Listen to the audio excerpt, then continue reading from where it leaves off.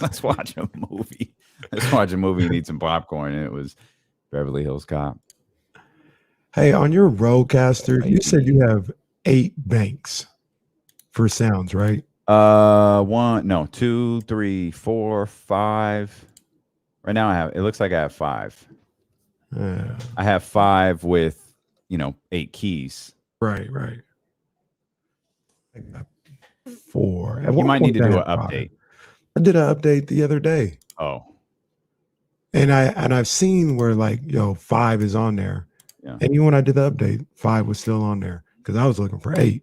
And I was like, nah, it's still 5. And then I'm in there right now and it's back to 4. We need more. Are you adjusting on are you looking at your are you looking at the screen thing, or are you looking at your actual Rodecaster? Both on the computer, the app or whatever it is, and the Rodecaster. I got 5. Yeah, they need to update. I need 10. I got a lot of drops. I mean, maybe we're gonna have to see how good De'Aaron Fox is when he's out as. Well, hats off to my guys, man. I need to clean up my bank. Oh, that boy Black Bottles back in the building. What's good? Hey, Black Bottles, man. What's up, man? We're about to put out an APB on him. What's up, man? And these really did show up right at 12. He wasn't playing. Black Bottles, what up, baby? So real quick before I even go on the air, you played the E40 thing. Mm-hmm. I like E40. He's got bangers. He's got hits. Legend. I like his rap. I think he got flows, all this other stuff. I'm just not like a diehard E40 fan. Like I haven't listened. Me either. But look, I haven't listened to any of his albums like that. Like I hear his hits and his songs. And he actually had one album. It was one of I think it was around the time when Tell Me When to Go came out because I was living out there. So it's cool, it's good, but I'm not like an E40 album guy. Like I like his little hits and stuff, but I'm not an album guy for 40 either. But there are definitely records that I like. Yeah, I was so happy when Tell Me When to Go came out though, because he legit blew up. Oh man, like he hadn't had that moment yet, and that song gave him that moment. That was huge. That was a movement. Yeah, for real.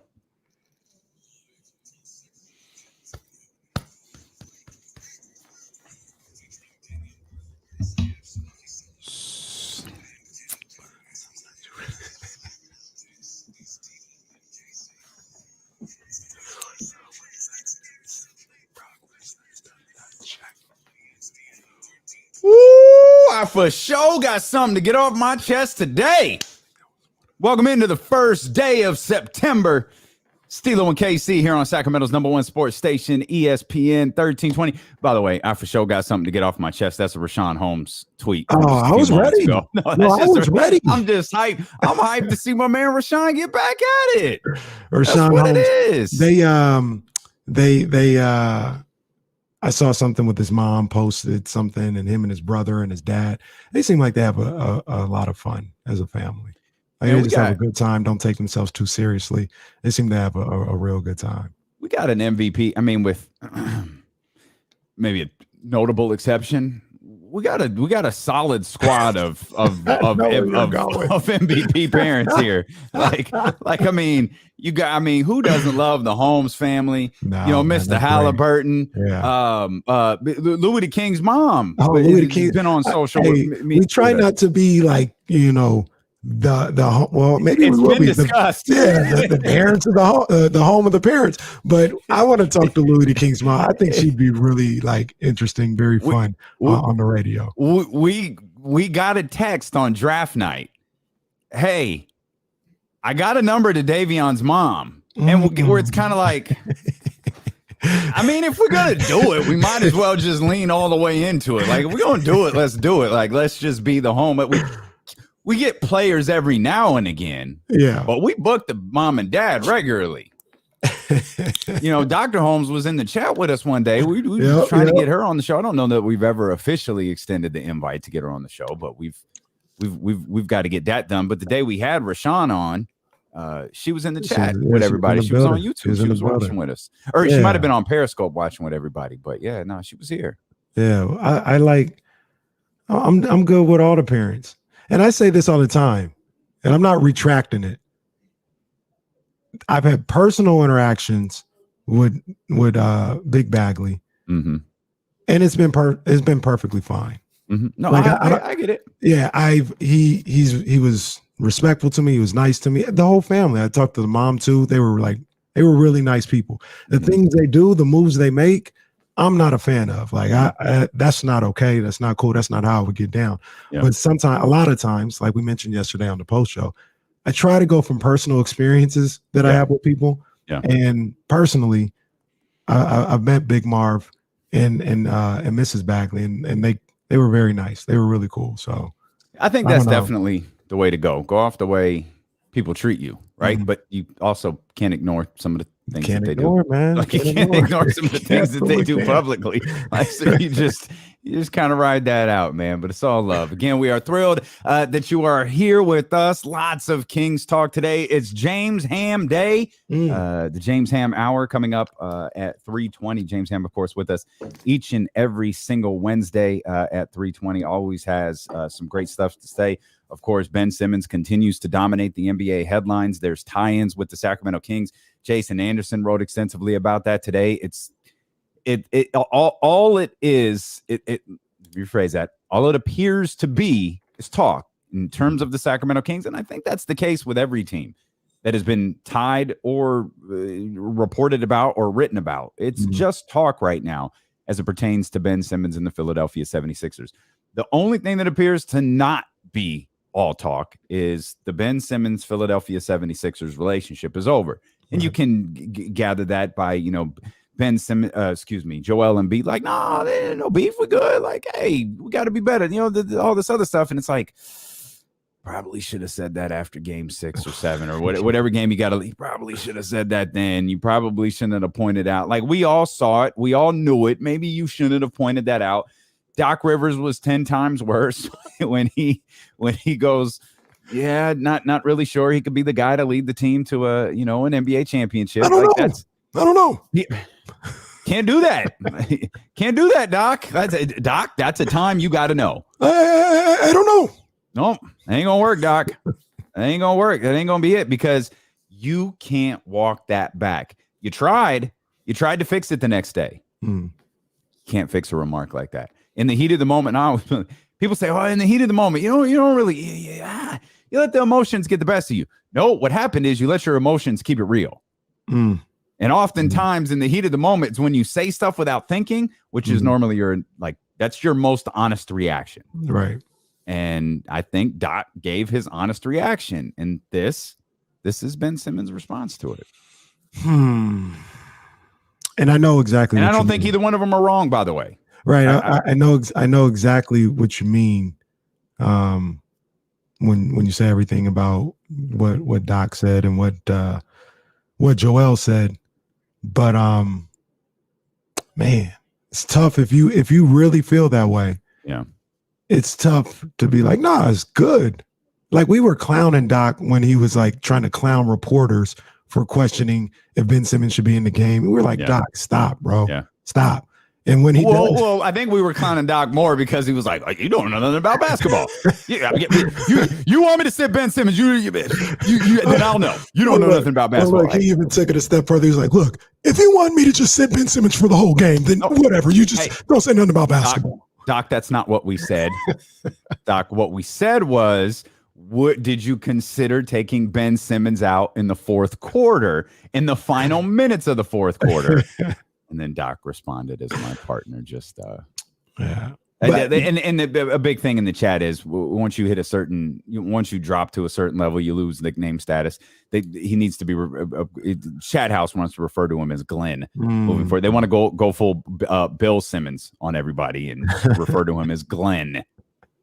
I try not to do much of anything Bill Simmons does. Thank you. Even though I listen to his stuff, I try not to emulate him at all. That's solid. With the way that he goes about things. I'd like to emulate his bank account. He has done well. He's done well. Would I ever? He's done well. I ain't hating on that. I ain't hating on them zeros. Oh man. Okay. Now we're doing a lot. Now we've got should be Glenn with the L capitalized. That's Y'all leave Doc alone, man. Doc is a solid coach. But I mean, so part of the reports and everything, at least that I saw, was people saying what Doc said, Glenn, whatever you want to say. I'm gonna call him Doc right now, okay? I'm not gonna call him Glenn yet. That really hurt Ben Simmons. Like, that's something that was a straw that broke the camel's back, as they like to say. Yeah. Him saying that. And I feel like, it seems like, that can't be repaired. So we talked about it yesterday extensively. We'll talk about it more today. Rich Paul, Ben Simmons, they seem to have a preference for what they want to do, where they want to go. The question is, would they be willing? Like, how bad do you want to get out of Philly? Well, because if you want to get out that bad, then you'll go wherever they make a deal. But if it's, man, I want to get out, but I want to be in Golden State, or I'd really like to be with LA, like Sacramento, no, I don't want to do that. San Antonio, no, then you don't want to get out that bad. Yeah. You just kind of talking, you just kind of posturing, you want everything your way. If it's really that dire, and it's really something that can't be fixed, then you're just trying to get out by all means possible. I don't know. I don't know if that's the way Rich Paul and Ben Simmons are thinking. And I don't know are there advantages or disadvantages to the proverbial list? Like the Russell Wilson list?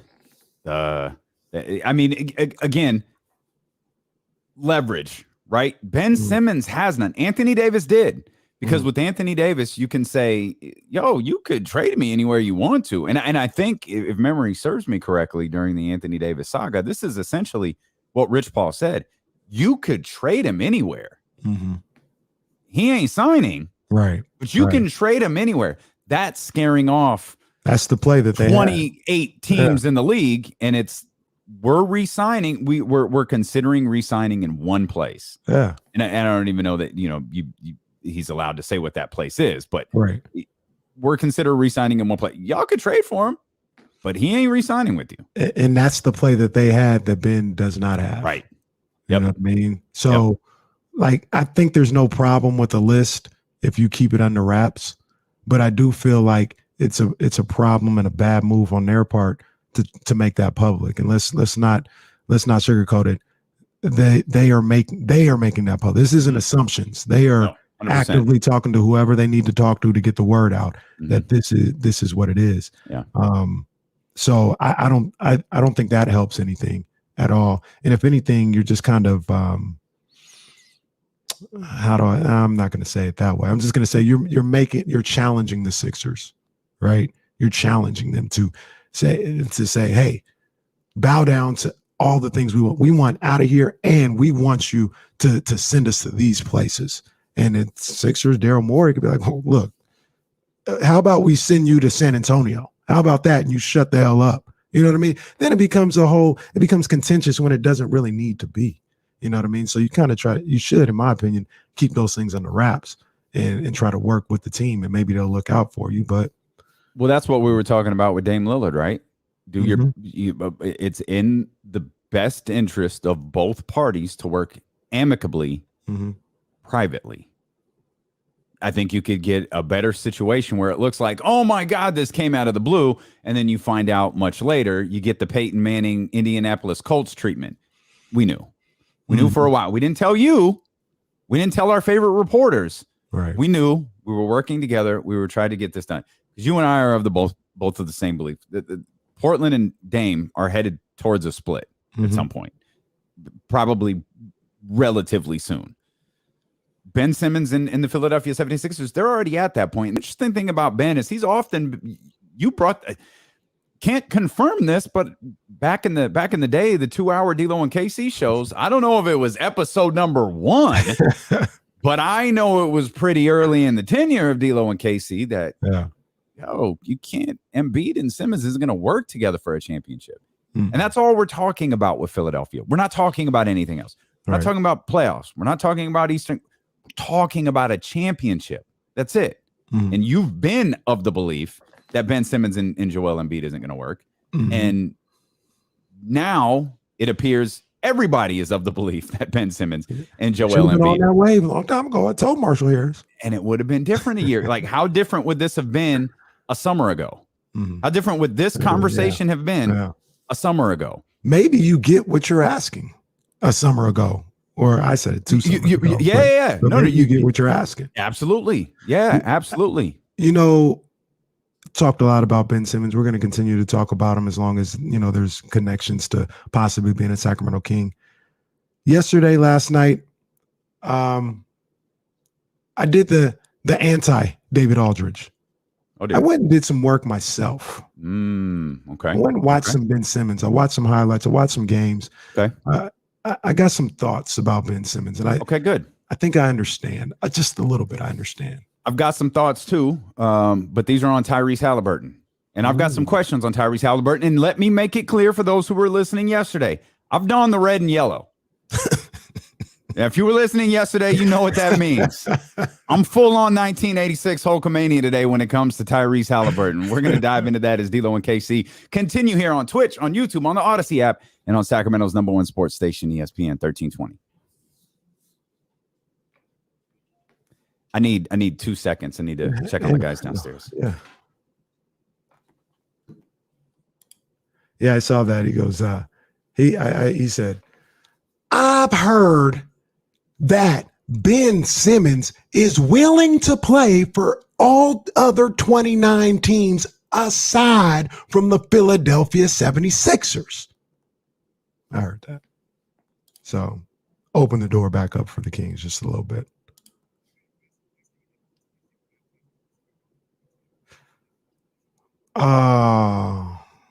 That's a good call. Jesse asked, is there a fast food place that you go to even though they screw up your order every single time? He said Popeyes is the one that's doing it right now for him. I don't know if I do. Ooh. I think I get my order correctly. I think I do.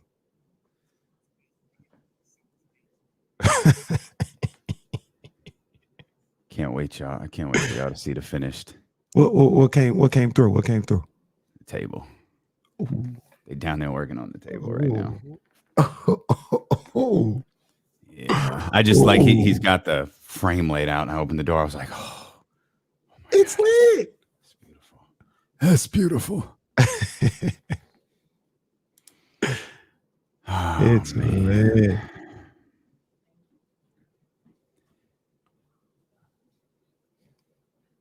I don't know why this caught my attention. Were you guys talking about McDonald's? Jesse asked the question in my ear. He said, is there a fast food place that you continually go to even though they get your order wrong all the time? Oh. And he says Popeyes is leading for him right now. I don't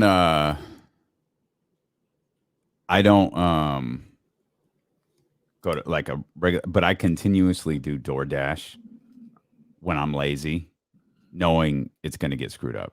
Like when I lived in Natomas, I would order Burger Patch from DoorDash, even though it's 15 minutes away. I'm just being an ass. This was never right, ever. It was never right, but I continuously did it. I'm trying to think if they messed up any DoorDashes with me. I hate doing it. I've even take the DoorDash app off your phone, stupid. What are we referring to here? We need D-Lo and Casey on the front page. Front page of what? The newspaper? It's not always good to be. Oh, the front page of Kenny's paper. There's a person who lives by me who gets the paper too. Shout out to that person. Hey, who was I talking to? I think Sean. Was it Sean? I think Sean Olga gets the newspaper too. I got breaking news though. Okay. I'm no longer at least signed up. They keep sending it to me, but I'm no longer signed up to get the physical paper anymore. I just have the digital subscription. Oh, okay. It didn't really work out the way I thought I would, the way my life is set up. Like I thought I'd be able to sit there, go through the paper.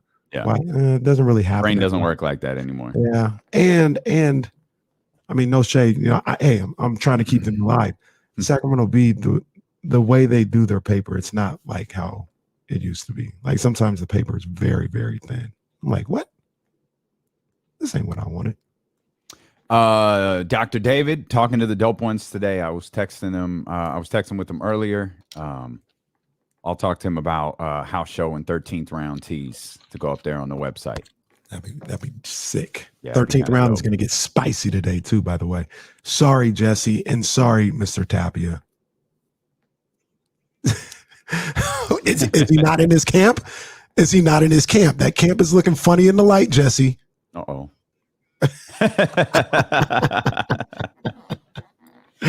About to get Jesse all fired up. I'm just saying, it keeps coming out of that camp, man. Keeps coming out of that camp.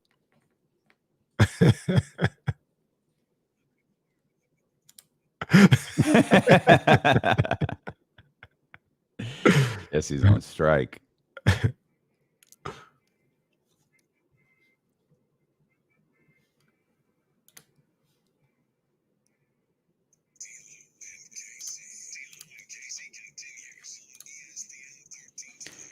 On ESPN 1320, on Twitch, on YouTube, and of course live on the Odyssey app. You can download the Odyssey app right now. You can listen to us anywhere in the world at any time. You can also discover hundreds of new exclusive music stations available now for free. The new Odyssey exclusive stations on the Odyssey app, brought to you in part by Macy's, Geico, and Coke Zero Sugar. Kenny Caraway was watching some film last night, and I want to talk about Tyrese. Mm-hmm. Again, I want to make it clear I'm donning the red and yellow today. I got my hand cupped to my ear. I'm doing full on posing, everything. Like I'm baby face. I'm baby facing Tyrese Haliburton today. But I want to start with your assessment of Ben Simmons. You said you were diving into some film last night. Yeah, man. So I was just watching some Ben Simmons because I speak on him and I speak about how I feel about his game and things of that nature. And I watch the Sixers and I definitely watch them in the playoffs and all this other stuff. But we yesterday you asked the question about, does he have any moments that make you say, who has more moments that say, yo, this is the guy, he could do that? And I said Tyrese, because I watch Tyrese more. Don't watch Ben Simmons on a regular February night on Tuesday like I do Tyrese. So his stick out a little bit more. So I said, you know what? I do have the ability to go back and watch this guy and see if something sticks out. And I'm still going through it. I want to do more than just 3 games or something. I want to see him on a little bit of a regular basis, just so I have a better understanding, so I can know just from my mindset, right? Like I want to be able to know what I'm talking about when I'm talking about Ben Simmons, and not pull a national media, not pull a David Aldridge, and not know what I'm talking about when it comes to Sacramento. It's neither here nor there. So I'm watching Ben, and one of the first things that sticks out to me is I can understand why people are, we should patent this word, are tantalized with Ben Simmons. Mm-hmm. I get it. What it comes down to is if you believe those tantalizing moments can happen more often. And I don't. Because a pattern with him is, so what I mean by that is, a lot of the times you'll see Ben Simmons maybe get a rebound or get an outlet pass, attack the basket hard, get to the cup, and bang out 2 hands. And it's like, oh my gosh, this dude's 6'10". He can handle, he can go coast to coast. He can, who's going to stop that? Who's going to stop? When he gets going, who's going to stop that? And I see it. I get it. Here's the problem. He does that maybe once a quarter, once or twice a half. Actually, I take that back. Once or twice in 3 quarters. Okay. Because other than those moments, he's pretty nondescript out there. He doesn't do much. He does a lot of standing around. He's just kind of out there. But when he does something, it's like, yo, I see that. I get it. But he doesn't do it enough, right? So he does that. And when I really thought about it and thought about his game, that's how he gets his points. He'll do something like that, like I said, a couple times a half. Mm-hmm. And, maybe he'll get a putback or something like that. And that's how he gets his points. So what stuck out to me is you got De'Aaron Fox, averaging 25. Not all 25 just blow your mind, right? Sometimes he'll come off a screen and hit a 17-foot jump shot. And if he does that 3 or 4 times in a game, that's 6, 8 points. And then he's got the other 8 points where he's coming to the cup, banging out, oh, De'Aaron, whatever. But like that's how he's able to get both. Ben's not able to get both. You're never going to see Ben Simmons hit a mid-range jump shot or hit somebody pass it to him on the wing in the second quarter and he knocks down a 3-point shot. So that's where you get I feel like that's where you get the feeling of all his points being so, because he only does it one way. He's like going to the cup, bang out, or in the post, 6'10", jump hook, getting to the cup. Like, how you stop that? That's crazy. But that's it. Like, that moment is it. He doesn't really do much else for the rest of the game. So then the other thing, when I talk about his passing and everything, and I say he's not really a creator, it's like he's not, like in the sense of a really great point guard. Take your pick out here nowadays. Like you got your Chris Pauls, not even like a Luka, or he's not creating for others in that way. What he really does a lot of, and it's interesting that people want to make this trade, he does a lot of Draymond stuff. Like he'll hand it off to Seth Curry, immediately set a screen for Seth Curry. He pulls up, hits the shot. You know what I mean? Or Tobias Harris is getting doubled from Ben's guy. They give it to Ben. The guy rotates over to Ben. Ben makes a swing pass to Danny Green in the corner, knock down 3. You know what I mean? And it's an assist. It's a good basketball play, but he's not a shot creator the way I look at a shot creator, right? He's not that. He just kind of, they run plays for him to get assists. Like it's kind of manufactured to a certain degree. And I'm not knocking it. I'm just saying that's kind of what it is. The last thing, and I'll let you speak on it. In the fourth quarter, he's completely useless. What you saw in the playoffs, it's not an admiration. It's not a playoff thing. He's completely useless. The game that I saw in depth was the Sixers versus Utah in Philly. And Ben Simmons was playing like really well. He was doing some things out there. I think he had 17 points through 3 quarters. It was like 6 of 8 from the field, doing those explosive things, getting to the cup, banging on people's heads, things of that nature. In the fourth quarter and overtime, did nothing. Did absolutely nothing. Didn't create, didn't look to attack, didn't do anything.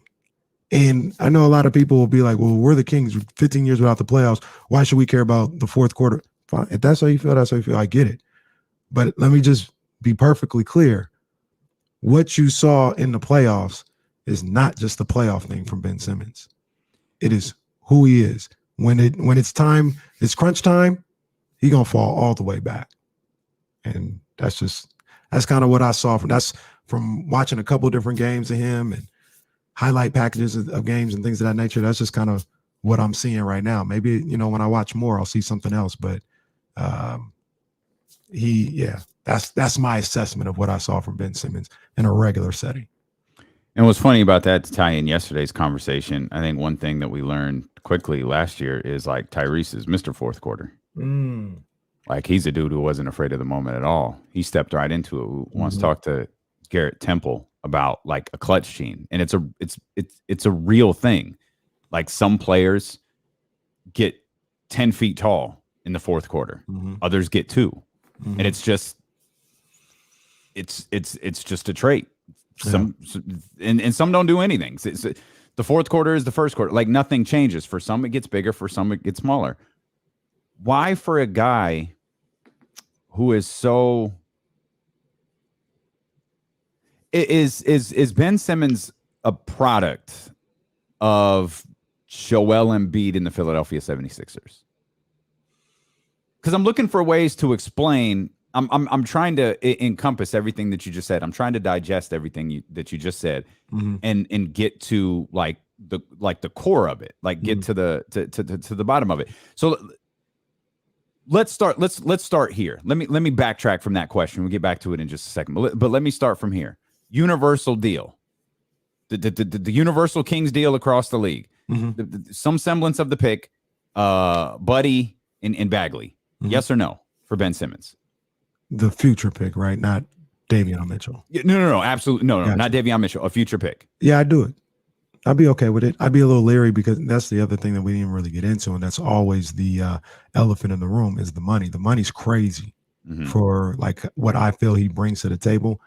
It's kind of crazy, but I do it mainly because I don't think Marvin. I don't know if that's gonna work. I think he wants to be up out of here, and Buddy, I don't think that's gonna work the way things are about to be set up for him. So you're essentially losing, in my opinion, two pieces that you weren't really relying on anyway for a guy that could help you.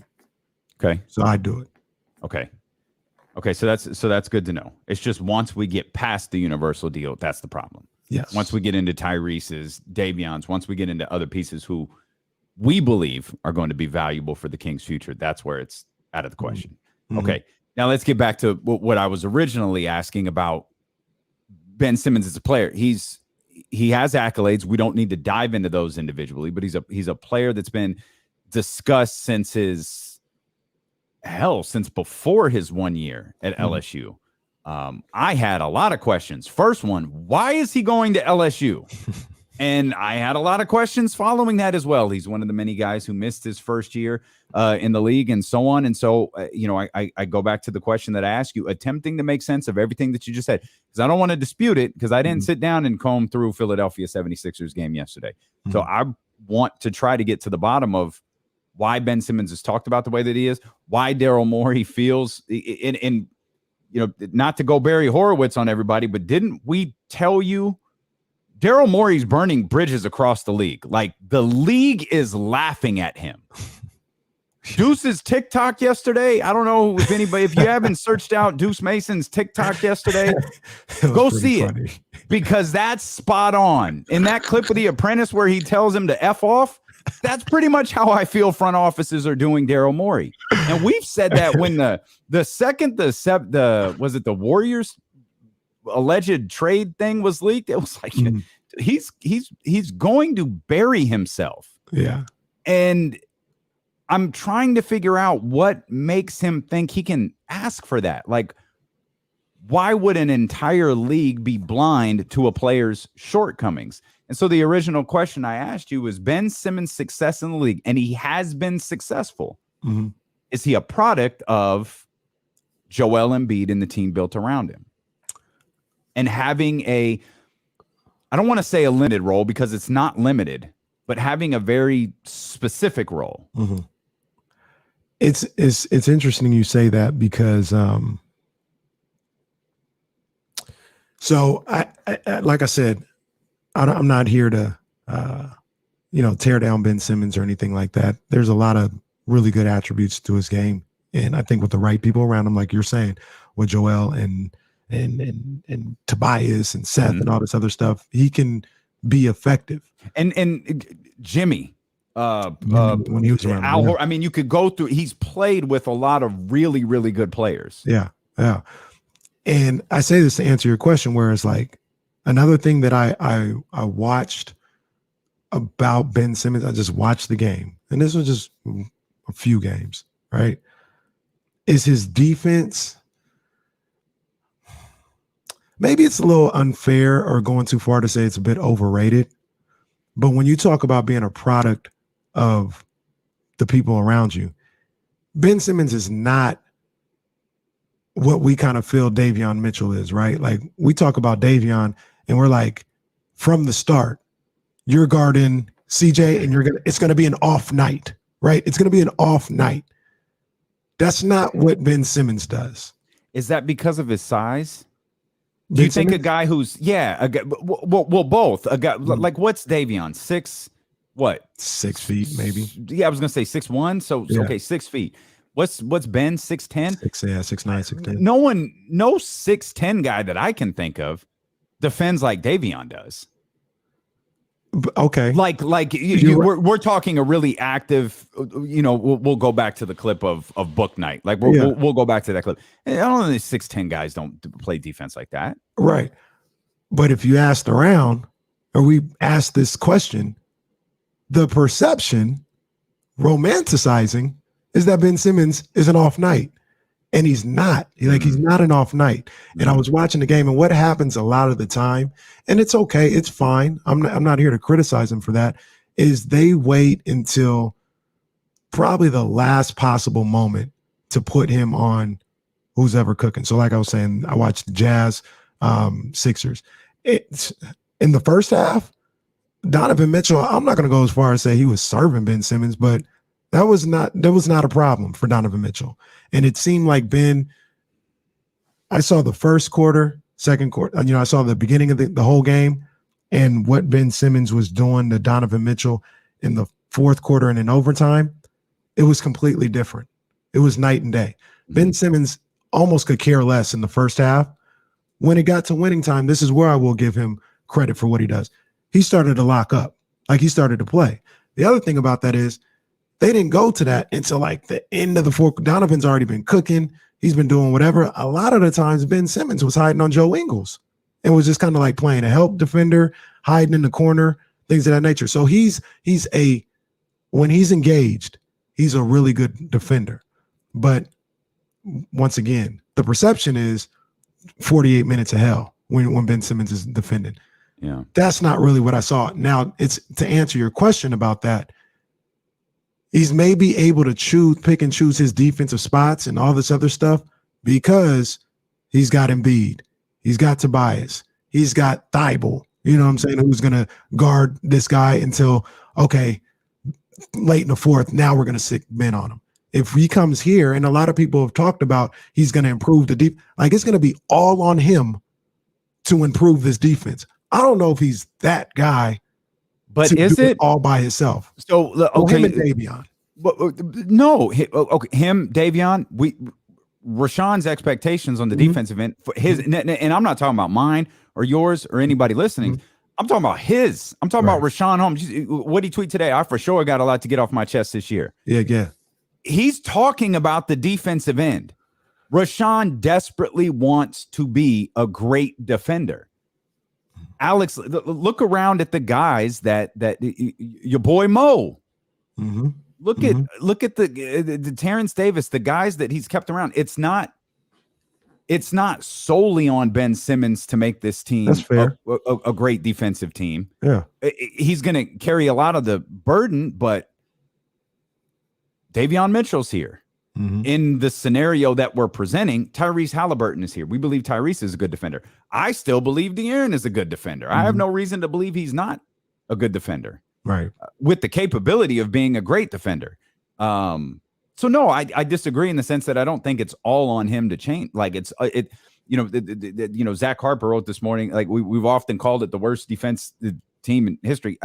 I think statistically, I think that's only that's slight hyperbole. I think statistically, it is the second worst defensive team in history. I think he noted a 2019 Cavs team is the worst. But all of those different pieces will contribute or should contribute to a better Sacramento Kings defense, with Ben Simmons playing a pivotal part of that. Right. I would still argue the acquisition of Ben Simmons. And maybe this is just me being a dumbass fan.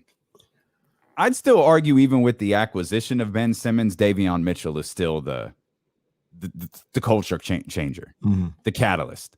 Because there are going to be there'll be fans. I don't know how players feel about Ben. I have no clue. And I'm not talking about Ben Simmons, the person. I'm talking about Ben Simmons, the player. I don't know how players feel about him. But I'm going to guess that the Sacramento Kings roster watched the playoffs. They saw it. I'm gonna guess the Sacramento Kings goes to Hoop Hype or The Athletic or the Ringer or ESPN.com. They read, they see it. They've got film to watch. They've been seeing it the entire time they've been in the league. What do they see that's different from us? So they know or might know, this dude's got something to prove coming in here. Yeah. So and I'm trying to I formulate. just don't want to put the burden of changing the entire defense on Ben Simmons when I'm I gonna put it on a rookie instead. I'm not gonna put it on Ben Simmons. I'm gonna put it on a kid who's never played a game, a regular season game in his career. I completely understand. I understand what you're saying. And I'm trying to formulate this question the right way for what I'm trying to get across. People are like, we haven't made the playoffs. Like, who cares about what he does in the playoffs in the fourth quarter? Number one, I was watching a regular season game in the middle of February. It looked the same as everything that we saw against Atlanta. He's useless in the fourth quarter. So there's that. Number two, once again, let me see if I can get this the right way. Do we feel that the Sacramento Kings, without Ben Simmons, like the roster that they have without Ben Simmons, is as good as the Sixers roster without Ben Simmons? No, we don't think that. So I don't. Just Joel is no. I don't. Yeah. I don't feel that way. I don't think that either. So people are like, he gets here, guaranteed playoffs. That takes him into the 6th seed or whatever. I mean, they were with Ben Simmons in Philly. They were, one of the top teams in the league and all this other stuff. He's going to come to Sacramento with a lesser roster. And to your point, less of like people that can make him a product of what he is and have this profound impact on the team. I don't know if it's that simple. I don't know if he's that much of a game changer with a lesser team. Like that's the point I was kind of getting across. He'd be coming to a lesser team and he's going to be a game changer here. I don't know. I don't know about that. I just think the part that I'm going to keep pushing you on is he's entering his 5th year. Like he's done. He's done developing as a player. I'm asking you. I know that didn't sound like a question, but it was. Like you're telling me he's done developing as a player. Yeah, I don't see him getting much better. And the reason why I say that, well, then I mean, I get why you feel the way that you do. If you don't think that he can get any better, I completely understand why you feel the way that you do. And I'll say that the reason why I say that is we've never seen improvement from him. The people that saw him at LSU, hell, the people that saw him at Mount, he's the same player. He's the same player. Like nobody's ever. People who saw him at LSU, you can get in the chat. You can call 916-349-1320. Let me know if you watched him at LSU the way that I did and all this other stuff. Do you see where, man, Ben got better at that? He's never gotten better. He's been the same, which is good. And he has these physical talents that are tantalizing. But we've never seen him improve. We've seen a De'Aaron Fox improve. We've seen Davion Mitchell improve in college, in college. Like he was a bad 3-point shooter, worked on it, got better.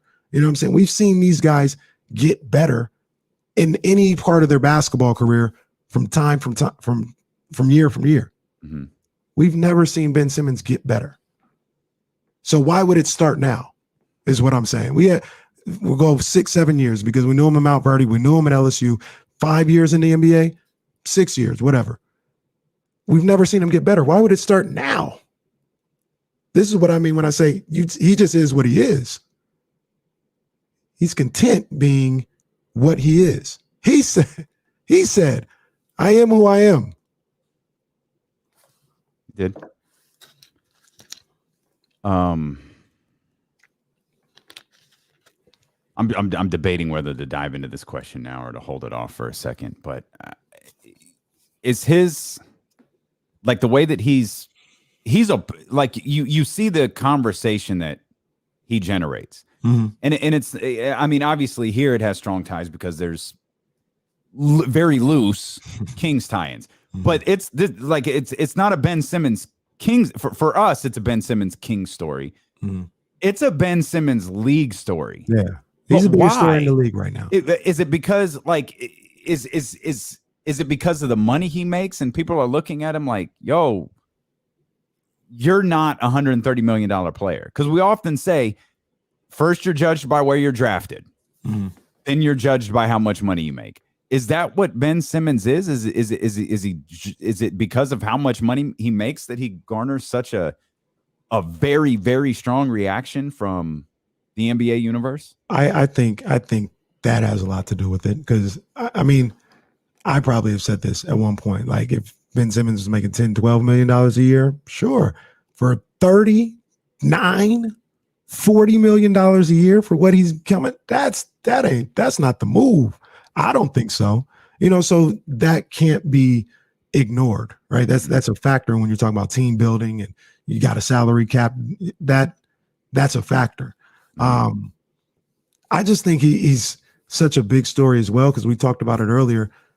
People see him so differently, so differently. You guys remember a few years ago, the black dress and the blue dress.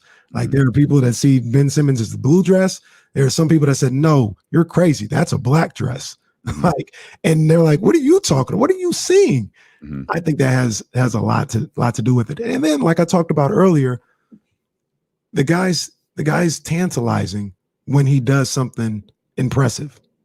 You know what I'm saying? And it's like, yo, if he could just do that more, it'd be amazing. The problem is he never does that more. That's what we come down to. Let's talk more about that. I want to talk about Tyrese Haliburton. I want to talk some more off-season grades. We actually found a favorable one, believe it or not, as it pertains to the Sacramento Kings. We'll dive into that as well. Join the party, twitch.tv/ESPN1320, youtube.com/ESPN1320. You can check in on the Odyssey app or, of course, on your radio on Sacramento's #1 sports station, ESPN 1320.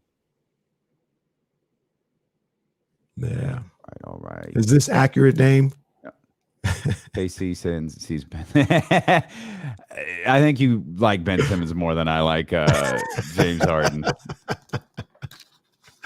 But see, the thing with KC. Okay, just real quick PSA. 121 people. Could y'all hit the thumbs up? Like, there's a lot of people on YouTube watching. If y'all could just pop real quick. If everybody watching, hit the thumbs up right now, man. We're golden for the day. I can't deny I recognize who and what James Harden is. He's very, very good. It drives me crazy that he's very, very good. I'm just not a fan. I don't know why. I'm just not a fan. It's irrational. It's completely irrational. No, I love completely get it. Like, having no elite. I mean, obviously, I have an allegiance to the Kings, but it all started with the Westbrook Harden thing, and I guess I got to ride that one to my death. But I recognize how good Harden is. You're just I don't think you're making an irrational argument. And I think you're the blue dress explanation thing. Bring it to this weekend. Some people thought Kanye dropped the classic. Some people thought he dropped trash. Like, few people thought anything in the middle. That's appears to be what Ben Simmons is. He's trash or he's great. Right. It's one or the other. And it's like, well, maybe he's good. No. He's trash. No. He's great. With Harden, he's great. I just don't like it. I recognize it. He's good. He's really good. I feel almost the same way. And it's just, you see his game, you see, the way he goes about some things. I think he was a little different in Brooklyn this year, but in Houston, drawing the fouls and dribble, all that other stuff. No. And I get why it's just not appealing. And it's frustrating, and it's irritating, and it's nasty. Like, I get it. But then, and I think Damian does the same thing, then you just look at the box score, and then you start looking at the season stats and the historical comps, and it's like, geez, I may not like it, but God damn, this guy does some ridiculous stuff. You know what I mean? Yeah. And with Ben, you touched on a good point. I think a lot of Ben Simmons and trying to trade for him and stuff like that is also, do you believe that he can improve? Because that's what I hear a lot. Like, a guy that's 25 years old or whatever, and he can't get better. And it's just like, you think, well, regularly, yes, a 25-year-old can get better. This guy's never gotten better. The situations are different, but I was calling back your Marvin point. Like, Marvin, he's now, again, the situations are very different because of Marvin's time on the court. Right. But, age-wise, you bring them in, like, how can they be done? How can they be done developing? How old is I always forget this. How old is De'Aaron? Is he 23? I think he's 20. Yeah, 23 or 24. That's crazy. He's hella young. It is. It's He's wild. hella young. Wow. Keep hitting the thumbs up, y'all. We had a good little push right there. I know the commercial break's coming to an end, but stay on those thumbs up, man. Malcolm, stay on those thumbs up. Knock it off, Dr. David. Well, look at Malcolm. Stop it. Ben is better than everybody. Okay. Brother Malcolm, knock it off. Didn't Brother Malcolm say something crazy yesterday too? Because I remember you called him Brother Malcolm. I forgot what he said. Fox is 23. When's his birthday? In like December? Okay, children, we got to 69 likes. Keep it moving now. Keep it moving. He'll be 24 in December. I see. Okay. I didn't even write that.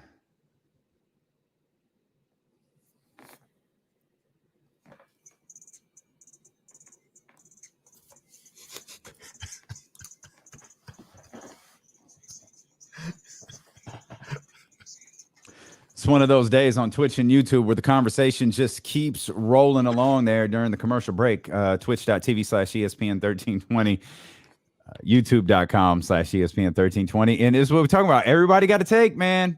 Yeah. Everybody's got to take on Ben Simmons. He's either great or he's trash. He's better than every player on the Kings roster. He's better than no player on the Kings roster.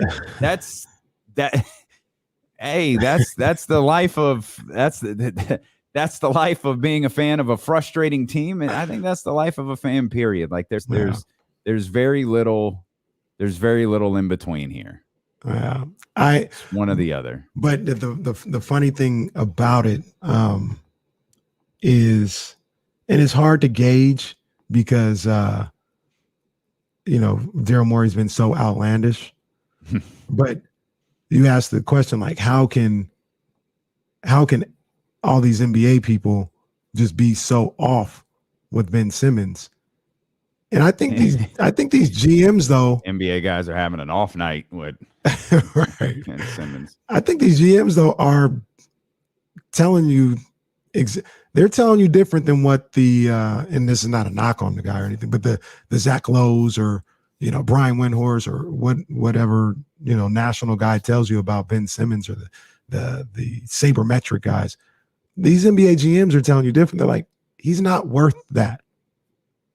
Like they're telling you like, 25 years old, 3-time All-Star, all defense.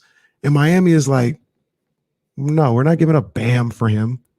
We're not giving up Jimmy for him. You put that resume out there. He doesn't have an all defense, but Luka is almost in like has those accolades right now, right? Like he's a 2-3-time All-Star, stuff like that. If Dallas called Miami and was like Luka for Bam, they do it in a heartbeat, right? He has those accolades. He is verified with those. It matches up. What you watch and his accolades match up. It don't match up with Ben Simmons. Like take whoever that you want to, whatever team that you want to, and ask would they trade their best or second best player for Ben Simmons. I think you get a lot of people like, no, no, absolutely not. I wouldn't do that. And I think that's where the GMs in the league will tell you what they feel or how they view Ben Simmons. Reminder, James Ham's going to join us coming up at 3:20 for the James Ham Hour. Curious to get his thoughts. He's always been a Ben Simmons guy. He's always, let me rephrase that.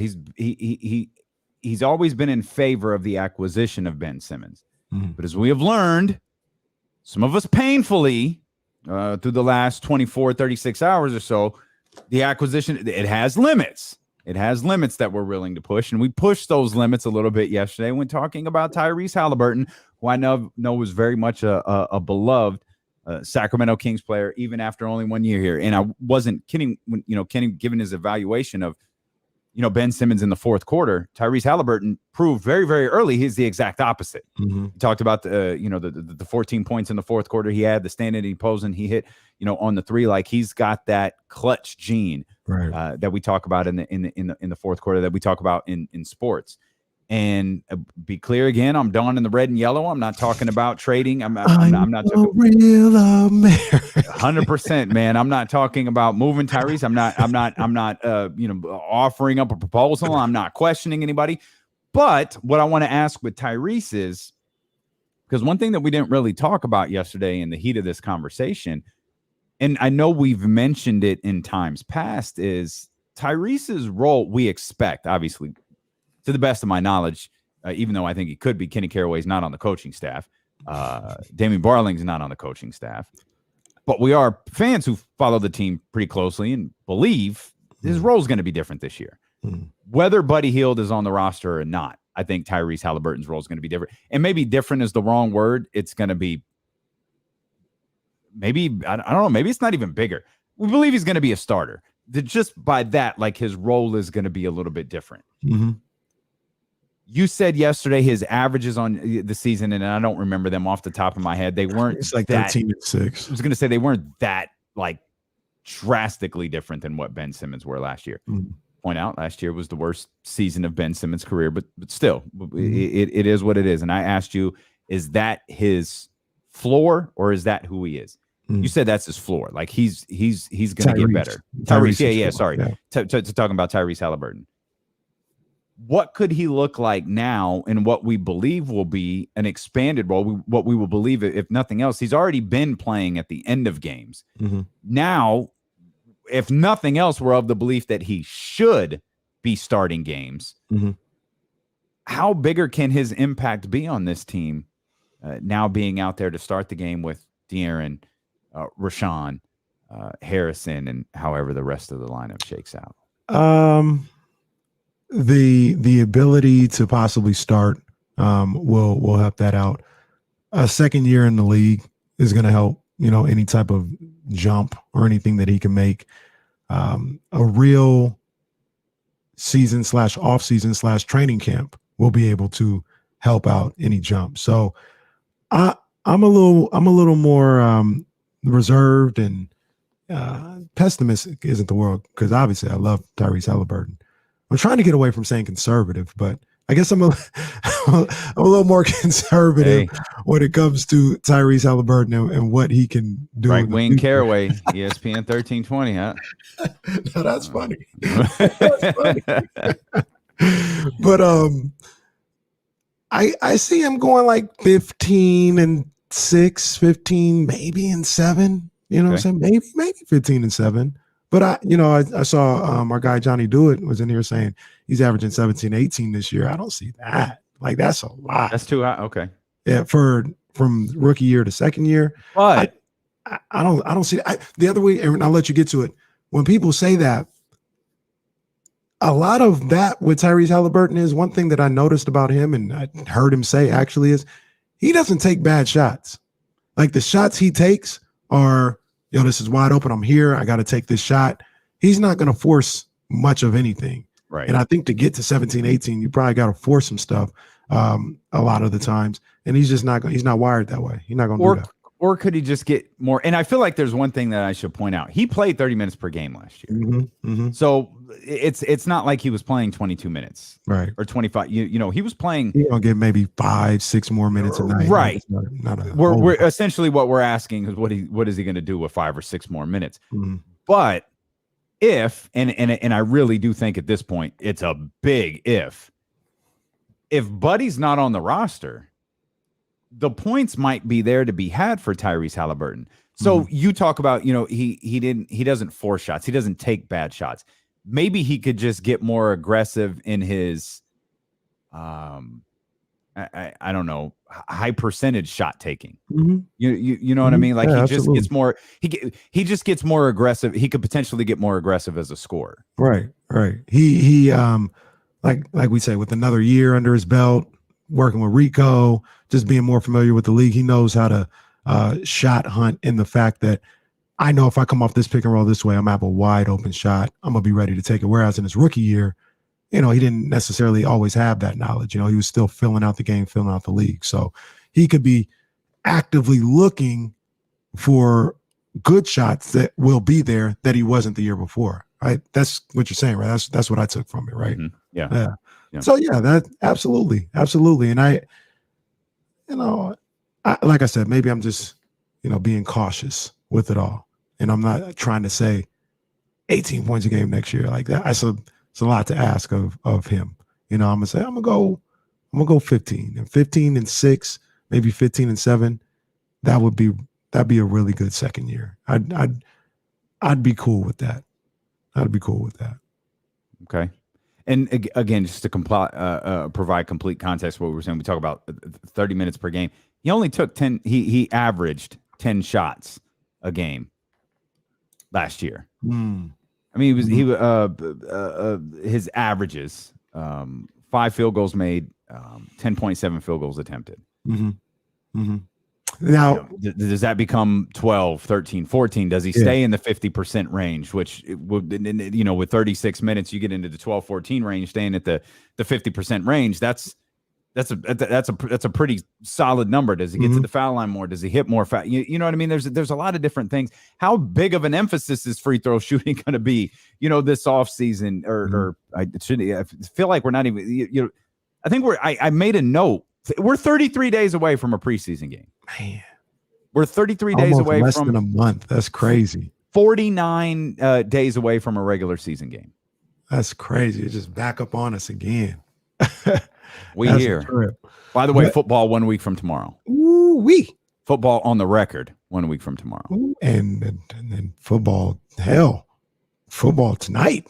If you're a Kenny Caraway guy. Now wait a minute. Is Ohio State Minnesota tonight, or is that tomorrow? I think they play tomorrow. Okay, but they have like a MEAC game or something like that comes on today. It's like University of Louisiana. Monroe, there's some decent games this weekend. Oh, there's some really good. There's some decent, damn good games. Is Bama and Miami? Bama and the U, and then you got Georgia and Clemson. Oh yeah, we got on Saturday night. Yeah, that's gonna be some big stuff. We're gonna talk about college because I actually got something for all of us that I want to get into later. But I still want to stay on track here with your question about Haliburton. Okay. And yes, like more attempts. I expect him to take 13 to 14 shots a game this season. If he could keep up that same 50% clip at that, man, that'd be awesome. And I believe because he's a smart ball player, he understands good shot selection. I think that's possible. I think he can do that. The other thing about that is he's a smart ball player and he understands the game and what the team needs. And he'll especially in his second year, because I think he talked about this a number of different times and with Deuce and Mo as well, is he came in last year, he was the rookie, the young guy. He ain't gonna come in there and be like, yo, I'm gonna take a bunch of shots or I'm gonna tell these guys what to do. He just played his role, right? And we talked about it on this show. A little passive. I want you to look to shoot a little bit more. He was a rookie, and he probably felt like he was a rookie. And he met these guys 2 months ago. You know what I'm saying? And I'm gonna come in here and tell De'Aaron Fox and Buddy Hield, hey, give me the ball, I'm gonna shoot. Not gonna do that. Now he probably feels a little more comfortable and he understands in certain situations, hey, they need me to shoot. They need me to be aggressive. They need me to look for my shot. And I think he's going to factor that into how he performs as well. You're listening to D'Lo and Casey on ESPN 1320 KIFM, West Sacramento, KRXQ HD2 Sacramento, and Odyssey Station, and driven by Lashers, Elk Grove Dodge. He's Kenny Caraway. I'm Damien Barling. We appreciate you so much for being with us wherever you are with us on 1320 AM, on the radio, on the Odyssey app, anywhere in the world. You can take us into the office. You can take us into the store. You can take us into the dentist, the doctor, wherever you may be. You don't have to miss a single minute of D'Lo and Casey, and you can watch the show, twitch.tv/ESPN1320 and youtube.com/ESPN1320. If you're not yet a subscriber of those channels, go become one. And if you're watching on YouTube right now, hit the thumbs up. James Ham going to join us coming up for the James Ham Hour at 3:20. We'll get his thoughts on Tyrese Haliburton, his role in this upcoming season. We'll get his thoughts on Ben Simmons, potentially including Tyrese Haliburton in a deal for him, which again, absolutely sounds like it's a non-starter for the Sacramento Kings. All of this talk with Ben Simmons and the Philadelphia 76ers, that's all it is. It's talk. It may be more talk amongst us than it is with them. Who knows? But it sounds like, if nothing else, Monty. And I also want to talk about perception, by the way. And we've talked about ESPN has grades, The Athletic has grades. Everybody wants to grade the offseason. I've got a question. But Blind Neil's bored, and he wants to respond. Blind Neil. I do want to point out De'Aaron Fox, man. Blind Neil's his gimmick name that he gave himself. So I don't want to feel like that's coming across crazy. Like that's his name, Blind Neil. You want to respond to KC? I do, but in all fairness, can I respond to what you just said? I never gave myself that name. It was a name given to me as part of a show I was fortunate to have a role on. But I've never come to you as Blind Neil. I call in and say I'm Neil. But Blind Neil. I'm cool with that. But don't make it sound like Blind Neil's trying to build a brand. No. I've never come to you as Blind Neil. So get past with that. Blind Neil. How many times have you signed your emails, Blind Neil, to me? Well, that's like private stuff. Oh. and I believe you got a name. We got to keep it. The first time, so you would know who I was, I guess. But the last time I wrote to you, I signed it not so cited Neil. All right. Yeah, that doesn't. Silly, but whatever. We'll call you Mr. Neil. Let's rebrand you, Mr. Neil. I would be Blind Neil. I'm just saying, don't make it sound like I came at you trying to breathe, Now we're getting blind. Back on the mat. We're getting Blind Neil shirts made over at the dopeones.com. Dopeones.com, people, get this. All right. So, Kenny, man, I got to be honest. I got no problem with you like shooting down my thoughts and my ideas.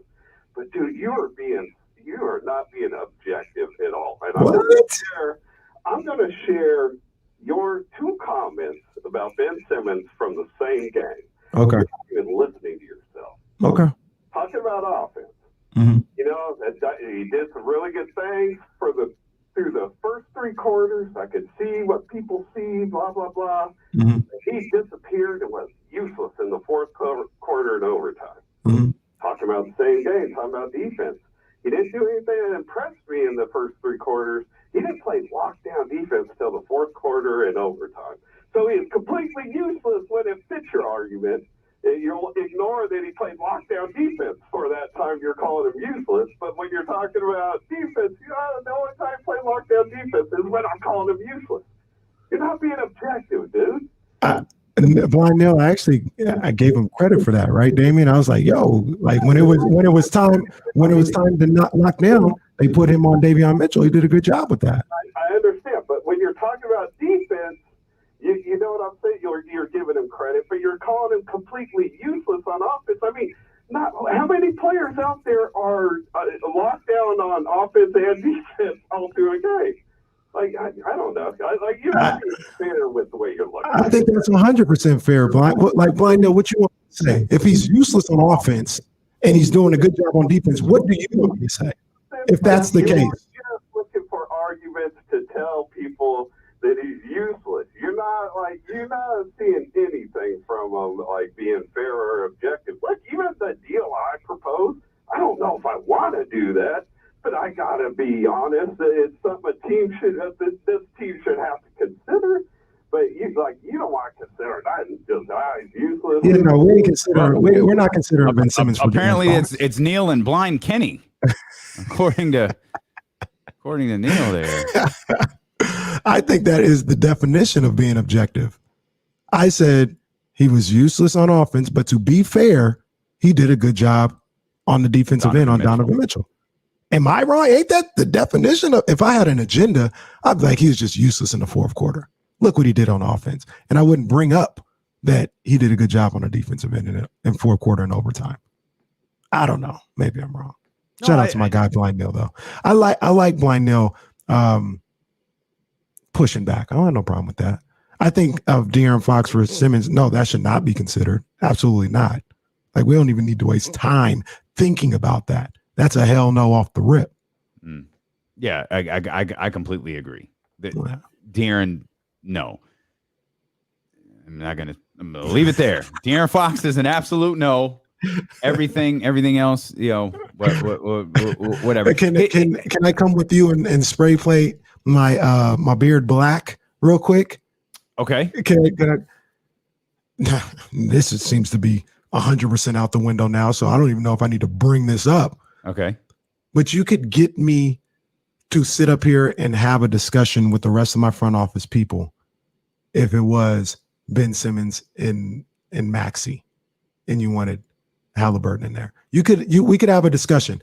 I don't think I'd come to the conclusion that yes, I do it. Mm-hmm. But if they were like, yo, Simmons and Maxey for Buddy, Marvin, and Tyrese, I mean, we could have a discussion there. I could talk to my brain trust about that. And now, the reason why I said that is because been a complete 180 on that tweet that came out yesterday.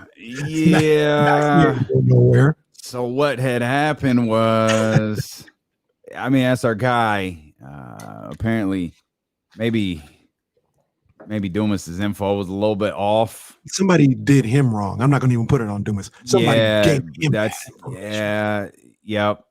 yeah. It's tough when you put something out there like Rich Paul wants all of his clients off of Philadelphia, and you walk it completely back. Again, that's our guy. That's a tough one, and he was called out. He was called out by some big boys today, and he was like, "Hey, here's an update on this. Maxey's good in Philly. Rich Paul is good in Philly." It's like, oh man, that was about 24 hours of that tweet lingering out there. That's tough. Like I don't, especially for guys like Jason Dumas, like we poked fun at Woj for having a really, particularly me. Woj had a really bad draft day. Like he had just a horrific draft day. Free agency, like nothing was going right for Adrian Wojnarowski. But that job is tough because it's not just like you've got to be aware of what you're writing. You know what I mean? It's like Schefter stuff. I never bought like Schefter knew what he was doing with the Aaron Rodgers stuff. Mm-hmm. Like he knew, like he knew when he was going to release it. He had that fully vetted. He frames it as if he just woke up and this wasn't news. I just released it on draft day. No, you didn't.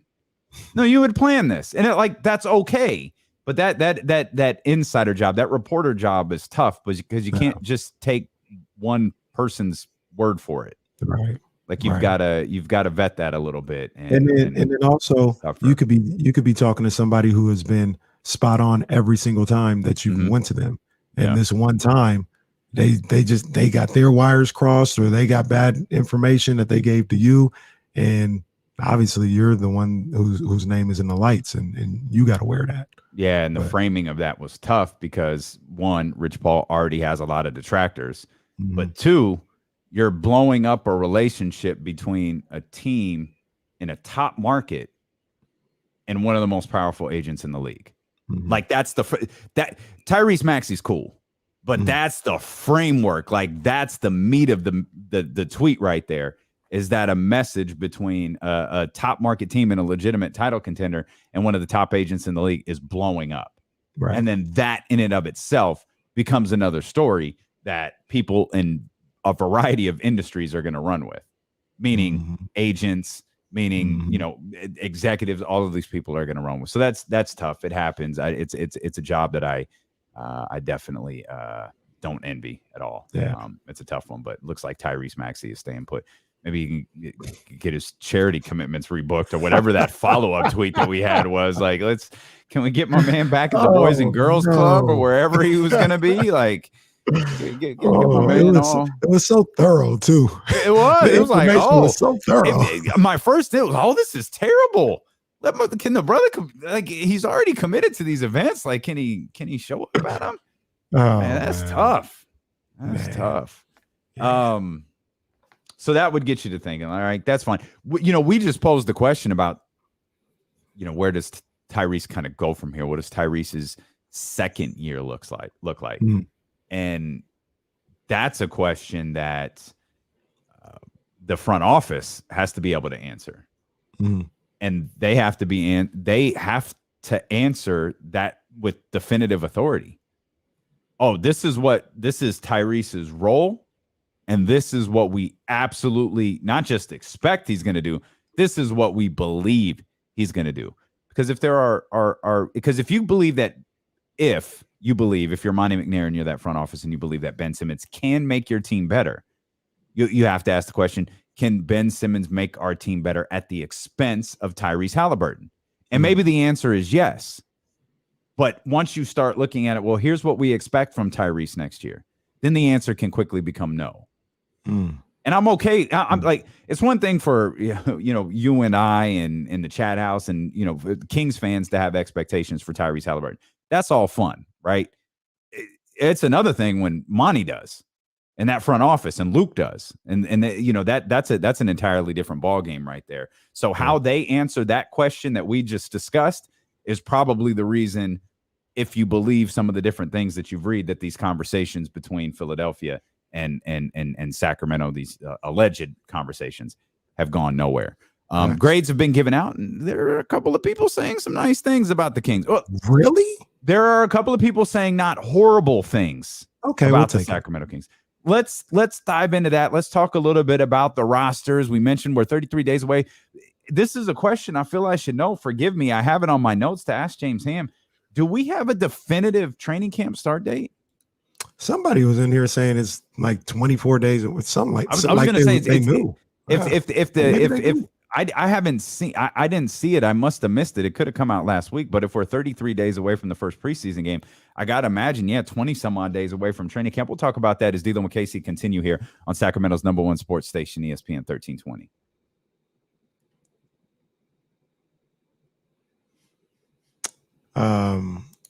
My guy Ben had a question that caught my eye. He goes, my question is, Ben Simmons is such a bad or mediocre player. How does the all-star, all-NBA, all-defensive team donors keep getting it wrong? My answer to that, Ben, is I don't know. Yeah, that's fair. I don't know. But here's what I would say. I'm going down the list. We could do this on air. All-NBA first team, Giannis, Steph, Luka, Jokic, Kawhi. Are any of those teams trading any of those guys for Ben Simmons? I would say no. Second team, Joel, LeBron, Dame, Chris Paul, Julius Randle. Are any of those guys trading for Ben Simmons, trading those players for Ben Simmons? I would say no. Maybe somebody would make an argument, Julius Randle, but I'd probably still say no. Yeah. Did you see Clint Capella's extension? No, I got an extension. Clint Capella got an extension today. Where is Atlanta getting all this money? Well, he's already there. It's a little easier when you're already there. Are they going to be the Warriors and the luxury tax? Like, what the? Jesus Christ! Not yet. They're going to wind up. Yeah, dude. That's real talk. That's real talk. I like Clint Capella too. Four more thumbs up to get to 100, please. Rob W says training camp starts September 28th. Starts this month. Wow. Okay. A couple of weeks. Well, not a couple, like 4 weeks. Yeah. 27 days. What do you say? 28th? I got two things when we come back that I want to just like real quick before we get into the nuts and bolts of the segment.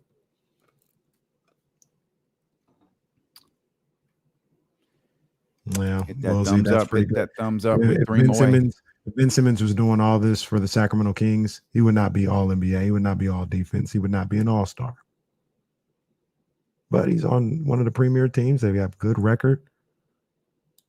That has a lot. Fair or foul? I mean, on both sides. Like, is it fair that De'Aaron Fox can never get any mention of this, even though he's putting up 25 and 8 a night?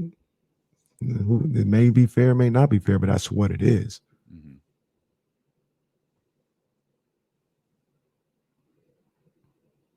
Romanowski 316. Sometimes you be saying stuff and I'll be wanting to put it on here. I just can't do it with the Abby. Such a bizarre Abby. Makes me uncomfortable.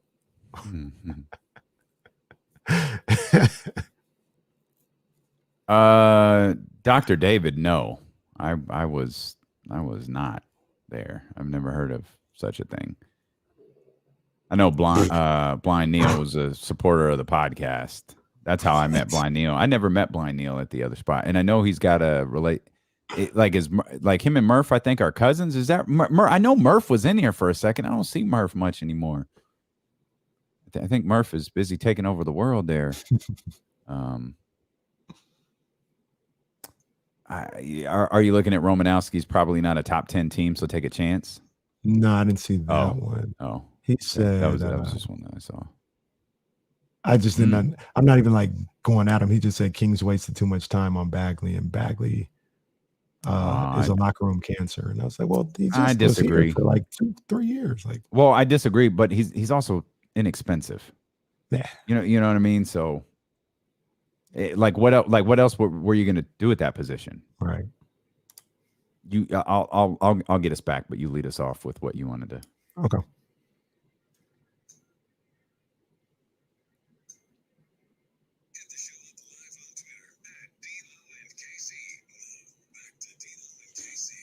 Football season is almost here. Get ready for the ultimate season preview 2021 NFL edition, brought to you by Odyssey and the Locked On Podcast Network. Get local takes on each team from each conference throughout the league, plus get expert predictions on where each team will finish. It's all found on Odyssey, your home for football. 2 things. Number 1, can I give out some roses?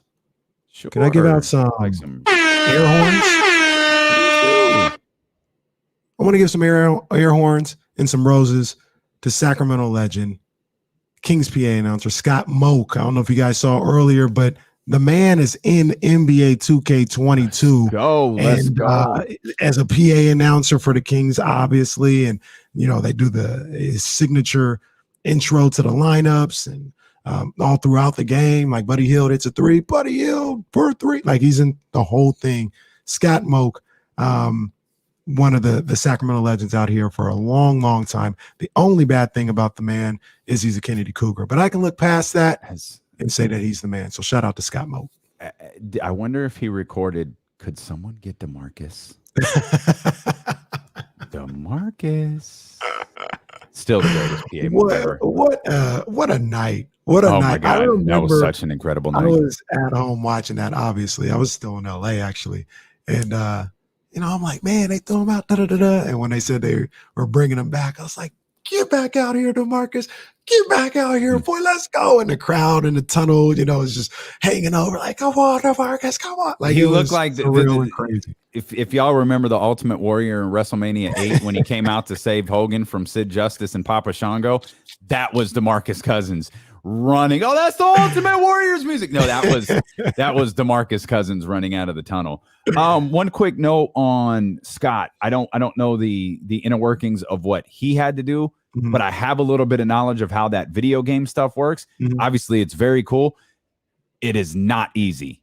Like they are long recording sessions that are like just in maybe one day we talk to Scott about this, but those are lengthy recording sessions for how video game voiceover stuff works, and they often have to be updated.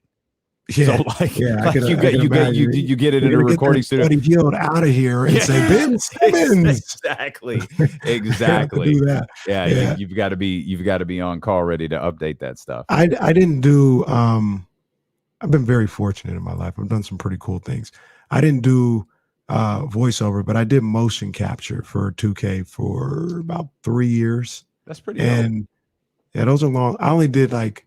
So were you in the black suit with the green dots? That's dope. Yep. So we would go when I went. We would do like 3 days or something like that out in Novato, and it would be. I guess it's one of the most fun experiences I've ever had. But sometimes you would do something like really, really engaging. Like one of the years, I guess I was good at imitating, so. I did like 10 people's free throw routine, right? I did like Steph, Tim Duncan or whatever. So those are fun. But sometimes you would, they'd be like, okay, stand in a triple threat, take 1 dribble with your right hand going forward. And you would do that. And then like, all right, step at a 90-degree angle, do the same thing. Then you do that. step backwards, do the same thing, do that. And like you did that for like 2 hours. Yeah. Right hand, left hand, all Right. these different little minute angles. And I was like, this is a long day. I'm hungry. But they took care of us over there. They would feed us. They took care of us. It was one of the fun experiences I've ever had. It was really That's cool. That's cool. The other thing that I had, once again, shout out Scott Moat. The other thing that I had is we're trying to we're sending you roses, Scott. So be on the lookout. Yeah. Not yellow roses, by the way. No, never. Yeah. If you get yellow roses from D'Lo and KC, you lost. Just know that. just know it's a sign. It's not me, it's you. That's what those yellow roses. We're letting you down easy. We're working on something here at D'Lo and KC. I got to talk to some people to make sure we're doing it the right way, but it's going to get done. We're going to do a D'Lo and KC pick'em contest. Okay. Right. Okay. And we're doing the NFL and college football. And you can talk me out of this, Dame, because it's not really your bag like that. But I did against the spread because I feel like but I feel like it's easy. Like that, there's going to be no separation. Everybody can be like, oh, yeah, the Chiefs are going to beat the hell out of the Raiders. I'll pick the Chiefs. Like, obviously. But are the Chiefs going to win by more than 4 is the question. So it's going to be open to the public. I think the NFL, I think I can mix it up where it can be either the whole schedule for that week or your top 5 games. College football, we're doing 1 too for all my college people out there. And it's going to be 5 games in college. Pick them. Whoever wins. It's not like I'm not trying to go through a bunch of stuff. It's really for bragging rights or whatever the case may be. It's not necessarily affiliated. Just for fun. We're having a good time. I want to interact with our people. It's just for fun. For now. Fun subject to change. I want to maybe you go to Mexico like 102.5. You know what I'm saying? Maybe dude, I'm not doing that again, bro. Absolutely not. 1, it was on a cruise ship. So no, emphatically no. And 2, I'm a grown ass man, dog. Just no, I'm not. Never, ever again. Man. Never, so ever again. We're in the process of setting that up. When we have it locked down. You trying to give me post-traumatic stress disorder talking about them cruises to Ensenada, Mexico. I'm not proud. When we set this up officially, hopefully we can get confirmation before. We'll have it ready for Thursday. Yeah. Well, I was trying to get for the college one. I was trying to get it before tomorrow. Not sure if that really matters. We could start it on the games are on Saturday, and it don't matter in general. We can start it whenever. But for all my people that want to join the college one, we're getting that set up so you can just hop in. Yep. And then all the people that want to join the NFL pick'em contest, you guys get in there, have a good time, bragging rights. We'll keep you updated on the standings on the show and in the chat and all this other stuff. So yeah, it's open to everybody, man, if you want to get in. Okay. Do you want to address the rumors from Deuce and Mo that you were asked to play Raymond Felton in the video game? Do you want to address that here for the chat house? I mean, the way things went down, if Raymond Felton was driving to the basket at any point in NBA 2K15, technically that was me. So technically, yeah, Raymond Felton, LeBron, Steph, I did them all. There you go. All right. What year was that again? That's dope. That's a pretty cool thing to do. Yeah, it was. Oh, wow. So, okay. This reminds me. Can I have a second, Damien? You can have a second. Okay. Can I have a second? Can I have a second? We have today's an anniversary. I didn't even think about it until you just said, what year was this? All this other stuff. Today's the anniversary. Tomorrow will come. September 1st, 2010. Okay. On Spike TV, okay. They aired Kenny's episode of Pros versus Joes 12 years ago today. Pros versus Joes. Kenny Caraway going up against Chris Mullen, Kenny Smith, and J.R. Ryder. So if you guys want to go download that, it's on Prime Video. We've talked about it before on the show. If you want to watch it for the 12th anniversary, it's on Prime Video. You can watch it. But I say that because when you're asking what year, that's how 2K found me. They saw me on that episode. Oh, very nice. Yeah, and the guy was like, yo, I saw you. I think you'd be great for this motion caption stuff. So I did 2K 11, 12, 13, and I might have did 14. I did like 3 or 4 years in a row. So, yeah. You know, there's no fourth wall on this show, right? Sure. Nor is there a filter. So, did you get paid for Pros versus Joes? I did. Okay, and you absolutely got paid for the motion capture. Yes. Okay, They took care of me. I was gonna say, Like, I've seen those before. I mean, that again, the well earned. Like that is freaking work. Video games are absolute work. But they paid me and all expenses paid. Like I was living in LA. They flew me up here. Okay. It's in Novato. So they flew me, okay. You know, Virgin Airlines, put me up in the hotel. I knew someone someone who had to go to I knew like I don't know her anymore. Had to go to Orlando. I never did in Orlando. I don't think it was 2K. I don't know if it was what's the other one? An EA one. If it was EA, I think it was that one. Is that live? Yeah. I think it was that one. Yeah. It had to go to Orlando every couple. It felt like forever, but it was really every couple weeks had to go to Orlando for. They were like 3 or 4 day sessions where you record for like hours. Mm-hmm. It was a 9 hours to 5. upon hours. Yeah, it was legit. We'd be out of there at like 4:30, and we're just doing stuff all day long for like 3 or 4 days. But I mean, this is just the way I felt about it. I would have done it for free, but yeah they took care of it. Again, you don't lead with that.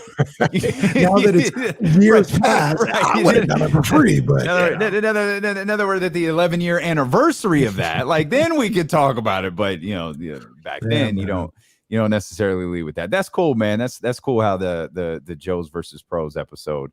Or Pros versus Joe's episode, whichever it was, led to the video game stuff. That's cool. So now when I could go find an old video game and say I'm playing as Kenny Caraway instead of. It's the one that I know for sure that I remember because I don't remember the covers for 12, 13, 14 off the top of my head, but one of them was I don't know if you're a video game guy or if you remember, but they centered 2K around Michael Jordan, and they had a whole section of Michael Jordan moments that you had to complete and the greatest teams and stuff like that. I think that was the first one I did. It was that 2K. I've been strongly considering getting a video game console. Ooh, let's go, David. Get up in there. Let's go. Not proud of it. Haven't done it, to be clear. Haven't done it. Not proud of the thought, but all I can imagine is Dame still throwing the controller. Bruh. You know me well in this year together. Yeah, I could see it happening. Well, you know what? It's always. I think I've told you this before. One thing that's always got me, how much my nephew knew. Now he's like a senior in high school. I think he's too cool for this stuff now. Mm-hmm. But my nephew knew so much about football and basketball from playing video games. Mm-hmm. He knew plays, he knew players, he knew everything, as at the time, 14, 15-year-old, because he watched football, he watched basketball, right? But he knew all of this stuff from video games. And I've heard players talk about it's a great tool for learning, different things. Mm-hmm. It's a great playbook. I've heard football players say it's a great playbook. And I thought that'd be a great way to just look at, and that's how I rationalize it in my head. Oh, this would be a great thing to do. Right. And then before you know it, I'm freaking, Deuce Mason on a Twitch channel. I'm playing Deuce on Warzone or something no, I'm going to get to the playbook later. I'm going to play Deuce on Twitch first. What Call of Duty or War or whatever the game that he's got the channel for. It's funny you say that though, because bad day for everybody. Because I'm trying to get Reese. He's playing soccer right now, and it's his first year playing soccer. I never played soccer. I don't know the ins and outs of soccer, how to, the particulars of positioning and passing and all this other stuff. And one of the ways that I'm trying to get him familiar is by playing FIFA. I'm trying to trick him into it. Yo, let's play FIFA right now and just get him used to seeing how the game goes. But I still, even when I'm on FIFA, I don't know necessarily what I'm doing. So I'm hoping he picks it up. There you go. And sometimes we read these off-season grades for NBA teams, but particularly for the Sacramento Kings, and we wonder if the people who are writing them, if they know what they're doing. And that's, of course, we question whether they know what they're doing because they're not saying what we want them to say. We want everybody to glow about the Sacramento Kings. Now, you came across something in ESPN, but the Kings got it. They got a solid C. And I thought, hey, that's the best grade we've seen so far. I found one better. Zach Harper of The Athletic gave the Kings a B in their offseason. Now, his was pretty in-depth, by the way. It wasn't that, though. It wasn't just, oh, they got a C. They didn't do anything. Move on. No, he wrote he wrote a full breakdown on the guard position, the center position, the wing position. Like he did he wrote about the bigs. Did the Kings improve here when it comes to the bigs? Yes, they did. And probably in a significant manner.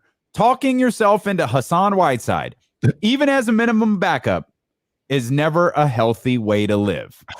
The Kings don't do that anymore. They acquired Tristan Thompson in the right trade and signed Lynn for extra depth. Thompson can help them play big or small, but he has to be better than what we saw in Boston last season. And I think that's been one of the big, conversations about Tristan Thompson is I thought like Boston needed Tristan Thompson, but they needed not that Tristan Thompson. Yeah. They needed a different Tristan Thompson. Like he was a guy who fit their team perfectly. And that's the only thing that concerns me about that acquisition, whether he ever ends, if he winds up here in training camp in 27 days, then, whatever. But that's been my biggest concern with him is he was not only a fit, he was a need in Boston and it didn't work at all. And now it's like, okay, well, he's not so much a need here, which could be a positive. He fits, not a need, but it works here. At least I think it does. He doesn't have the same.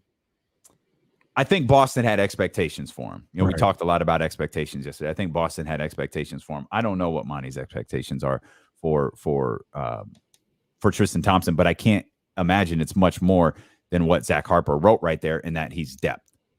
He's depth at that position and everything else. Yeah, and it's depth that was needed.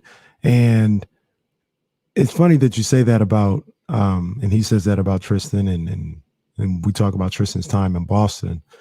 And I don't know if these things matter much at all. I guess I'd rather see them I'd rather they happen than not happen. But have you seen how many of these Kings are down there working with Rico in LA? Tristan's one of them. Tristan's there.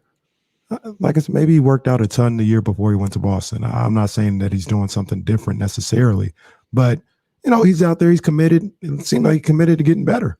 You know what I mean? And he's out there working with a guy like Rico, who a lot of people swear by as far as player development. So the hope is we don't get Boston Celtics Tristan in every facet. And maybe he's in better shape to, like Zach said, be able to play big and small. We talked to Keith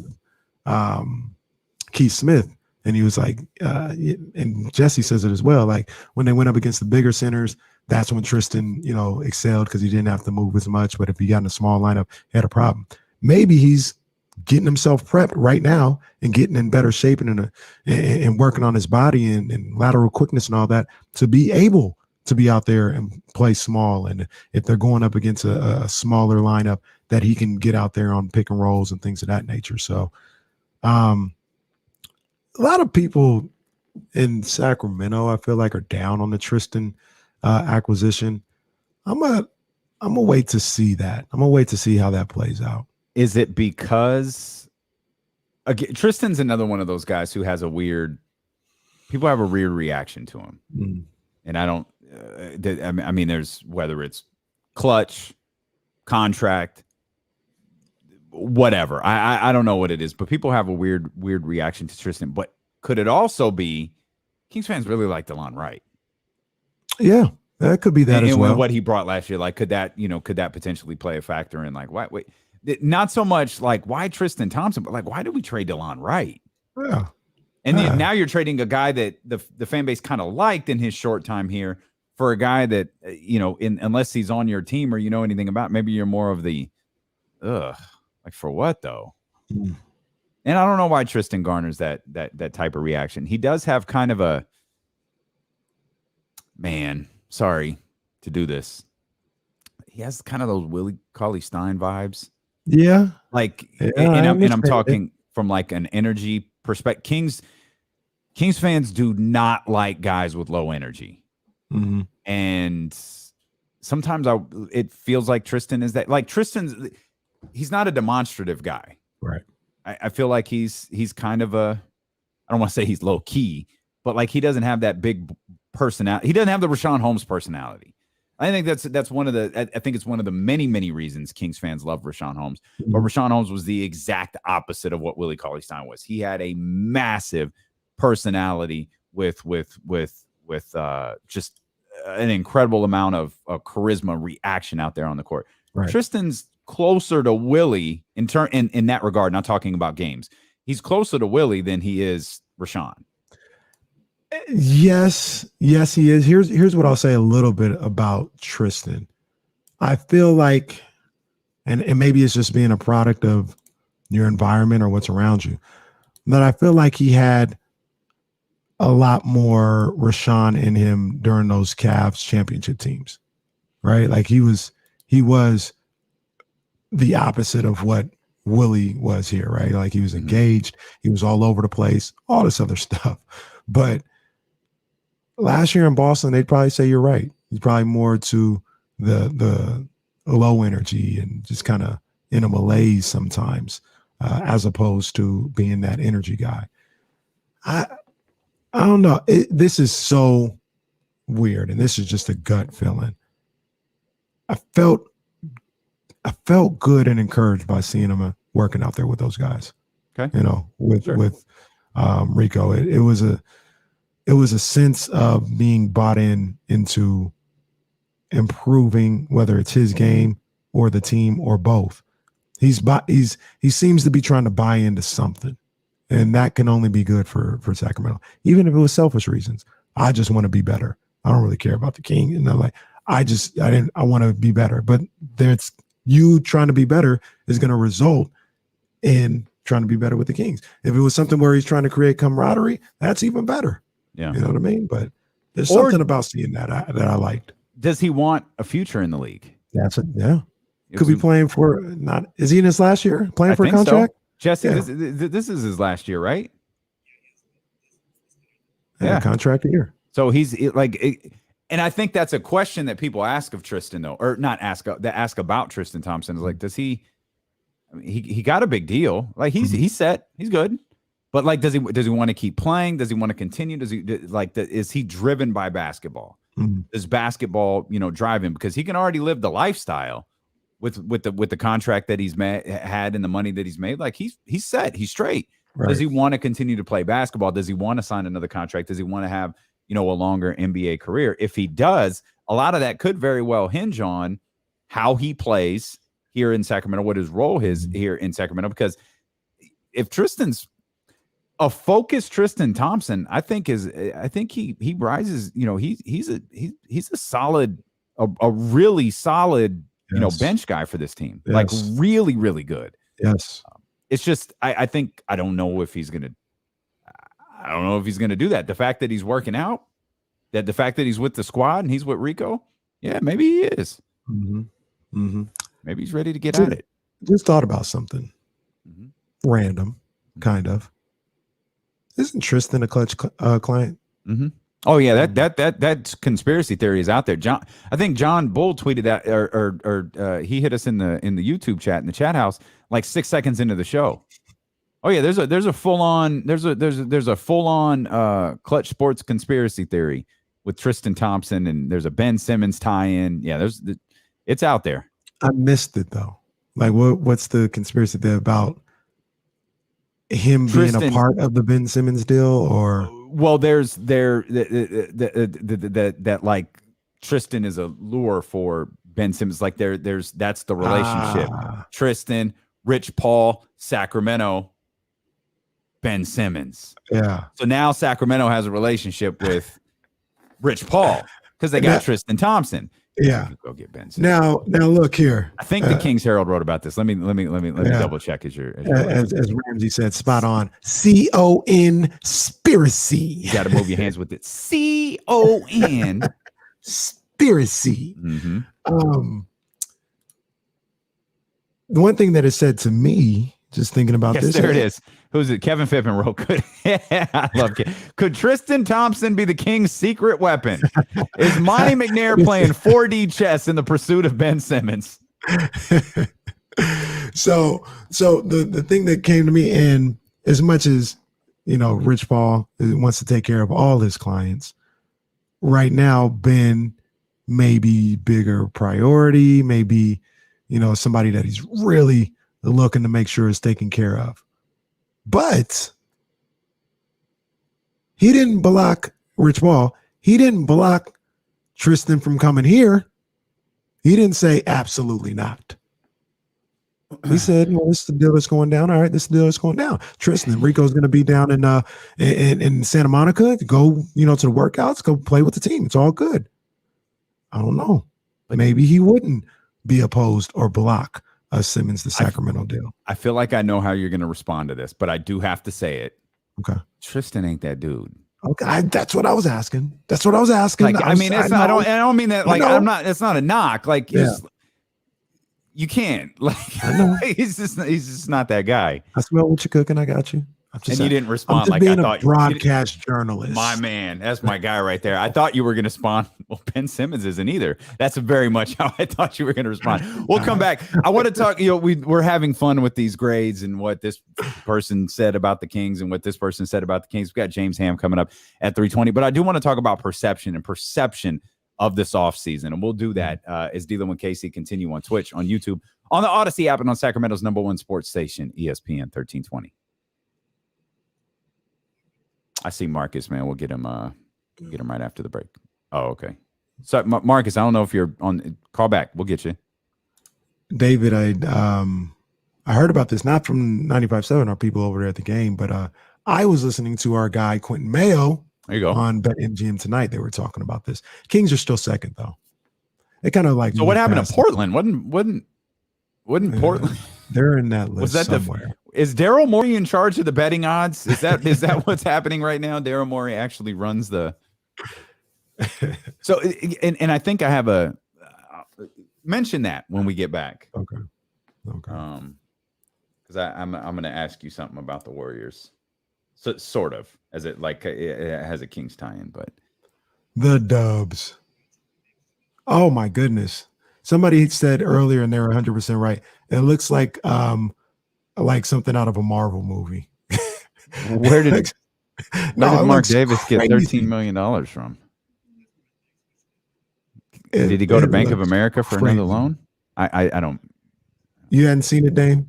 No, I'm gonna look it up right now. Nah, this thing looks crazy, bro. I saw Brandon Nunez tweet.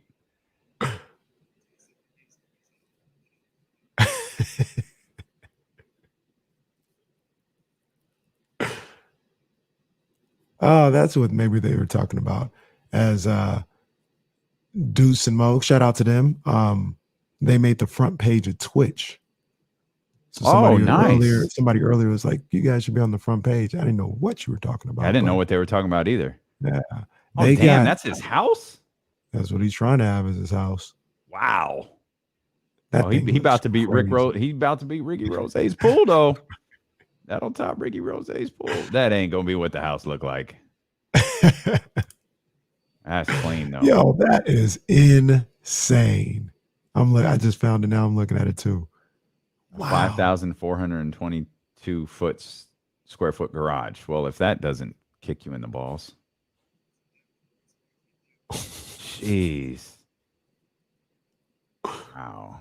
Plans call for I think for to put it in perspective, I think I heard, I could be wrong, where somebody said this was on 6.5 acres, this house. Okay. Isn't Rose's house on like 120 some acres? Yeah. Yeah. Like, yeah. Rick, yeah. That is I mean, I don't think I'll ever be able to properly state how bizarre that whole experience was. I show people the video the whole time of the drive Jazz up. And it took us literally 55 seconds to be able to get in the vantage point of his house. Yeah. We're driving on his, and that's from when she started recording, because I don't think she started recording right at the start. Yeah. That don't make no sense. Man, that work, man. Chiron, I know Chiron's in here, man. Dude, your work is dope, man. This stuff. Yeah, I want to get him. I want to get some of his stuff, man. He sent me. I have one of his pieces of work. He sent me a while by ago. the way, let me clarify some stuff, because I got looked at. I got scorned here in the comments. Jazz is the soccer vet in this house. Okay. So she works with him in soccer. I don't really know that much about soccer. So when I try to help him learn, I'm going to go with FIFA as well. But that's after I say, go ask your mom, because she played soccer. So, yeah. Yeah, Chiron, I gotta get some of that, man. That's great for stuff. Sure, I wish I could have checked out the thing that you did. I know you tagged us in it. Yeah. I couldn't get down there, man, but I gotta do that. Ken, I gotta talk.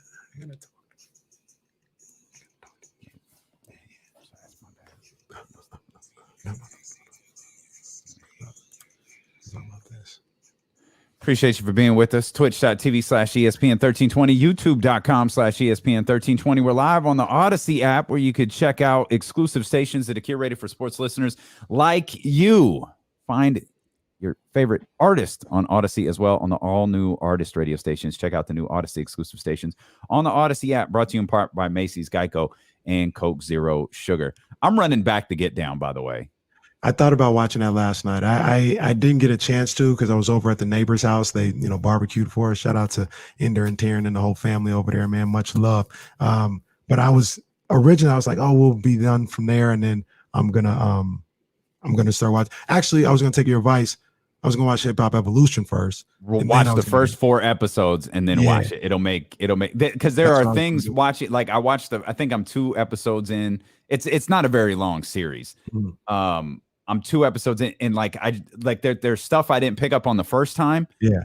That after watching the first 4 episodes of Hip Hop Evolution, like there's a thing with a crayon.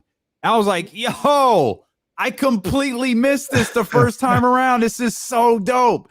But I was like, I'm gonna run this back. I planned. It's funny you say that, because I had planned to do that last night, but like I said, Ender, Taryn, Krita, Rashawn, they took care of us, man. They was on the grill. They was champagning and campaigning. Shout out to the neighbors, man. Much love to them.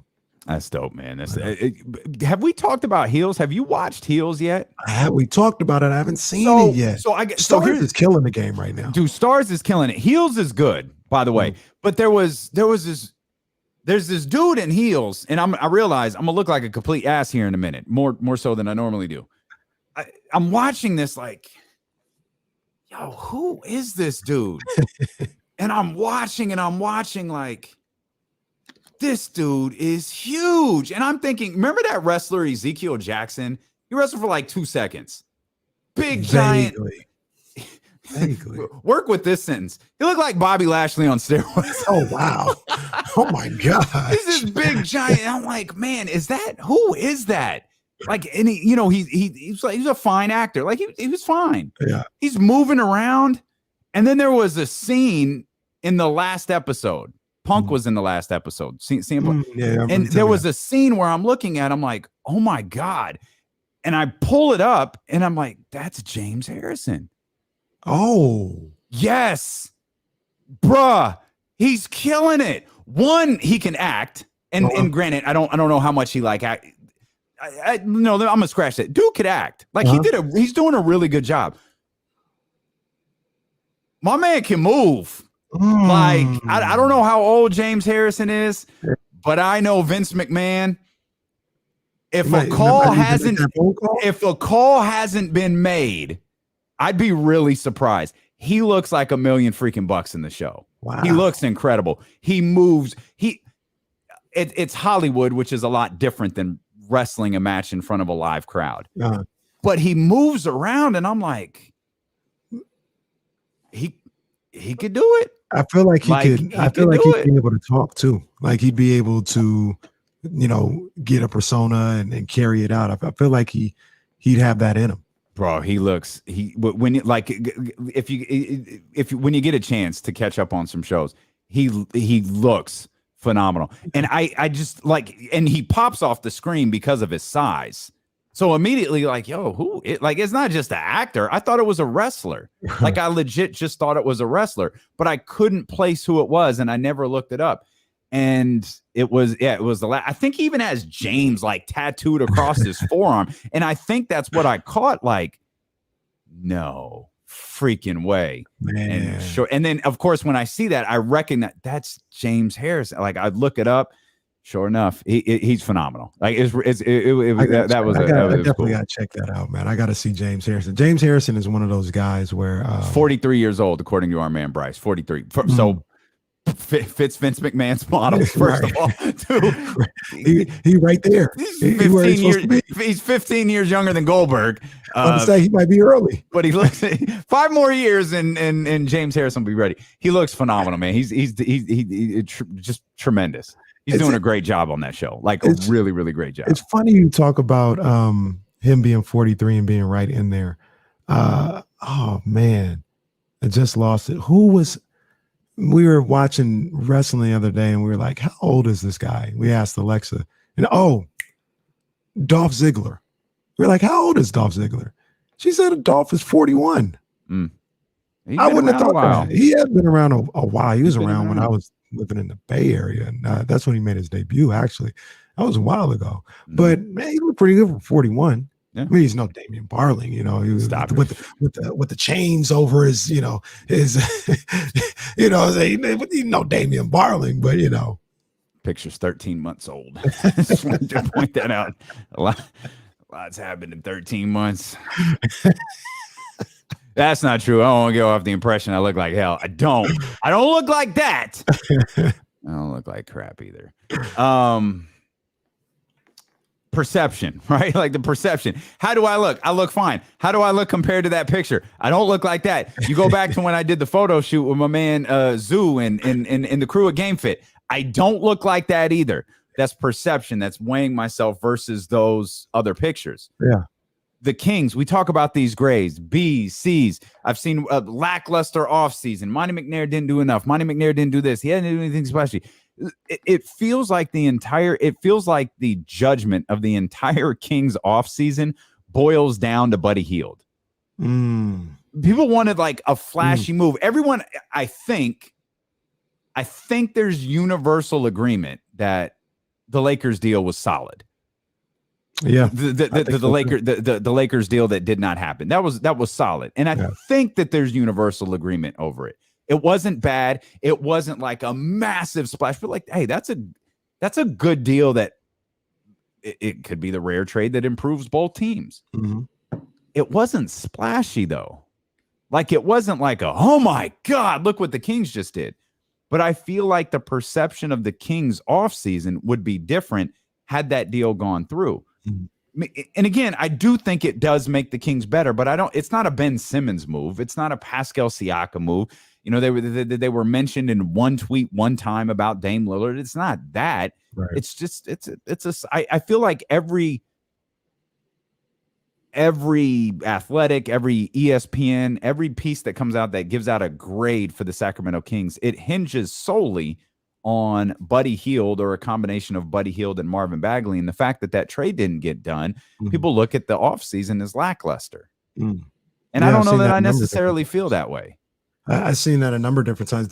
I don't think we talked about this, but one of the Kings questions that I wanted to ask you in your segment this week of While You Were Sleeping, aka While You Were on Vacation, was they had a Bleacher Report article, and this wasn't specific to the Kings. It was every team's biggest L that they took this offseason, and that was the L, not trading for the Kings, not trading Bagley or Buddy.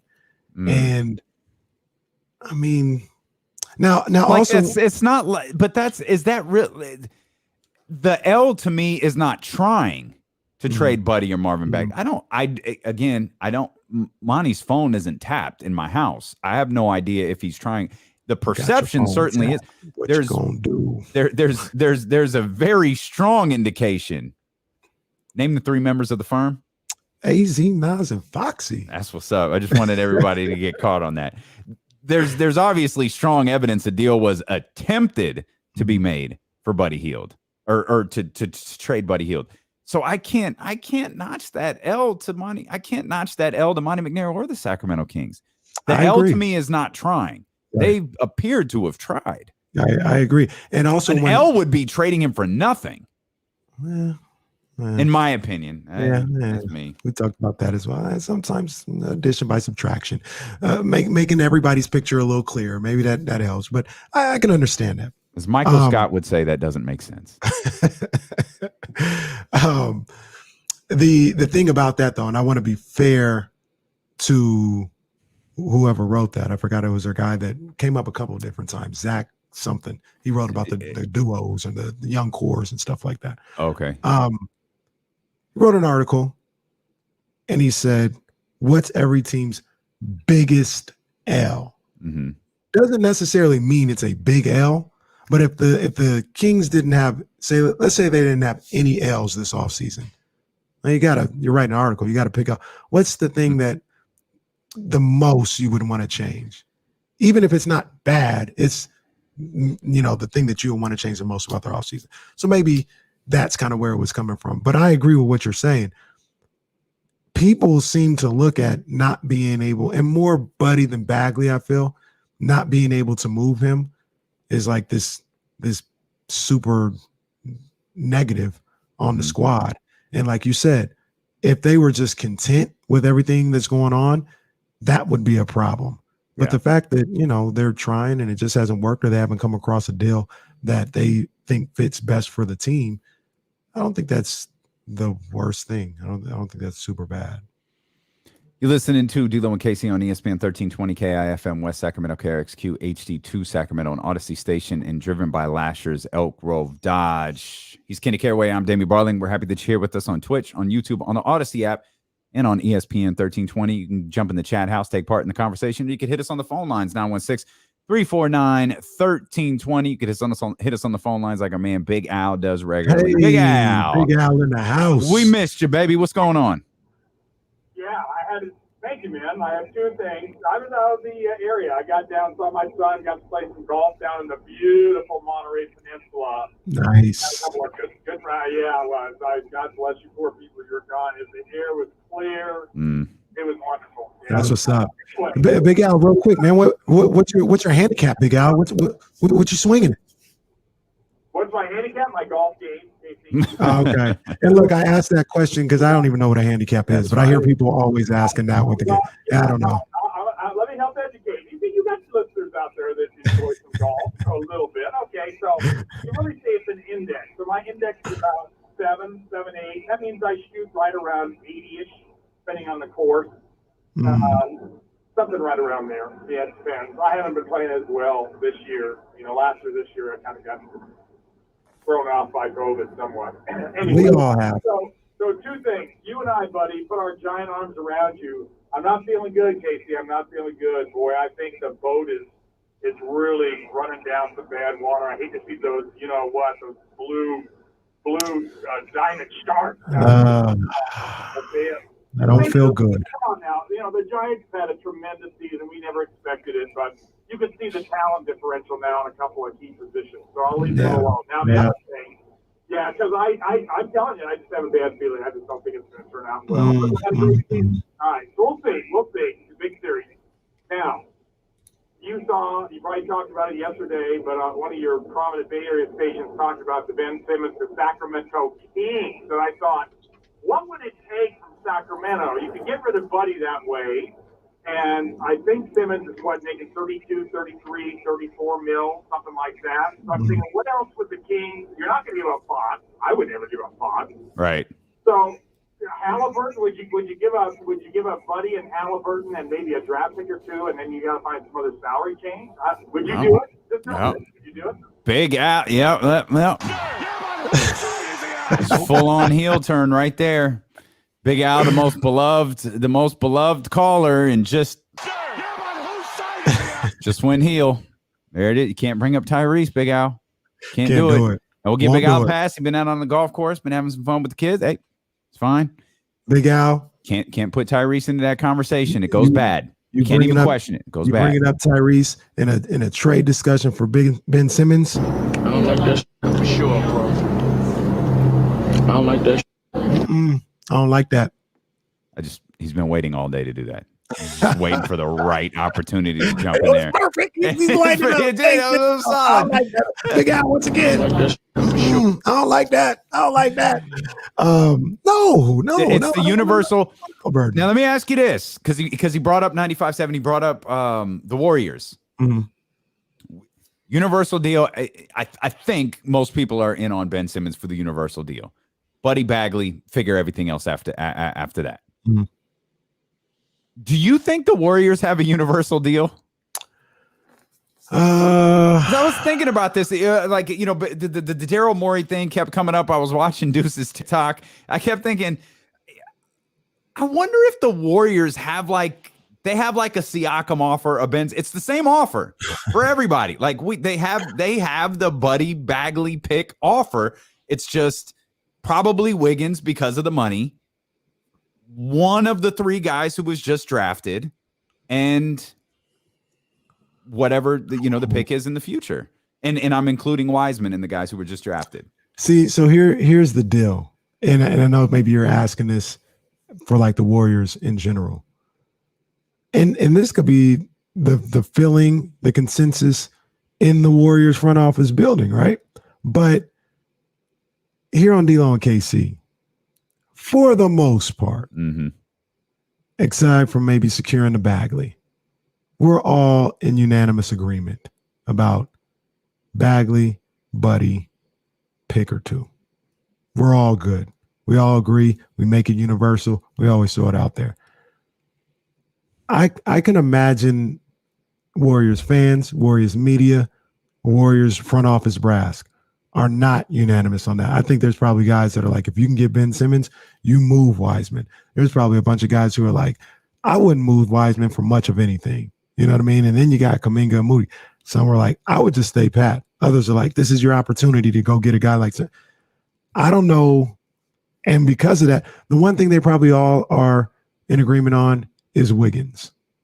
I think they would all get rid of Wiggins. Okay. So he's part of the universal deal. Wiggins is always in there, right? Everything else around it. So Wiggins is Buddy. Yeah, Wiggins is Buddy. You could probably say, because from everybody I've talked to, for Ben Simmons, Draymond is Bagley. Yeah. They'd all be like, yeah, we do that. Mainly because people are like, I don't feel like everybody feels that way. I'm with you. I don't get it, but I feel like there's this emotional attachment to that dude with that team. And but that's not a universal deal either. I don't think Draymond works in like a Siakam or any other deal. I think it's Wiggins. So here I'm a reverse it just a little bit. Universal for the rest of the league, they're probably like, you Warriors, you cannot talk to us without giving up at least one of those three young players. Like you keep trying to dangle out Wiggins and Draymond. That's cute. Yeah. At least Wiggins and the Kuminga or Moody.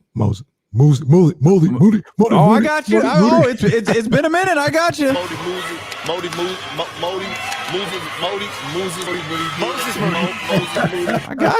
I got you, baby. Keep working on Moody, man. But I think I feel like that's part of the universal deal, though. But because I get it, it's got to be one of those three guys. Mm-hmm. Maybe the Warriors brass would fight over them, over which one it would be. Right. But no, I think that's there. Yeah. I think that's to answer your question. I don't think they have one then, because our universal deal it don't move. It doesn't move. It's Buddy, Bagley, maybe the picks move, right? Maybe we say, we'll give you one, we'll give you two. I think we're all willing to give two for one of those guys. With the Warriors, I guess by definition they don't have a universal deal because the three young guys could get rotated and I got you and all this stuff.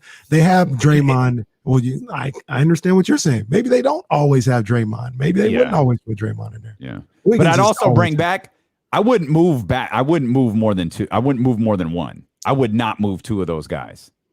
Unless we're talking like Dame Lillard. Like I wouldn't move two of those young guys. Would you move two of them for Bradley Beal? Okay, there are exceptions. I would do it for Brad. I would do it for Bradley Beal. Yes. Wouldn't do it for Simmons. I wouldn't do it for Simmons. I don't think I'd do it for Siakam either. No, I wouldn't either. I wouldn't do it for either one of those guys. But Brad, Dame, I do it for both of them. Although, see, I fell into that same trap that I've been so mad at people for doing all season long. They're like, Bradley Beal, and wait till he gets on the trading block, and maybe you make a deal for Bradley Beal. Bradley Beal and our guy Quentin Mayo, he probably acts like we act when people mention De'Aaron Fox. Bradley Beal has never even thought about uttering a word about trying to get out of Washington. And everybody continues to put him in these, Bradley Beal, once he decides. Everything that Bradley Beal's ever done is he wants to be committed to Washington. But here we are. And I try not to do it, and here I just did it.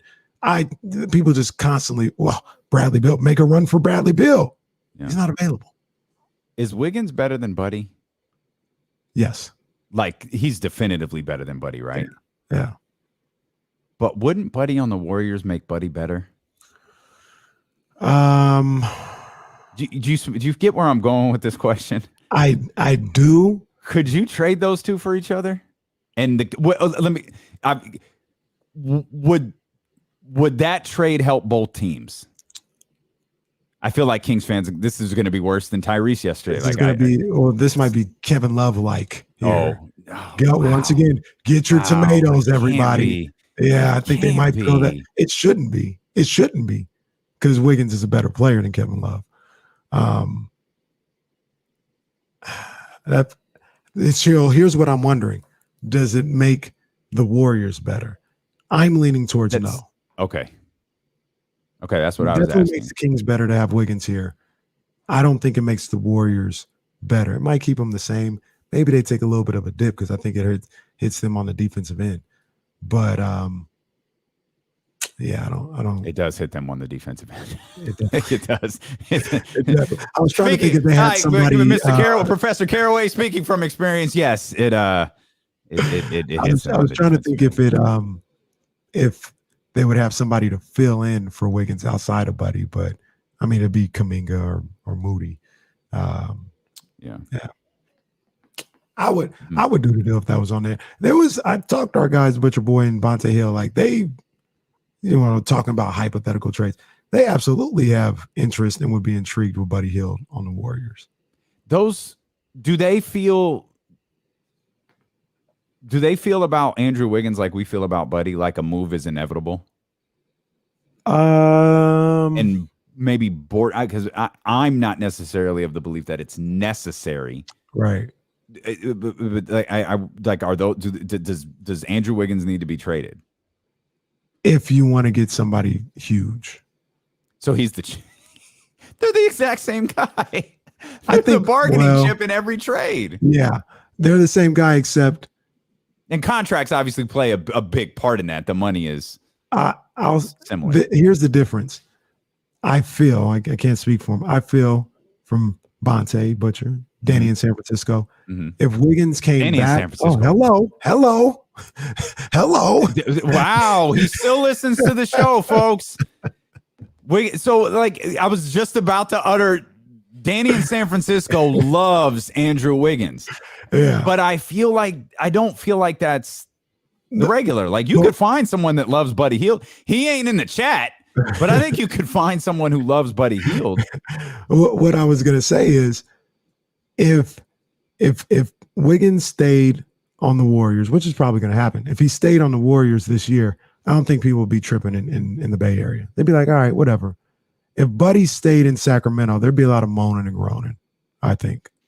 They'd be like, oh my gosh, really? Really? I think.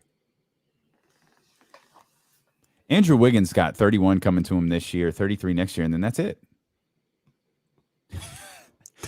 Now, what I didn't mean the 31 and the 33. That's it. What I meant is that's it in terms of years, not in terms of dollars. That's it in terms of years.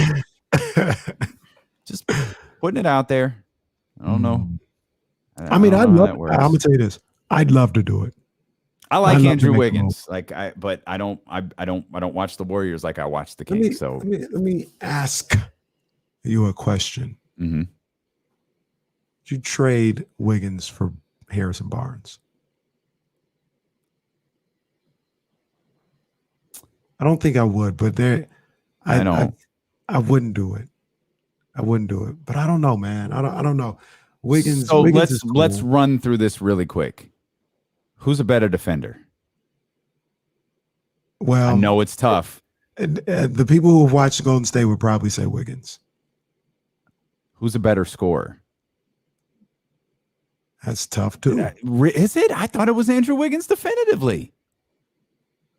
Harrison gave him 15, is Andrew Wiggins points a game last year, and he did on a number of different levels, like threes, mid range, getting in the paint. Like he scores on all three levels.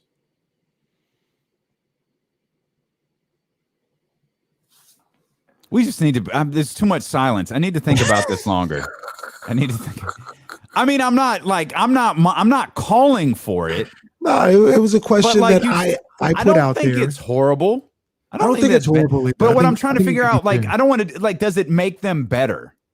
Does it make the Kings better? Thing. Yeah. And it's like, I really like Harrison Barnes, man. Look who's Mr. Chatty today, boy. This is like his more messages today than in the last week. You can take part in the chat in real time on twitch.tv/ESPN1320, youtube.com/ESPN1320. You can check out our ESPN exclusive shows, or I should say the YouTube exclusive shows like the 13th round, which we got coming up right now. We've also got James Ham joining us in about an hour. A lot more ahead as D'Lo and KC continue on Sacramento's #1 sports station, ESPN 1320. Boy, you bring up Andrew Wiggins and look who gets hot. 13th round in the building. What's going on, everybody? And today, we got to talk about steroid use. All right, I take that back. Performance enhancing drugs use in boxing. And it sucks that we have to deal with this. And I'm not even sure that this is what this young man was doing. But I do know that Oscar Valdez, 130-pound titleist, tested positive for, it was initially announced as a diuretic. It wasn't that. It was, let's try this here, phentermine. I think that's what it is. It's a central nervous stimulant. And it is not a diuretic, but it's banned on Avada's list of banned substances, and he tested positive for it. And Victor Conti, we all know him here in California and Northern California or whatever. He came out and he said that it is something that helps you with stamina and helps with power. And so here's the thing about it. Oscar Valdez's camp came out and said, "Oh, we tested positive for this because we were having an herbal tea." And here's what I say about that. And it's the same thing that I said the last time. I'm gonna say it. Sorry, Jesse. Sorry, Miss Team Canelo came out with an excuse or a reason for why they tested positive. If I'm gonna just use me, and things could go awry. I don't know how these things go.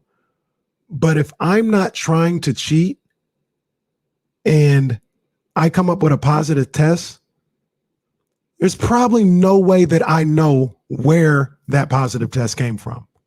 Like, for instance, if I came up with a positive test, I can't come to you an hour later and be like, "Oh, I know where that came from. I had tainted meat, or I had a herbal tea." No, I'm not trying to cheat, so I don't know where this stuff came from. I don't know. You said I tested positive. I don't know where it came from because I'm not trying to do anything. And then if I know that whatever I'm consuming, the meat is tainted or the herbal tea could boost my ratio of whatever it is, and I could test positive, then I probably don't need to be having that. I probably need to fall back from that. So you can make your own assumptions. I don't know. I'm just saying, if I'm not trying to cheat, I wouldn't be so quick to have an answer about where these positive tests come from. Drewski, that's the 13th round.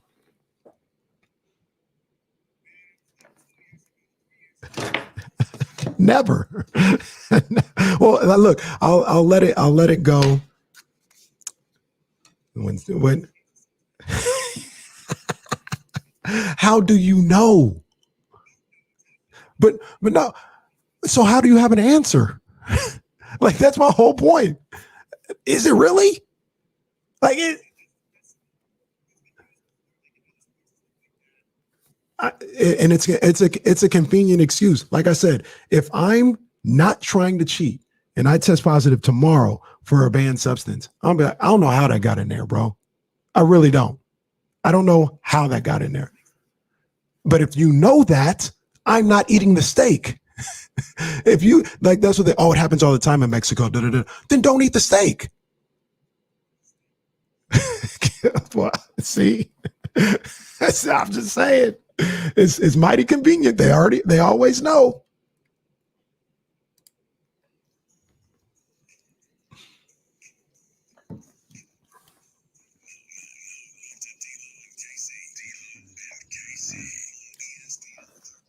Man, brother, step away from the live stream for a minute, come back to a full-on argument. Boy, it was going down over there in the 13th round. Hey, so look, I'm gonna bring the 13th round to the show for just a little bit because we're gonna talk about Andrew Wiggins and all this stuff. But I want to take a biased or unbiased opinion here.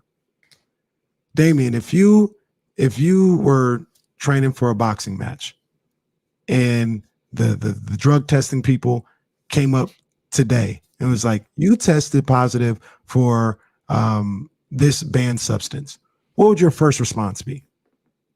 And I knew I was clean. And you weren't trying to cheat. What would you say? Where the hell did it come from?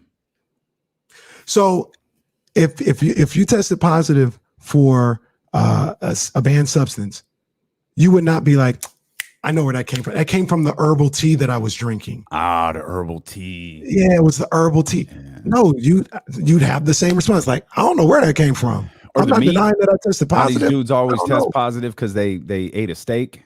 So my thing is, number one, if you're not trying to cheat, you should know where it came from. You should be like, I don't know. I don't know where that came from. I'm not trying to cheat. I'm not trying to do anything. I don't know where it came from. Number two, if you know this herbal tea has this in it, or this meat has this in it, what are you doing taking it? Just trying to cheat. Hey, the fact is, no one's getting it from steak or herbal tea. They're getting it from something else. They messed up. And Stephen A. once said, if it walks like a duck and quacks like a duck, there ain't no damn mongoose. All right, Stephen A. said that. That's correct. Stephen A. definitely said that. Speaking of diets, I don't know. I'm starting to. I don't know if I'm ready to bring this one to the whole family yet. Uh-oh. Man, shout out to that text you just sent us, by the way. I've started to reconsider the plant-based life. What? I've started to. I'm 10 years strong, man, and I'm wondering, like, my body hurts, bro, and I'm wondering, like, am I not? Is this part of the reason I'm not recovering the same way? Like, do I need to start incorporating some different things? Like, is this no longer the best? Because I don't encourage everybody to eat the way that I do. There are a lot of benefits to it, but it doesn't work for everybody. Like it's just not healthy for everybody. Yeah, I think it worked for me. Like I think it was tremendous for me. But now I wonder, is it still tremendous for me? Like, man, I haven't done anything drastic, but man, that was heavy on my mind. Like the last week where I was just kind of sitting back, evaluating life, looking at the waves crash. It's like, man, maybe I need to start looking into some other things. And nothing's been the same since you had those wings. I was going to say it's not the wings. By the way, I'm having the show over this weekend. I was strongly considering serving everybody wings this weekend. I just want to say that. I was strongly considering, or I've gone through I'm going to serve the fellas when they come over. We're like, yo, let's just do wings. I mean, I'll have cauliflower, but and think just to troll Kenny, I'm going to get boneless wings. Just to piss off Kenny, I'm gonna get a bunch of boneless wings. Dame's gonna be like that episode of Martin when he was trying to eat healthy and he was eating like what was it, like rice cakes or something like that, and Gina had like this Thanksgiving meal with a bunch of gravy and, and Martin he was like trying to fight it off and he acted like he tripped and ran into the plate. It was like, oh, my bad, I got gravy on my, let me lick it off here, let me lick it off. That's how Dame's gonna be with the wings on this weekend. Just hey, let me smell that lemon pepper over there real quick, Casey. I was looking at, I think it was, well, ain't nobody paying us to say anything, so I ain't gonna say their name, but like there was a wing, they had like cauliflower wings, like but they flavored them like lemon pepper, like they, and then Terry, all of the different flavors that they had. Don't make faces like it's good. I'm not saying it's as good as chicken, I'm just saying it's good. I'm making faces because I'm trying to figure out if I've ever I've made them before.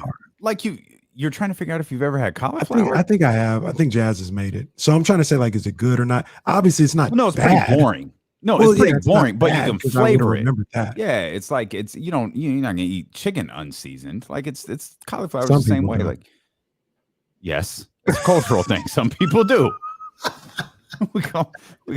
Some people also don't wash it, but again, it's a different thing. It's a different thing. With cauliflower, like you could bread it and you could do all the different seasons and the whole thing. Look right here, John Bull. Invite John Bull over. Look, he makes cauliflower wings. He knows what's up. Maybe it is. I don't know. Bryce saying cauliflower. Bryce, on the other hand. All right. I just see that was an insight into my soul right there. Because that's I'm glad you opened up to us, man. We appreciate it. I've told one person that, like, man, I don't know. Like, I need to talk to somebody. 10 years is a good run at this. And I'm not I'm not abandoning it at all. It's just right. It's got me thinking. I'm trying not to be a bad influence ever. I would say just gut it out, Dame. Just gut it out. You made it this far. Gut it out forever? Well, just keep going until you just like really are like, yo, do what my shirt says. Just keep going. Just keep going. Just keep going. Yeah, gut it out. Gut it out. A couple of quick notes before we get back to the Kings, before we get back to the NBA, before we start more rumors and different things like that. Malcolm Butler was put on the retired list for the Cardinals. Malcolm Butler still one of the most incredible plays in Super Bowl history. Yeah.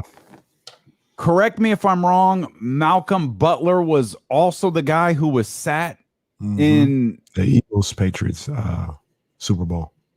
So he has arguably not one of the most incredible plays in Super Bowl history and one of the most bizarre stories in Super Bowl history in a span of 2 or 3 years. Yeah.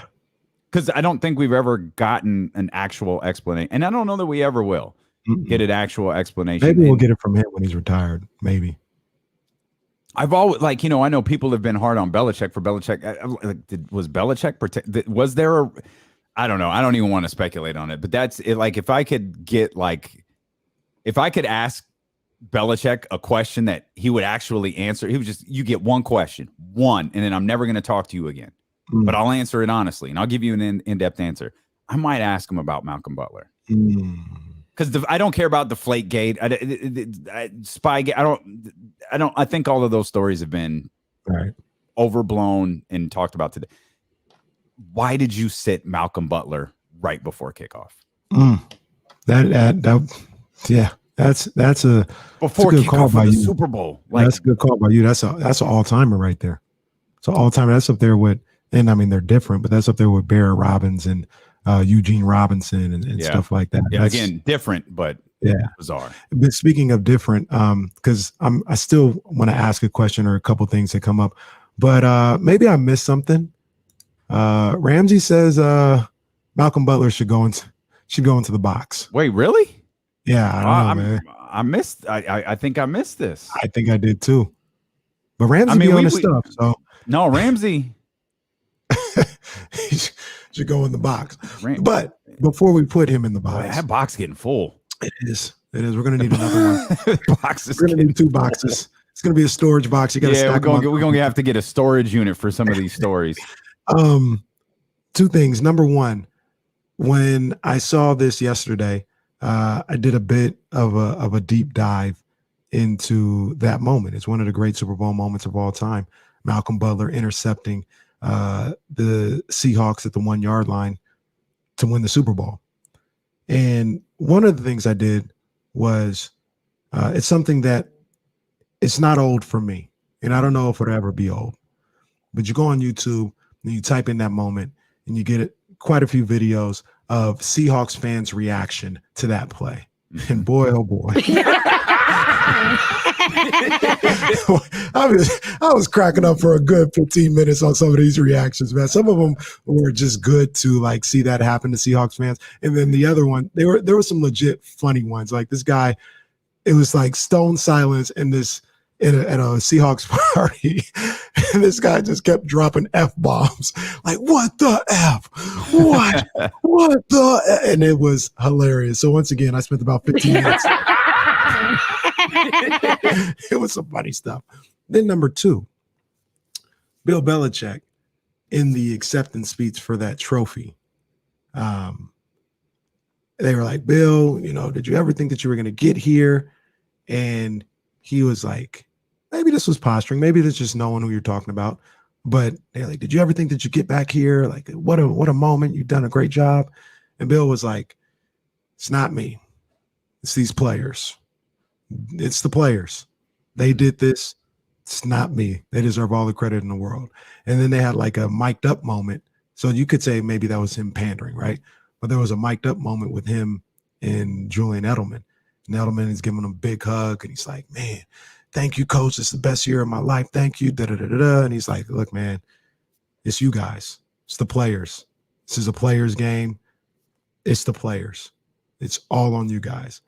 And Bill Belichick is a good coach. Like, I don't want to diminish who he is. And, we have the running conversation. I don't want to diminish the role the coaches play in all the sports because they're part of it for sure. And he was part of that. Even if he wants to deflect, he was part of that. But at the end of the day, it's the players. Players play all the time. At the end of the day. I see what you're doing. I see what you're doing. I know what you're doing. Stop it. I know what you're doing. What am I doing? Here. If you want me to play it, just say it. Come on, man. Knock it off. I know what you're doing. Let me ask you this question here real quick, because I know what you're doing, and I'll bite. I don't know what you're talking about. You're lying. My man Chris Thomas here. Do we blame Russ for losing that game and not Pete Carroll? Nobody ever blames Russ. Can we? No, that's what he's saying. Should we be blaming Russ for losing that game and not Pete Carroll? So this is my understanding of that play. There's a quick hitter. Mm-hmm. It was, this is going to be there. You got to take the snap, get loaded up and hit him. Yep. And as much as I would want to blame Russell Wilson for that, he did what he was supposed to do. Malcolm Butler just made a play. So I'm definitely not going to blame Russ more than Pete Carroll in that situation. Absolutely not. Did you ever see the bit did you ever see that show, The League? No. So it's about fantasy football. It's a goofy comedy, but they did a great start. That started the season the year after that Super Bowl. Marshawn Lynch was in it, and he was hanging with the guys, and I don't know, like they were on a beach or something or whatever it was, and Marshawn's like, hey, could you hand me a beer or what? It was something along those lines. He was like, Marshawn, go long. He's like, no, like I'm right here. Just hand me the beer. He goes, no, go long. And he like runs back and he throws the beer. It knocks over everything. And the bit was clear what it meant. But I thought that's funny. That's some good stuff. Marshawn been on it for a while, man. Marshawn he's always had that's some real good stuff. Two more things about that, and then we can get off of this if you want. I mean, we can talk about Seahawks losing the Super Bowl all day if we want to. If we want to, but we can move on. Number one, I'm always amazed, and this is probably because I didn't play football. And at that level or, on a team or anything like that. But they have a clip of when in between the Marshawn Lynch missing at the, getting stopped at the 1 yard line and the interception, where Belichick is subbing out on a defensive end. And he's just running some guys onto the field. And Pete Carroll immediately is looking at who's coming on. Oh, they're in goal line. They're in goal line. They're in goal line. And it was amazing to me. And it's second nature to NFL people. But how he can just like see people coming in and know what defense they're in. That caught me by surprise. Like they'll do that and people will see, 2-3 guys come on. Oh, they're a nickel. They're a nickel. And I'm just like, damn, how you get to that? And they obviously were in goal line. The other thing about this, and as you say that, because I've never seen that clip before, so I've got to pose this question: did Bill bait him into that play? Because you had heard, like we've all heard the stories that play was practiced over and over and over and over again, and Butler would get it wrong, and no, here's what you have to do. You got to go over this. Here's what you got to do. They practiced it 1,000,000 times. And hearing you say that, I wonder, did he bait him into running that play that they had practiced against all week? So in the clip that I saw, they talked about that, and nobody ever said anything like that. And if anything, they were just like, and maybe it's a work, but they were like what you just said. They ran this all week in practice. Scored every time, like every single time. And they all just kind of attributed it to, I think Brandon Browner was the key there because they talk about that. Brandon Browner, if you go back and look at that play, he's guarding Javon Curse. And the original way that was supposed to be defended, what they say is Browner was supposed to go up with Ricardo Lockett, who Malcolm Butler ended up going with, and Butler was supposed to take Curse. And Browner kind of realized what's going on and what could have been there. And he talks to Butler and he probably reminds him at that time. He's like, yo, this is that play. Like, don't go underneath it or anything like that. Like, as soon as he puts his foot in the ground, you jump on it. And I think that's kind of what happened there is they recognized what it was. This was the play that we kept getting beat on. And Browner was like, hey, this is it. I'm going to jam Curse. I'm staying with him. We usually switch. I'm staying with him. As soon as Ricardo Lockett puts his foot in the ground, you attack the spot. And that's what he did. So I never really knew that. Shout out to Brandon Browner on that one. But to your point about baiting them into the pass. So they ask, I've heard that a lot, people like saying he kind of Jedi mind tricked them into that. And what Belichick says in that situation is, there would look to be some confusion with the Seahawks, and Belichick had a timeout and the Seahawks had a timeout. And he was like, well, they look confused. I'm not going to bail them out and call a timeout. If they want to use their timeout, so be it. Then they'll use their timeout. They'll figure out exactly what they want to do. But he was looking at it and they played the clip and Wilson is like, what? I can't get the play. Wait, should this guy be in? Wait, what? And he was like, they looked confused. And he's like, well, I'm just going to let it ride. Like, I'm not going to call a timeout. If they want to figure it out on their own, fine, but I'm not going to do it. And the rest is history. So Jesse says he had to drink a bowl of salsa because of that interception. What? I'm just going to ask for a quick follow-up on that, Jesse. Yeah, so high school Jesse was betting money in half. And yeah, whole $20, by the way. And yeah, oh my God, yeah, I remember those days. I do remember those at the high school days. Like, damn, I ain't got no money. Yeah, I'm all happy sharing stuff because they're about to give the ball to Marshawn Lynch. No, Pete Carroll has Russell Wilson throw it, so I only have $10 for one person. The other person like, hey, you want me to drink this bowl of salt? Damn, what about an IOU? Man, I'll catch you next time. Like Jesse wins. That's true. That's true. I hear you. How did that play out? Like, was it super hot? How did that work? No, it was actually like it wasn't bad. Like I was cool after. Like a big was it? I mean, it's the end of the game, so like most of the salsa was gone. No, it was enough. Okay. Well, there you go. We drink salsa here on D-Lo and KC. Oh, man. That's what we do. Oh, goodness gracious. Seahawks have never been the same. That's fair. And that's fair. The interesting thing about that as well is that's such an iconic moment and an iconic way to lose.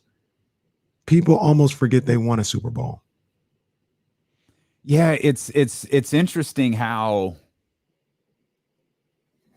different, like Russell Wilson's already thought of, like he's up there. Mm-hmm. Pete Carroll, I think the same way. But you get 2 Super Bowls in a short period of time. You beat the Patriots along the way.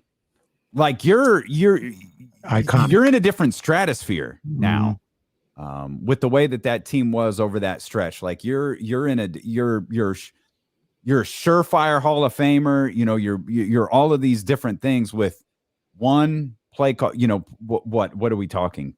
2-3 inches. You're in a different stratosphere of teams, the way your team is looked at collectively. And I don't think that's a stretch to say that they've never been the same since. Yeah.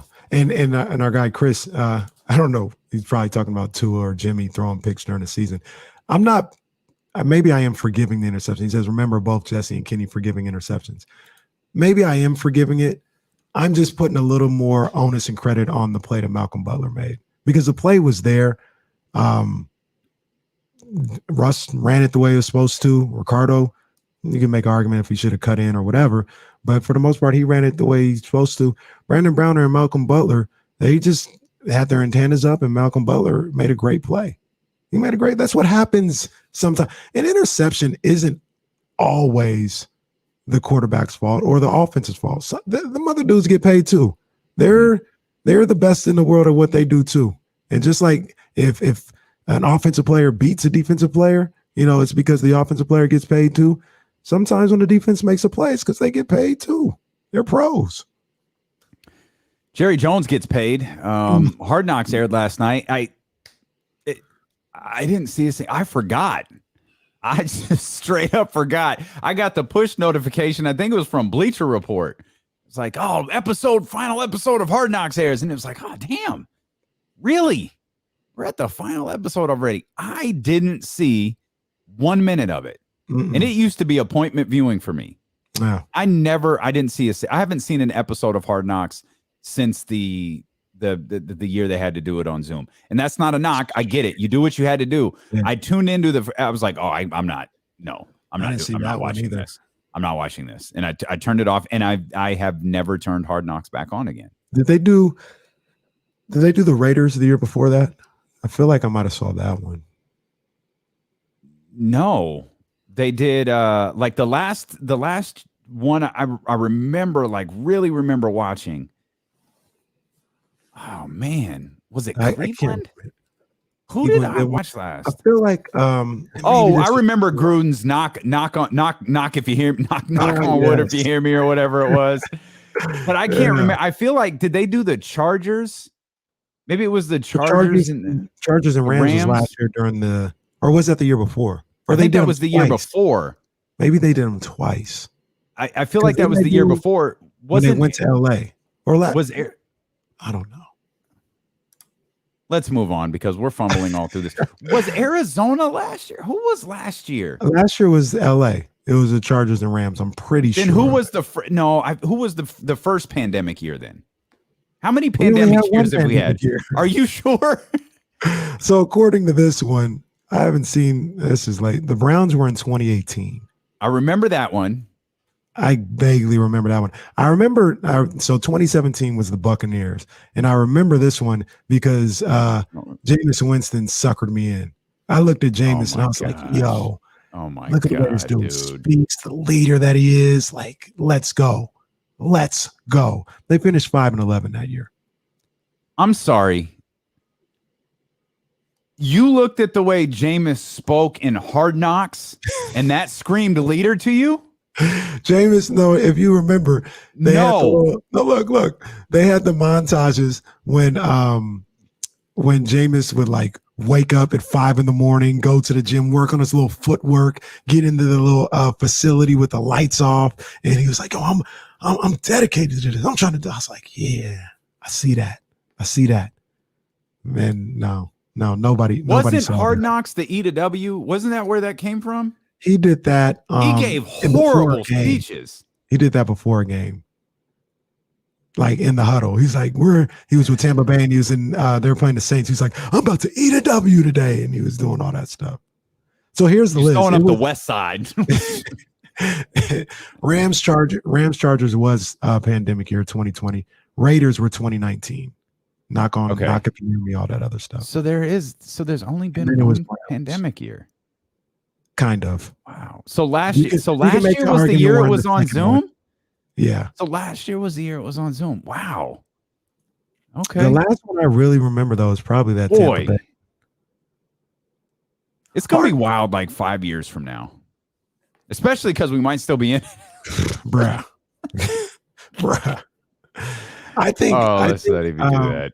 I think so. I wanted to ask you, they're gonna keep doing it. I'm sure they get a decent viewership or whatever. Do we need to keep doing Hard Knocks?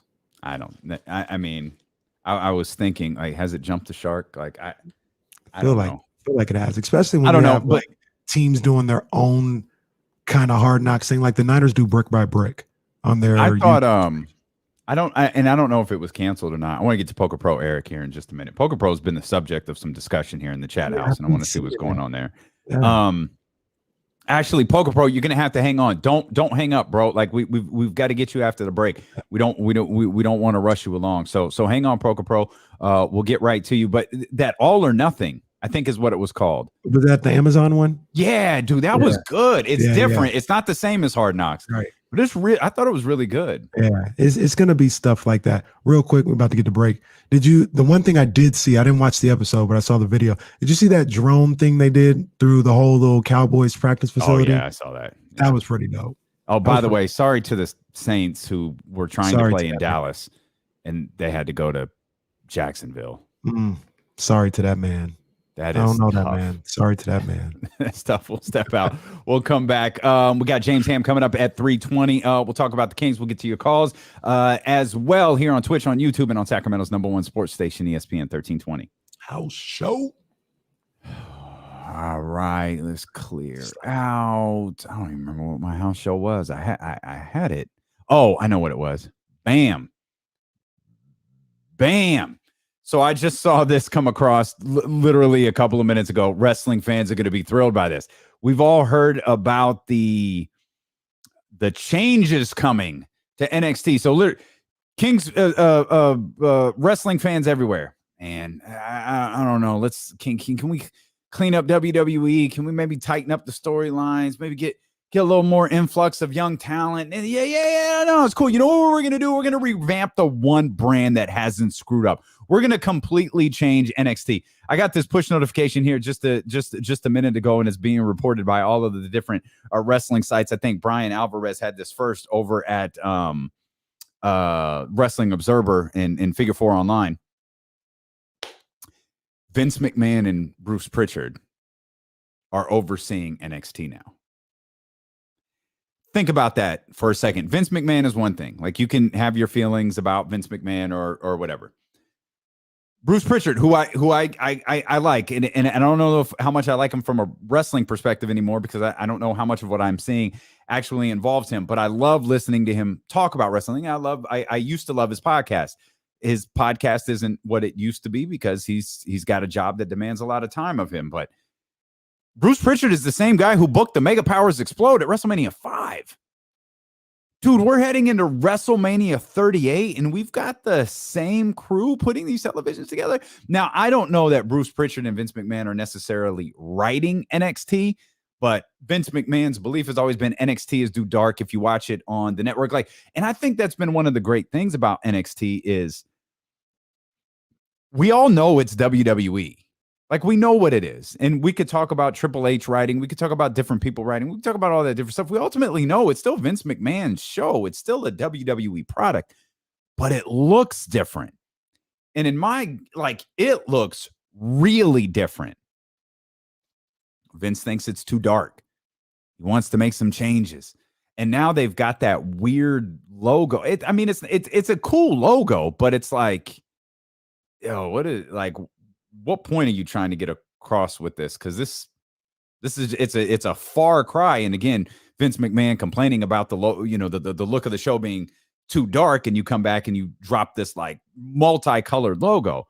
And now I'm just looking at it like, we've heard that they're not going to scout independents anymore, like the days of like AJ Styles and Samoa Joe and Shinsuke Nakamura. Well, I guess AJ Styles didn't, so scratch that. But Samoa Joe, Shinsuke Nakamura, those independent guys or those guys from New Japan coming in, those days are over. So basically what we're going to get is like football players, fitness models, all of these different people to come in with no experience in WWE to mold them into professional wrestlers.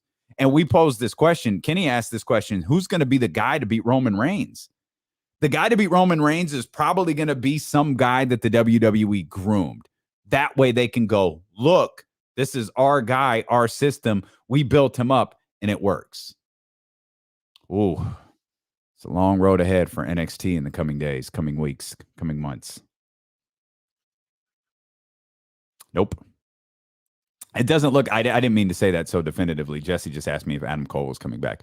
I don't mean to say that so definitively, but there was a report that there's an internal memo that went across WWE that he's gone. His contract actually expired. He signed an extension to get through that NXT show last week, and that was that was believed to be his last match. Mm-hmm. Yeah, but he wasn't their guy.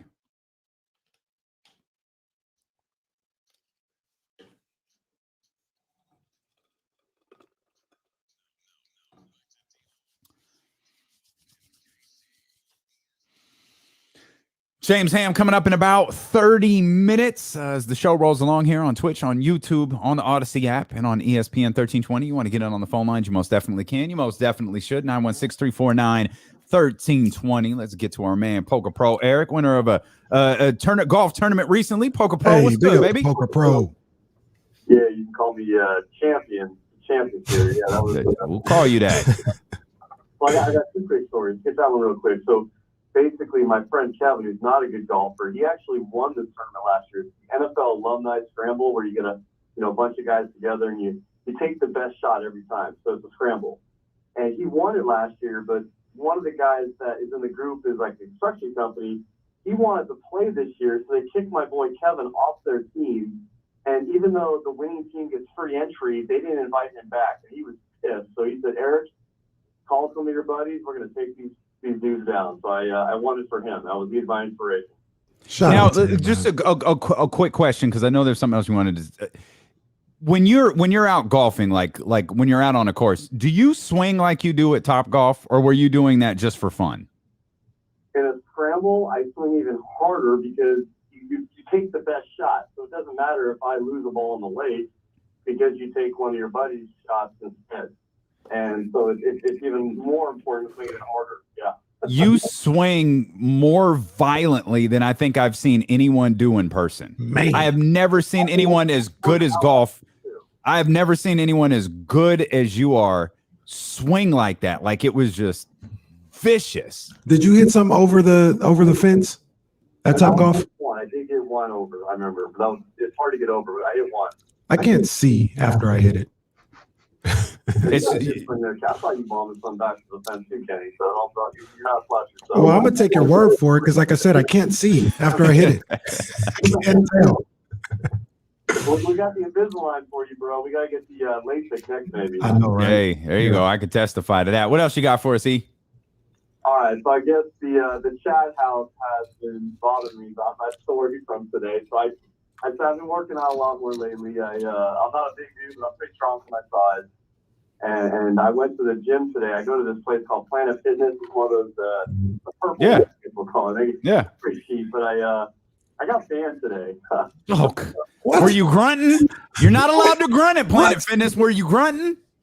That is true. They have a lunk alarm or something like that. No, you can't grunt at the no. It's something. So they have this. If you've been to a gym, I don't know what gym you guys go to, or been gym. They have a section called the circuit area. The circuit is like 12 or 13 machines all in a row, kind of around a little room, and it's basically like you get 30 seconds on, 30 seconds off. Well, I'm a little bit like you, Damien. I'm not antisocial, but I don't go to the gym to meet people. I just want to do a little workouts. I go in the middle of the day a lot, when it's quiet.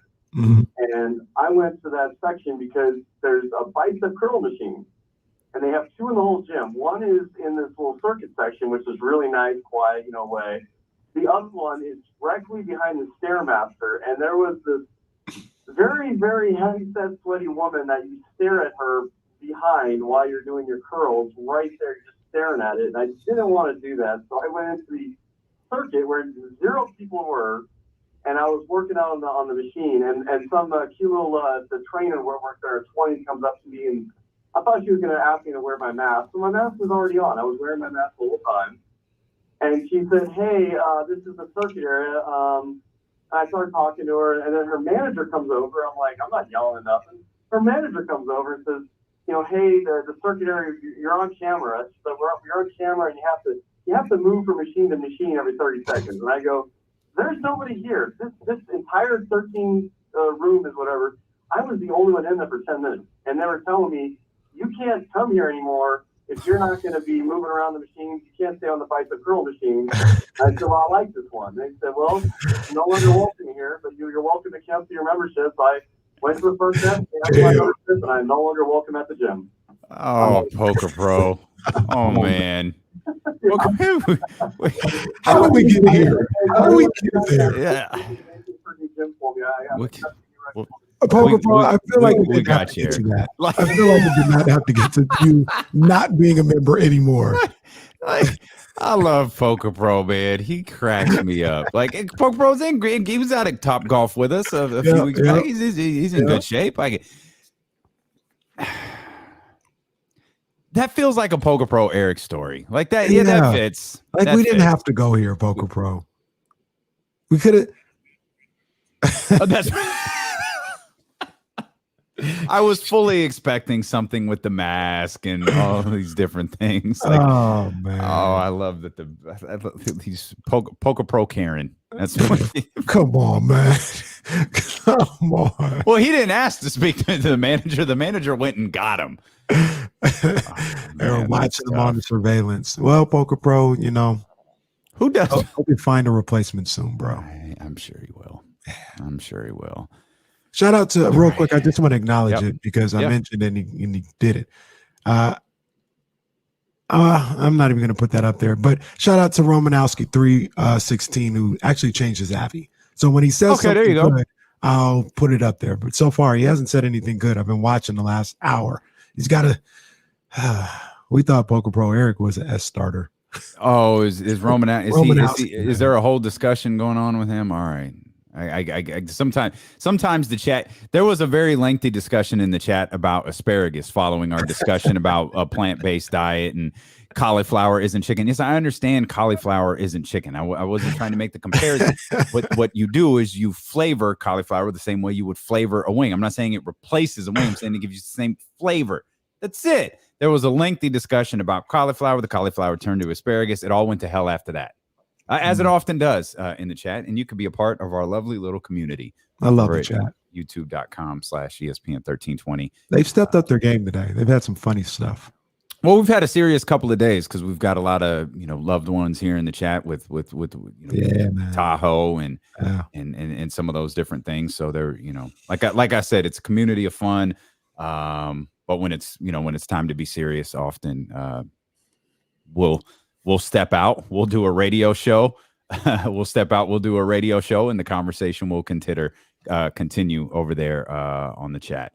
Again, James Ham's going to join us coming up in about 20 minutes or so, 25 minutes. We'll get his thoughts on training camp getting underway in 27 days. We'll get his thoughts on Tyrese Haliburton, on the latest Ben Simmons rumors. He's always been a Ben Simmons guy. Mm-hmm. He's always liked the acquisition of Ben Simmons. I'm going to push James a little bit and find out, okay, the acquisition of Ben Simmons at what cost? And I'm curious I know he likes Ben Simmons as the defender. And this kind of brings up a question I've asked earlier as it pertains to Buddy Hield. Without, and I know how you'll respond to this, but is there enough scoring on this team? Because I feel like we've got a lot of pressure on De'Aaron to all right, 25-27 tonight. Like we're almost taking that for granted. Like that's what we expect him to do.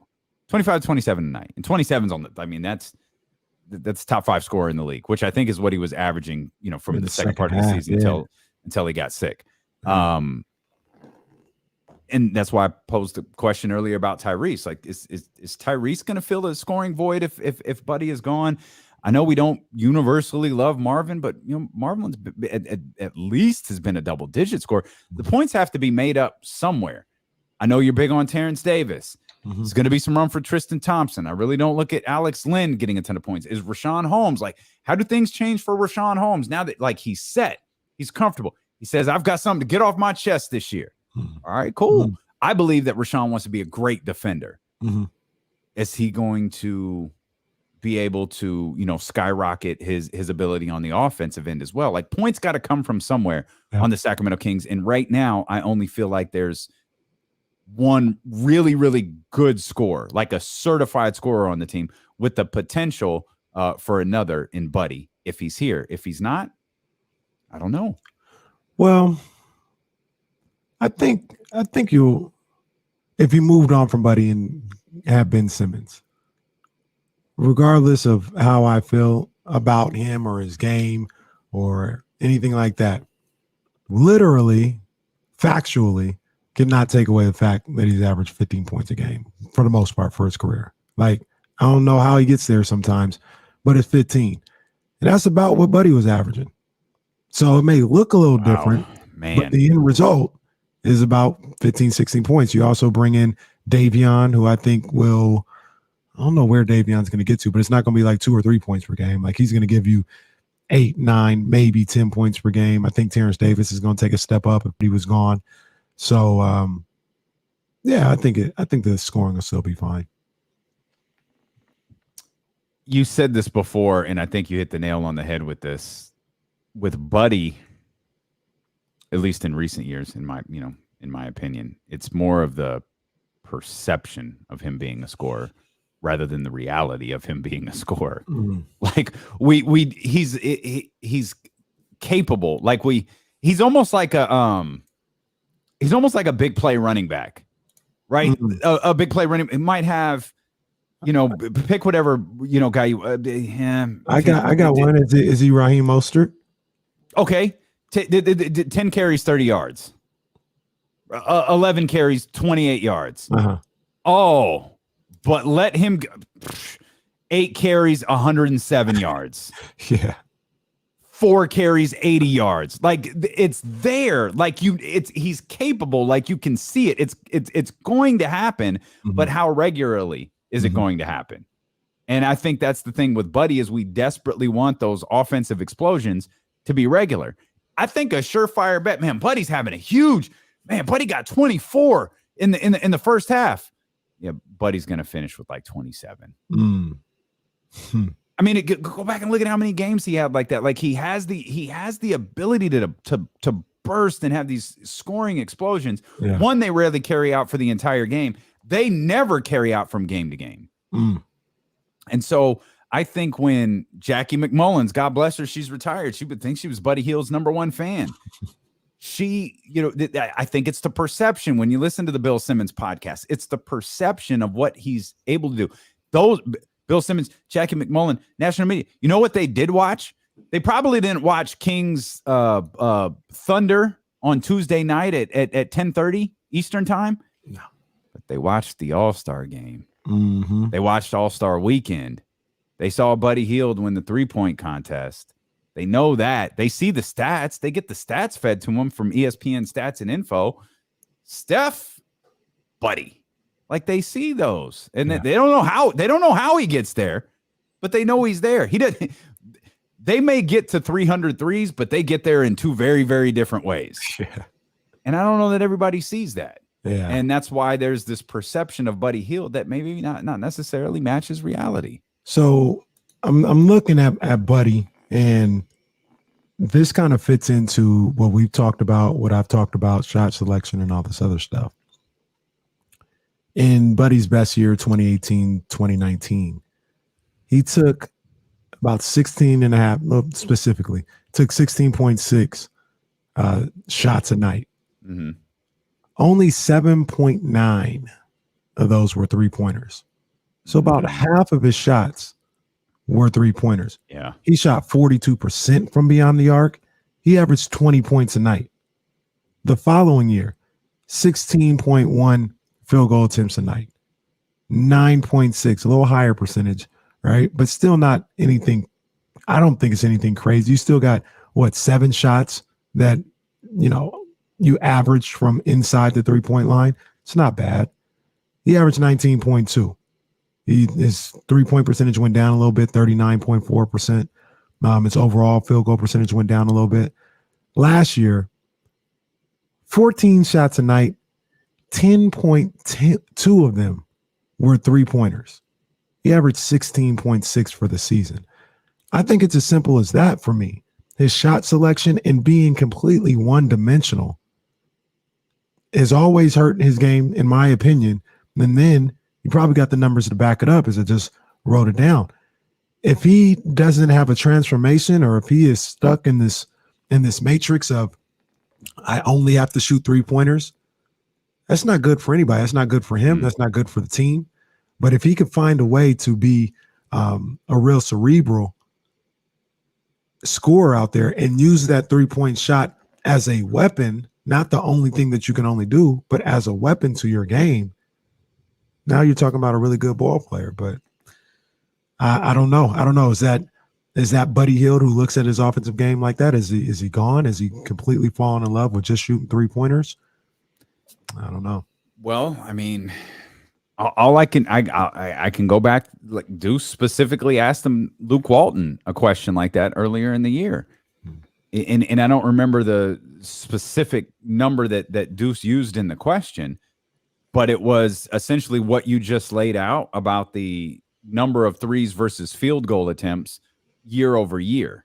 Mm-hmm. And Luke was like, yeah, no, that's what we want him to do.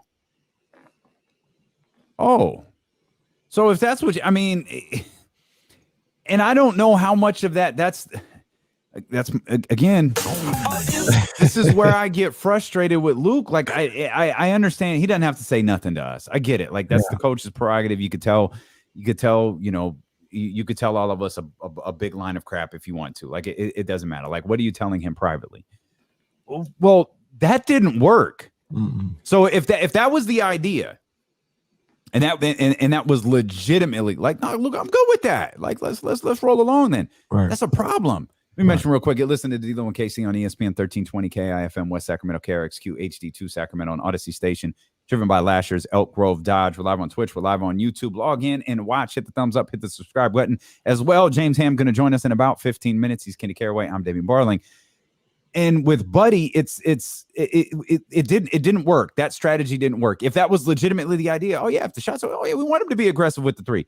It didn't work. So has Luke Walton gone back to the drawing board? Because we talk a lot about players. We talk about how, De'Aaron is he going to play at that level that he did the second half of the season? Tyrese Haliburton, what's he going to do now that he's probably the starter moving forward? What we just talked about Rashawn Holmes. I got some stuff to get off my chest this season. Mm-hmm. Great. Okay, what's Luke going to do? Because Luke's got to elevate his game too. Right. Monty McNair has worked to put a different type of roster together. There are people who are going to argue that it's better. There are going to be people who are going to argue that it's the same. There are people who are going to argue that it's worse. Whatever it is, it's Monty McNair's roster. Now Luke needs to deliver what Monty McNair wants to see with these players. So how is Luke going to elevate his game? Well, one of the first things I would look at is whatever your strategy was with Buddy Hield last year. And in my opinion, Buddy Hield is going to be on the team first game of the season. Mm-hmm. It didn't work. You've got to figure something else out with him. You've got to get him to the point where, and I know you'll point out people saying, catch and shoot threes, just stand back, don't overthink. Yeah, don't overthink. And I know you hate that, because he missed a ton of open threes. Mm-hmm. But what did he do when he would catch, dribble to free throw line extended, pull up for a mid-range jumper, connect, penetrate to the basket? If he missed the layup, get to the foul line. Right. Create offense elsewhere and let those threes kind of come to you as the game rolls along. Absolutely. It feels like and you can see it. You can see it. You could see it. You were watching games last night. Pull up a Kings game. You can see when Buddy gets the ball on the defensive rebound, instantly. And if I know, and And everybody watching and listening to this knows, I guarantee you everyone on the floor knows, because they can look at him. The second he gets the ball, knows he's shooting. Yeah. He's shooting. Like he's going to take the 4 dribbles to get up the floor, and he's going to shoot. Right. And that's it. Yeah. I could stay here. 100%. You got, to your point, you got guys like Stephen Brown talking about Buddy is great when he's catching and shooting. I've just seen too many passes in the front row. You've seen that, but you're wrong. He is not great when he just catches and shoots. That's what I just laid out. Like that's all his job was. That's what we were talking about. Luke talking about. Yeah, we want him to do that, and he's been terrible. He hasn't been good. I was about to say terrible, maybe not terrible. He hasn't been good. That hasn't helped out anything, and that's a bad job by Luke. If he truly believes that's what they want out of Buddy Hield, and Buddy Hield also as a player has to recognize my game's not popping right now. I need to figure out a different way to get it going, whether it's the free throw line, a layup, mid-range like you talked about. Let me do something to get me going so I can get back beyond the arc. And it's a fail on everybody around. And if they're not going to, all parties involved, if they're not going to correct that or acknowledge that there needs to be a change, then nothing's going to change. Mm-hmm. If Buddy was shooting, what did he do? I don't know if you still have his numbers in front of him. What was it? 39% on the year? 39% from 3? Yeah. Yeah, he shot that the last 2 years now. So if Buddy was shooting 39% from 3, but was shooting less threes, wouldn't it feel like he was significantly better? Yeah, absolutely. Because it feels like he's shooting so many that it's like, okay, 39% isn't a terrible percentage, but he's shooting such a large percentage of his field goals at 3 or from the 3-point range. Right. And see, and this is where I have a constant battle and go back and forth with maybe analytics. And I could see this is probably where Luke's thinking was, or, the brain trust of the Kings was. Once again, 2018, 2019, he shot 42% from 3.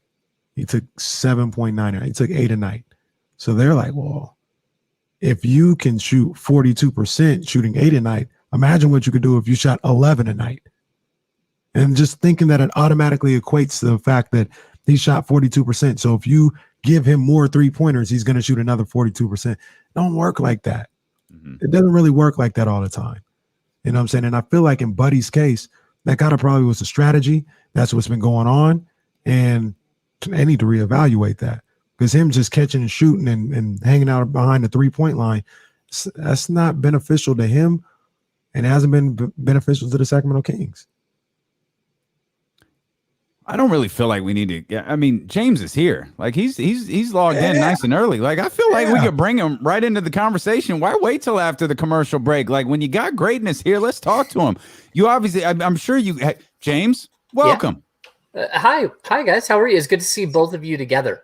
Yeah, thank you. It's great to be back together, and it's great to be here with you. Certainly one of our favorite conversations of the week. That and Kings fans just love this. We're talking about Buddy, and we'll get to the Ben Simmons stuff. We'll talk about Tyrese. We'll get to all that stuff here in just a minute. But I want to bring you into this conversation we're having with Ben Simmons. Kenny laid out the numbers, of Buddy Hield. Kenny laid out the numbers of how many threes Buddy shot compared to how many field goals he shot last year. And we brought up a specific point and I'm sure you remember this, where Deuce asked Luke Walton about that in a press conference. And Luke was like, yeah, no, that's what we want Buddy to do. If Buddy Hield is on this roster, don't they have to reevaluate what they're doing with him? Man, I don't know.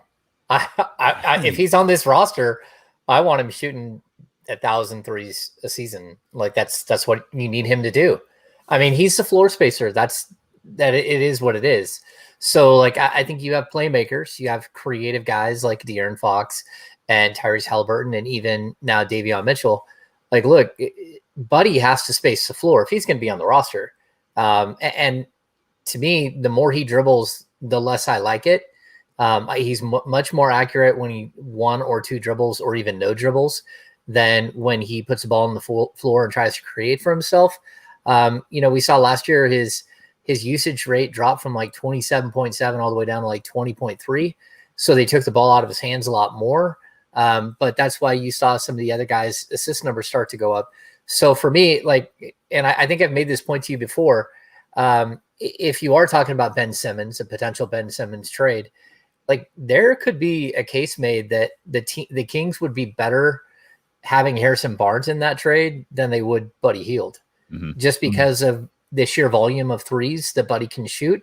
And if you have two incredibly rangy, long defenders in Ben Simmons and Richaun Holmes as your starting 4 or 5, now you can probably go smaller at the 3 with a Buddy Hield, just because he can space the floor better than anyone else that you have, and better than almost anyone else in the league, really. I mean, as far as a catch and shoot player, he's accurate and he can shoot in bunches.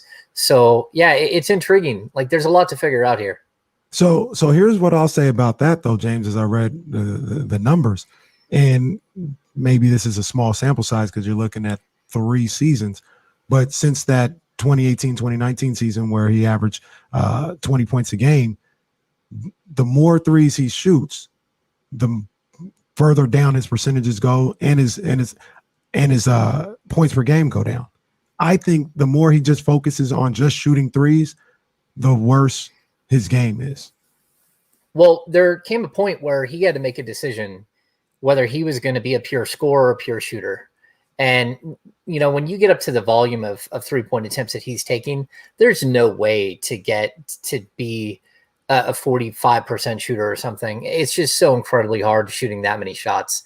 I mean, like even the greatest shooters that we've ever seen, when they get up into that type of, you know, it's almost like a running back. Once they hit like 400 carries in a season, you know, they've got like a season left in them. That's it. Like Buddy just can't just keep shooting and shooting and shooting threes.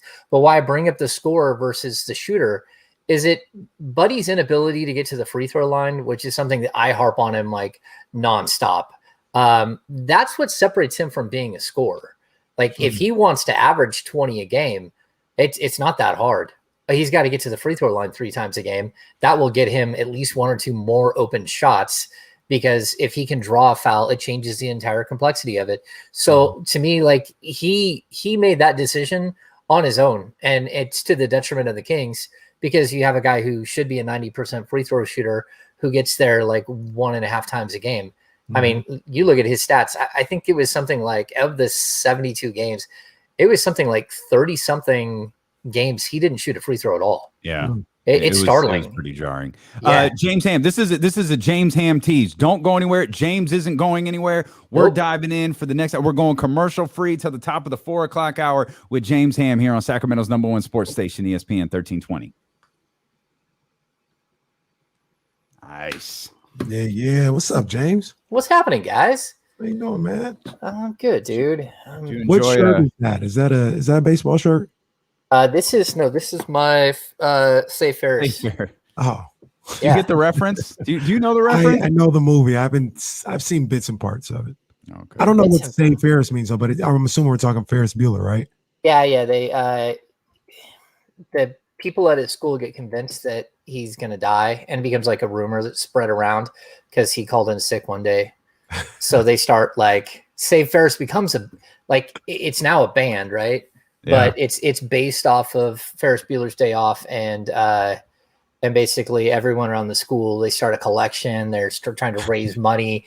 You know, it becomes like this ridiculous thing where he goes from having a sniffle to people are saying he needs like a kidney transplant or something. So it's a great movie. I've seen people write articles, a great movie, do podcasts about how, I mean, I haven't seen it, but everybody enjoys the movie, right? But they take a step back and they're like, hold on, man. He did all this in one day. He went to the damn Chicago Cubs game and had time to do it. He got a home run. Yeah. So, yeah. No, it's good stuff, in a parade. Yeah. That's I love John Ferris Hughes, Bueller's right? Yeah, I think so. That's a John Hughes movie. Yeah. Yeah, I'm pretty sure. Yep. Yeah, it's man, what's her name? Gray. Jennifer. She was Jennifer Gray. Yeah. Dirty Dancing. Because you got a table at. Yeah. Jennifer Gray, Matthew Broderick. His girlfriend's name is Sloan, but I can't remember. Sloan and Sloan Cameron. Steven. Was it? No, it's not Sloan Steven. It's like No, that's a different movie. That's a different movie. Sloan is definitely Sloan. Sloan Peterson. Yeah. Mr. Peterson. Sloan Peterson. This is Mr. Peterson calling. I love have my daughter out front. Have my daughter out front. Yeah. Kenny's shaking his head. I have no idea what these people are talking about. Yeah. I can't tell you who Rick Ross is, but I can quote that all day long. Ferris Bueller, The Breakfast Club, 16 Candles. I love all the John Hughes but movies. I haven't seen the movies. Yeah, I love. You haven't seen them? John Hughes I haven't seen them. I've seen man, so when I was a kid, like I don't know, 8, 9, 10 years old, we would spend our days in the summer at my grandmother's house, and particularly in the morning before my afternoon schedule TV took place. Saved by the Bell, California Dreams, all those good ones, right? Sports Center. In the morning, my other cousin who was there with me, she would just watch these random movies that would be on HBO. So like random, so stuff like that. So I would kind of half watch and half not watch. This is where we would always see Weekend at Bernie's. You guys ever seen that movie, One of the Guys? I think so. Where the young lady acts as if she's a guy, like cut her hair short or whatever. Been many years. Yep. Yeah. So all these little movies like that would come on randomly, and I was trying to do something else. I was like waiting until I could watch what I wanted to watch. So I would see a little bit of it here and there, but never really sit down and watch them. I would go to my grandma's house and I would watch Perry Mason. Like I've seen like the old black and like white a grandma thing. Yeah. Perry Mason. Yeah. So Roddy. Yeah. So no, what did Roddy say? And now, like, I'm addicted to TV. I binge watch every television show you could ever possibly imagine. Like, and my ability to binge watch, I'll take up against anyone. Like I've gone through probably, like, I took last week off, so man, I watched all of Ray Donovan, which is 7 seasons, an hour a show. Man, I don't even want to know. Hang on, guys. Yep.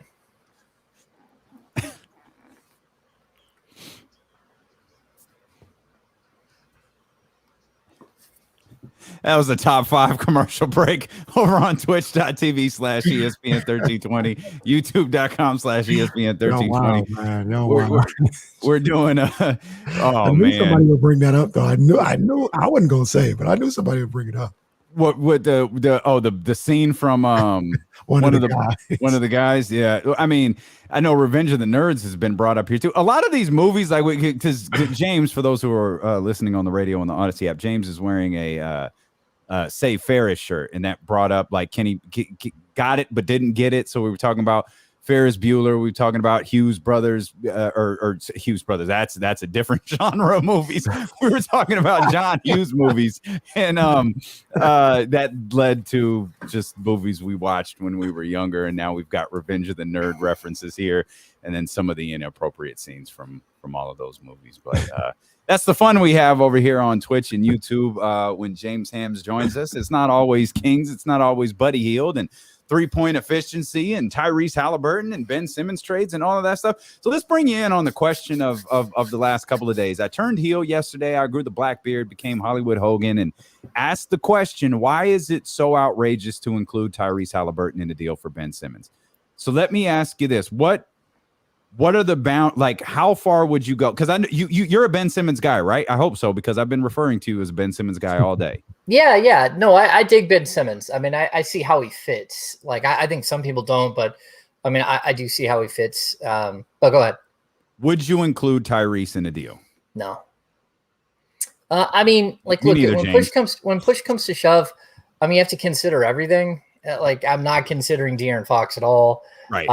But, I can also see a world where, De'Aaron Fox and Davion Mitchell are like AI and Eric Snow, or you have your defensive stopper, or like Doug Christie and Mike Bibby, just like we could come up with a bunch of guards where one guard is a defensive stalwart and the other one is the guy who gets all the fame and glory.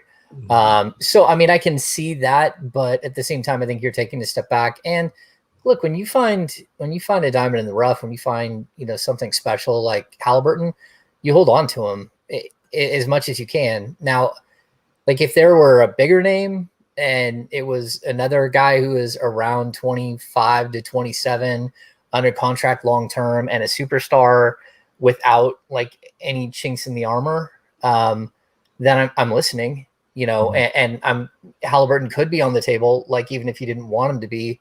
But I just don't think Ben Simmons is that player. Like I think that you can, if there's going to be a Ben Simmons deal that gets done, I do not think it should have to include that. I think that you should be able to get it done with, Buddy Hield, Marvin Bagley, maybe a third team getting involved and helping them get some other pieces. But then, like, let's talk about draft stock. How much am I giving up? And that's kind of where I'm at. And like I made this point with on a podcast yesterday. Like, look, once you draft a player, it doesn't really even matter how good they are. So, like, Tyrese Haliburton was exceptional for the number 12 pick in the draft, but he still averaged like 13 points a game, right? So, like, on the outside, he doesn't have nearly the value that he does on the inside. He's so much more valuable to the Kings because they found him, because he's under contract for cheap for, the next 3 or 4 years, and then even team control for quite a while. So he has a huge amount of value, but it's kind of like buying a car. And the second you drive the car off the lot, they drop in value by 30%. Draft picks are the same way. Like the number 9 pick in the draft was worth more than what Davion Mitchell is worth right now. And Davion Mitchell showed up and was huge in summer league. It's still the number 9 pick in the draft is worth more. And the second that you make that selection, it's just like the Warriors can keep talking about, the Weissman, Moody, Kuminga trio that they could offer up. Well, those guys were worth a whole lot more as the number 2, the number 7, and the number 14 pick than they are right now, even if, they hit. And it's just kind of the dynamic of the NBA that Kings draft picks are worth a ton. And, that's why I want to know, how much do I have to give up? Is it 2 firsts and a second? Is it 3 firsts? Is it 2 firsts and a pick swap? Is it 1 first and 2 seconds and a pick swap? Like, look, let's get creative here. Let's figure out what it's going to take, because that's a lot to give up for a player who has a bunch of issues. He's really good defensively, but he has a bunch of issues, and he's not a perfect prospect. He's not a perfect player. And I'd like to, I would like to be in the room and hear what it is that they're talking about, how much they actually want, Philadelphia actually wants for him. Yeah. You brought him up a little bit, and you talked about how the value of the number 9 pick is it's like a car, and what you said makes perfect sense, where once you make the pick, it's the value of it kind of goes down a little bit. I'd make the argument, because I'm with you, I wouldn't trade Tyrese Haliburton for Ben Simmons. This may be jumping out the window. I wouldn't include Davion Mitchell in a deal for Ben Simmons. I think Davion, and it's not just recency bias with him in the summer league and everything like that. I'm more confident in his game. And we've had this conversation throughout the show. I'm more confident in him elevating his game than I am Ben Simmons as the years go along. Damian asks the question all the time, why can't Ben Simmons get better? Well, the reason that I don't believe that he can get any better is because he's never gotten any better. He's the same person from LSU to now. He's never improved his game. So why would he start at 25 years old? I mean, like, you have a good point. Like, Ben Simmons is what he is, right? And even if he is what he is really good. It's good. Like, what he is a 3-time All-Star. Like, and if somehow he continues that trend and he's a 10-time All-Star, he's a Hall of Famer. Like that. I mean, like, I just put it like plainly, it doesn't matter if he averages 14 a game. His impact on the game, both as passer and playmaker, but also as a rebounder and also as a defensive player, there's a lot there. But I still believe that there's a ton of potential for him to improve. And like, I've been writing on this and I haven't published, but like, I kind of look at him a little in the same way of like Chris Webber. When Chris Webber was available and everyone's like, look, is Webber, is he going to work out in Sacramento? He didn't want to be here. And then once you get to Sacramento, I think you find out something completely different about this community, about the way that you're looked at from the outside, from the inside, how the fan base deals with you. I think what Ben Simmons needs, he doesn't need a Lakers experience. He doesn't need a Golden State Warriors experience where like all of the magnifying glass that he's been under in Philly is going to be there. What he needs is a soft landing spot to get his confidence back, to figure out who and what he is, and then to be embraced and loved and sort of built up. And so like having a guy like Rico Hines on the staff, which is so well regarded throughout the entire league, he's a guy that can reach in and maybe pull something out of Ben Simmons that someone else hasn't been able to do before. And, you know, having a mentor like Doug Christie on the staff, like I know Doug so well that I'll tell you, like he will make a difference in how these players think off the court, how they think of the game on the court, how they treat their bodies. Like this is a mentor that should have been working with young players in Sacramento for a long time. But it's someone that can sort of reach out and connect with somebody. And I think that's what Simmons needs. I think he needs to sort of disappear from the main stage, reinvent himself, and then, you know, maybe in a couple of years get rediscovered, or maybe like Weber, he finds a home and he finds a team that he becomes that piece that lets them get to the next level, that lets them become, you know, like I think if they have Ben Simmons on the roster, they're probably looking, or depending on how much you have to give up, but you're probably looking around a 6 seed for this team right now in year 1. And then by year 3, like you could be talking about a contender. Like we don't know, like this team has that potential, and the players around him could have that potential. So that's where I look at this and say, look, I think he could be he doesn't have the big smile of Chris Webber. He doesn't have the Hollywood of Chris Webber, although he does have some of that. But for every bit as good offensively as Weber was, Ben Simmons is that good defensively, and he makes his teammates better. That's just, you know, it is what it is. Some guys have that ability to make their teammates better. I think everybody on the Kings roster would be better with Ben Simmons next to him. James Ham, Kenny, anxious to get your guys' reaction to this. Kenny, I can see that you want to react to that, but before you do, Sam Amick, and shout out to Sakir and DeBagley for making sure we saw this. Sam Amick wrote on The Athletic just moments ago, James. According to a source with knowledge of their situation, the Kings spoke to the Sixers weeks ago and made it clear that neither De'Aaron Fox nor Tyrese Haliburton would be included in a possible Simmons deal. That stance, the source said, has not and will not change, and the internal expectation is that the core of their roster will remain the same heading into training camp later this month. Sam writes later on in the article, per the source, the Kings and Sixers, have not talked about Simmons since that conversation weeks ago. Yeah, I mean, I've heard that as well, that those guys are just off limits.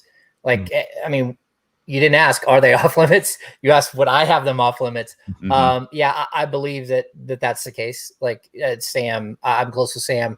He's a great reporter. I totally agree. And I do know that the initial conversation was, hey, we would like to build a package around Buddy Hield, and the 76ers came back and said, hey, we would like De'Aaron Fox. And they said, okay, well, that's the end of that conversation. So look, that like a couple of weeks ago, that's like years in basketball, in the basketball world. That could, like, they could reignite talks today and have it done by 9:00 tonight. It just depends, because at this point, like Keith Pompey, who's a great reporter for Philadelphia Examiner, I believe, he's the one that broke the story, right?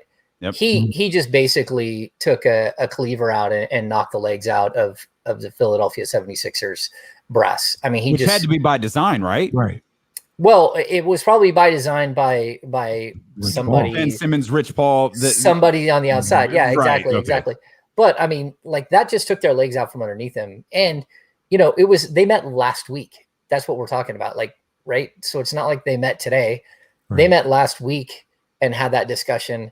And it had been like, Keith was probably, he heard of it, but was probably trying to source it out and get it, you know, multiple angles on it before he wrote the piece. So that probably took a couple of days, because a lot of people aren't going to want to talk about that. But the second that happens, you took a guy who, you know, again, he was up here at one point. At the end of the playoffs, he was down here. They tried to build him back up with all of this crazy nonsense, like all these ridiculous packages that they were throwing out for Ben Simmons to other teams. Again, this is a guy that they want James Harden type contract, right? They type return, but they couldn't use him to get James Harden last year. They tried. It didn't work. So, you know what I mean? Like he does not have the same value. And that's before he flamed out in the playoffs completely. It's not like the whole world didn't see it. It's not like the whole world didn't hear Doc Rivers and Joel Embiid and Danny Green all just take turns running the dude over with a bus. So like I'm confused where like Philadelphia thinks their value is, but they just got a reminder. They got a reminder when Keith Pompey dropped that news yesterday that like, look, you guys, the value that you think you have in him, it's not there. Like you can keep trying to drum up value as much as you want, but it's not there. So let's get to the table and really talk about what it is that you can get for him and sort of start there. So, you know what I mean? Yeah, no, I get you 100%. And this is where I told Damian this earlier. The accolades that Ben Simmons has, and it always gets brought up when somebody like myself's like, oh, he's not that dude. James Ham, Damian Barley, like he's a 3-time All-Star. You know, he's all defender. I'm said, you know what? The accolades I can't take away from him. He is a 3-time All-Star. He will be at least that for the rest of his career. But they don't match up with what people see. They don't match up with our eyes, what we see. And the example that I use is, and I know you're not saying that he's this guy, but Luka has been in the league 3 years, I think, right? He may be a 2. He's about to be a 3-time All-Star. If Miami was called by Philadelphia and was like, hey, we want to do a BAM for Ben Simmons trade, Miami would be like, no, get lost. You know what I mean? I'm not interested. Goodbye. If Miami got a call from Dallas saying, hey, we want to do a BAM for Luka trade, oh, hell yeah. You ain't even got to finish the conversation. Luka, come on to Miami. And I feel like with Ben Simmons, even though he has the accolades of a 3-time All-Star, I don't know if there's many, if any, other All-Stars or borderline All-Stars that teams would accept a trade for Ben Simmons for. And that's where I say, like, you know, 3-time All-Star, I can't take away the accolades, but our eyes, he does stuff that are cool, but he's not that guy that Philly's trying to portray or that other people are trying to portray him as. Yeah, I mean, it's kind of like D'Angelo Russell. Like, if you're going to sit there and float him out there as like a former All-Star that could get swapped for Ben Simmons, to me, that's not legitimate. Like, I mean, he wasn't a legitimate All-Star. I mean, he was on the All-Star team, but to me, that wasn't like he would be like the 20th guard in the Western Conference. Like, right? If you were going to really look at the All-Star balloting when he got in that year. So I get what you're saying, like, but at the same time, you have to look at every situation and you have to figure out if it works for you, you know, if he makes you better as a team, because it doesn't work for everybody. Just like we talked about this trade, like I talked about this yesterday, like look, if Damian Lillard becomes available, right? Everyone just says, oh, well, Philadelphia is waiting to see if Damian Lillard becomes available. Well, who in their right mind said that the Portland Trailblazers are trading Damian Lillard for Ben Simmons? No one in Portland that I've heard of. Like, there hasn't been like, oh yeah, well, we're just waiting to figure, if he doesn't want to be here, we're just going to trade him to Philadelphia. Right. That's not the way the conversation goes. Like, again, if every team is in a different situation, Portland, if they're giving up Damian Lillard, they're basically saying like, look, we're shot. We're going to blow this thing up. So let me go to the Warriors and let me go get that package of 3 young players and let me build off of that. And then give me 2 or 3 draft picks and stuff like that. Let me build this way. Well, Philadelphia is in a weird situation where they can't give up Simmons for nothing. They've got to find pieces that actually help them because they're the number 1 seed in the Eastern Conference. They busted out in the playoffs, but I mean, they were the number 1 seed in the Eastern Conference. They are close. So what they need is players that can help them now. But to your point, like, look, they're like 20-something All-Stars every season. That's it, right? Mm-hmm. Ben Simmons and Joel Embiid, and I think even Tobias Harris, we're all All-Stars. So if you think you're going to if you're going to trade Ben Simmons and there's like 21 All-Stars available because you've got 3 of them and he's one of them, like there aren't teams out there that are going to say, yeah, I'll give you my All-Star for him. There just aren't. So you have to go around and figure out what the best package is. And I'm not saying that Buddy Hield is the best package, but I am saying, like, I think Buddy Hield fits that roster a whole lot better than Andrew Wiggins. I think it's up there, James. To be honest with you, I mean, package is up there. His ability to shoot the 3 ball, all that stuff, and then like, look, if you're getting 2 or 3 first-round draft picks, and they're not just first-round draft picks, they're not Brooklyn Nets or Los Angeles Lakers or some crappy draft pick. We're talking about Sacramento Kings draft picks, man. These things are gold. Like they are. That's not a good gold. thing. 15 seasons of playoffs missed. You're talking about a lottery pick in any other year. So you get what I'm saying? Like, this is actually a pretty good package. And the key to those picks are not that Philadelphia is going to use those to draft players to get better down the road. They're going to use those to go get the actual players that they want outside of the Buddy Hield trade, outside, to add to their roster by making those picks available to other teams. And they have tremendous value. I also got to wonder, James, how, teams around the league, they're obviously tuned into the Philadelphia Inquirer and what Keith Pompey wrote and what you write and Sam writes. And like, they're saying, the Kings are shutting down Ben Simmons for De'Aaron and Tyrese, and the Warriors basically publicly laughed at the trade that Daryl Morey put out there. Toronto shut it down. Like, all of these teams looking around the league, like, yo, put together our scraps and see if they take it. Like, because at this point, you just said this, and you said it perfectly. What Keith Pompey wrote, that cut the legs out of the Philadelphia 76ers. They've got no leverage moving forward. Now, you could argue Ben Simmons doesn't have any leverage either, but these are two teams, these are two entities in a stalemate that are just staring at each other like, what are we going to do here? And I think everyone else around the league is like, yeah, who's our Buddy Hield equivalent? Like, let's put that together. We were talking about Andrew Wiggins and perhaps James Wiseman or something like that for Golden State. You could run through team after team after team, and there are no all-stars included in any of these trade proposals. Yeah, but let's be honest. You're talking about a Rich Paul client. So Ben Simmons does have a tremendous amount of leverage because he's a Rich Paul client. And so I understand that, but it matters. Like, very specifically, I remember the Kevin Martin trade when the Kings traded Kevin Martin to the Houston Rockets. And in that deal, like, initially Tracy McGrady, who was broken down and done, was coming to Sacramento. And there was a call at the time, I can't remember, I think it was Dan Fagan that called and said, hey, look, Tracy McGrady's not going to the Kings. And the Kings are like, well, we already got the deal done. They said, no, like, look, if you're going to make that deal, then we're going to shut you down. We're going to lock you out. And like, what does that mean? It's like, well, if, like, say Tyreek Evans comes up for his rookie scale extension, then we're just going to walk away. Like, we're going to freeze you out. So what happened? The Kings traded Tracy McGrady in the same trade. They made it an additional team, the New York Knicks, and brought back Larry Hughes, who already had a wrist injury and was done, shot completely, and never played. He didn't even fly to Sacramento. He didn't even come to Sacramento at all. So, like, there is that angle to it. He does have leverage. He can, like, look, you're talking about the number 1 seed in the Eastern Conference. If they don't have Ben Simmons, they are not nearly as good as they were before. If he's gone, if he just sits, they're going to lose games. They won't be the number 1 seed. They're going to have to figure out a way to get back into it. And Simmons is eventually going to make his money. He's on a guaranteed contract for $147 million. So, like, eventually he's going to make his money. If he's got to give up a couple of $100,000 or $1 million or whatever on the front ends, it's no big deal. The reason why, we believe that he has leverage. Rich Paul does have leverage.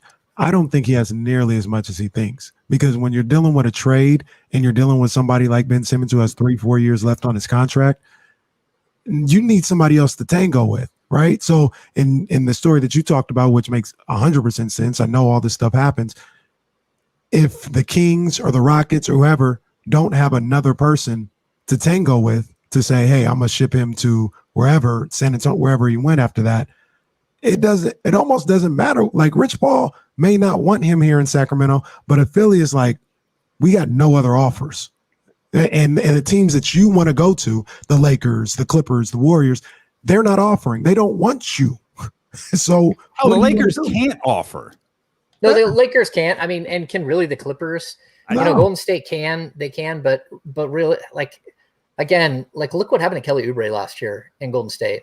Like he just became the scapegoat for everything that was wrong. And it's like, well, okay, it's possible that you're just not really that good anymore as a team. Like you're just not there, and that you got players that are playing major minutes that are more like, 11th, 12th, 13th men on regular rosters, but you're running them out there and playing them 25 minutes a game because you have to. So I get what you're saying. And I do, Philadelphia is going to do what's best for them. Like they're not going to take trade requests from a 25-year-old kid and say, okay, the thing is, you want out of here, we'll get you out of here. Wherever you land, that's on you. That's we got what we got for you, and that's it. Yeah. And again, to go back to the Weber thing that I started with earlier, like while this might not be where Ben Simmons would go, yeah, let's go to Sacramento, he'd be foolish not to come here. He would be absolutely foolish, because this is a place where he can rebuild his entire image, where he gets to play with players that are his age, that have speed and quickness and all this stuff that he really does play to. He could come in. It's the worst defensive team in the league last year. What are they going to look like this year if that Ben Simmons and then these other pieces that they've added? Also, what if you finish top 10 and it's the Ben Simmons effect? Now you've created this aura of you are the savior. He'll be embraced by the community. He'll be loved by the community if he gets a team to the playoffs. If they go further, like he will be able to. And that's where I think, like, look, 14 points a game, you can say, oh, he's so limited offensively. I think he can start to rise. He'll get in a position where people are holding him accountable in a different way. He'll feel love in a different way as a basketball player. And so, like, look, I think that when you look at all of the teams the three California teams, like, he's not a savior for the Warriors. Like, and that team thinks that Klay Thompson, well, the fans and a lot of media think, oh, Klay Thompson's coming back. Okay, after missing a season with a torn Achilles and a season with a torn ACL. So he's missed 2 years of basketball. He's now in his 30s, and you just think he's going to walk on the court and just be the same guy? Like, that's not how it works. So each of these teams, where does he fit in with the Lakers? Well, they'd have to give up either LeBron or AD, or they'd have to give up Russ. That's it. Like, they have no other way to get him. So, like, what are you saying? He's got to go to the Clippers, or he's got to go to Golden State? I just think, like, being realistic about what his best position to go to is, it might be like a team like Sacramento. It could be a team like Portland if Portland was willing to give up specific assets. But I don't know. Like, I don't know if there's a perfect fit for him anywhere. I also wonder at what point, like Daryl Morey looks at Rich Paul and goes, dude, I'm trying. Like the process is obviously moving like a bit too slow, which is why the Keith Pompey article came out. Like you mentioned that they talked last week. Like that is in my opinion, that is a play to kind of speed up the process a little bit. Like you're moving too slow. We got camp for, I think for the Kings starts in 27 days or whatever it is. We got preseason games around the corner. We've got the regular season coming. This isn't moving fast enough. I wonder at what point Daryl Morey just goes, dude, I'm trying. Like, I'm not taking Marvin Bagley and John Salmon's contract or whatever the Kings have to offer. I'm not taking that back. Like, we've got to get something back that helps our team get better. I get what you're saying, but at the same time, Morey has to be reasonable, because what we've seen, 100%, the offers out there are just ridiculous. The San Antonio thing, where it's like, look, we actually want to own the Alamo Dome, and and you have to give us the Alamo as well. And like, they wanted control of their draft for like 7 years. Yeah. Like, it's just ridiculous. Like all of it's ridiculous. I watched, what was the trade? The Larry Nance trade, right? So Portland in that deal where they got Nance and Markkanen went to Cleveland. Again, like, what was Portland doing? They gave up a lottery protected 1 through 14 pick for the next 7 years. That means they can't trade a single pick until that's taken care of. So for tragic, like, they just locked up all of their draft picks. What were you thinking? You can't trade your picks. So, it's 1 through 14. You're saying, oh, well, it's Portland. They'll make the playoffs this year and it will get relayed. It's like, okay, well, you get to the trade deadline. You can't trade any of your other picks. You can't trade them at all, because they're all locked up. For Larry Nance. Until you actually get to a point where that the pick is being relayed, then you can't trade a pick out because it could be the 2023 pick. So you can't trade 22 or 24. Like you can't do it. So basically we talked about this Omri Caspi, JJ Hickson trade. They just lock themselves into that deal, and it could be for a year. It could be for 4 years. You don't know. So like all of these things are crazy. So again, like I just don't know what teams have the assets that to really put up an offer. And then, you're going to have to make a decision if you're Philadelphia about what actually does make sense for you today and what can you get with whatever assets you're getting for tomorrow. Can you wait for guys like Weissman and, when you already have Embiid and you already have Andre Drummond on the roster, can you wait 2 or 3 years to see if you got something there? I don't know. Not if you're the number 1 seed. Drummond was there. Yeah. I completely forgot he was there. That's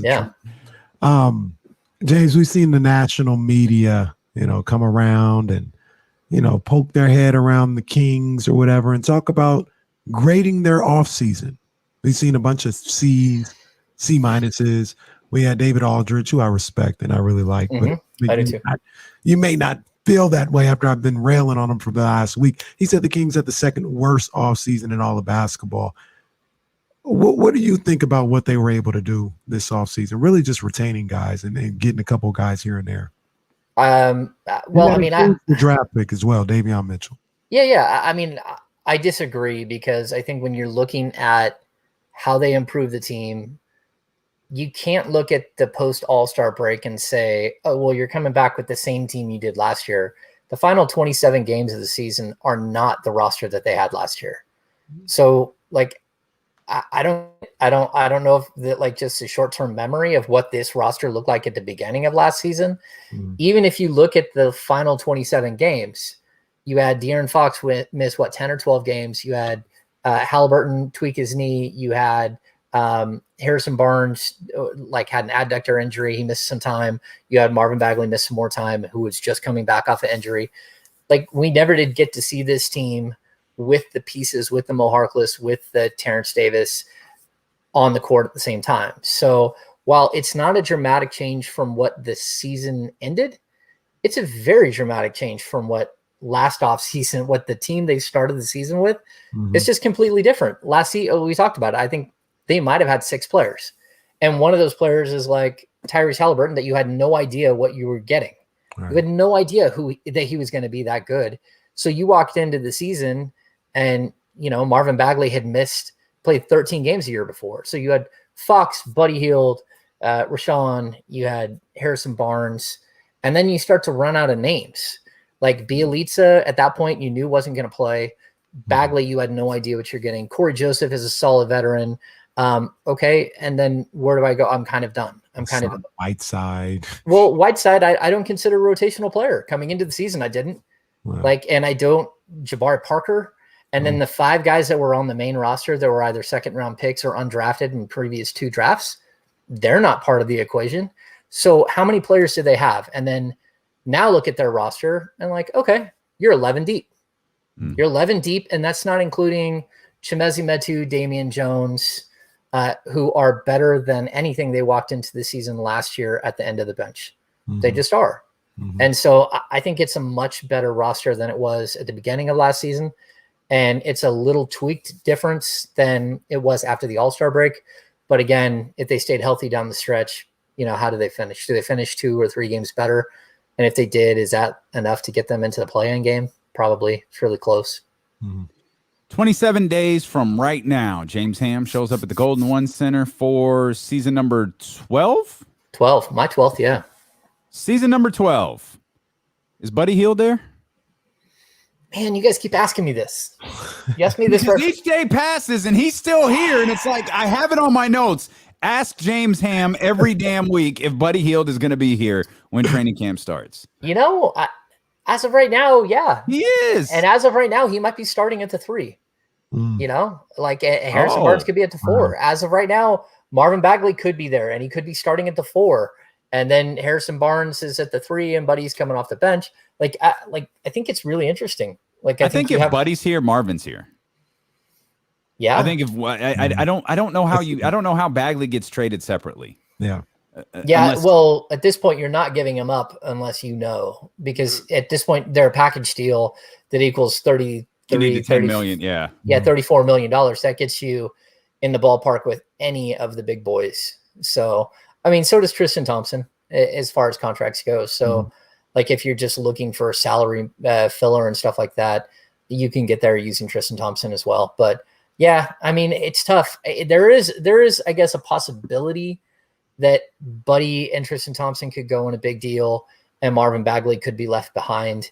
And then in that situation, I mean, I'm perfectly fine with that. Like as long as you know that you got another player that can play 30 something minutes a night at the power forward position in case Bagley can't go, then you're okay.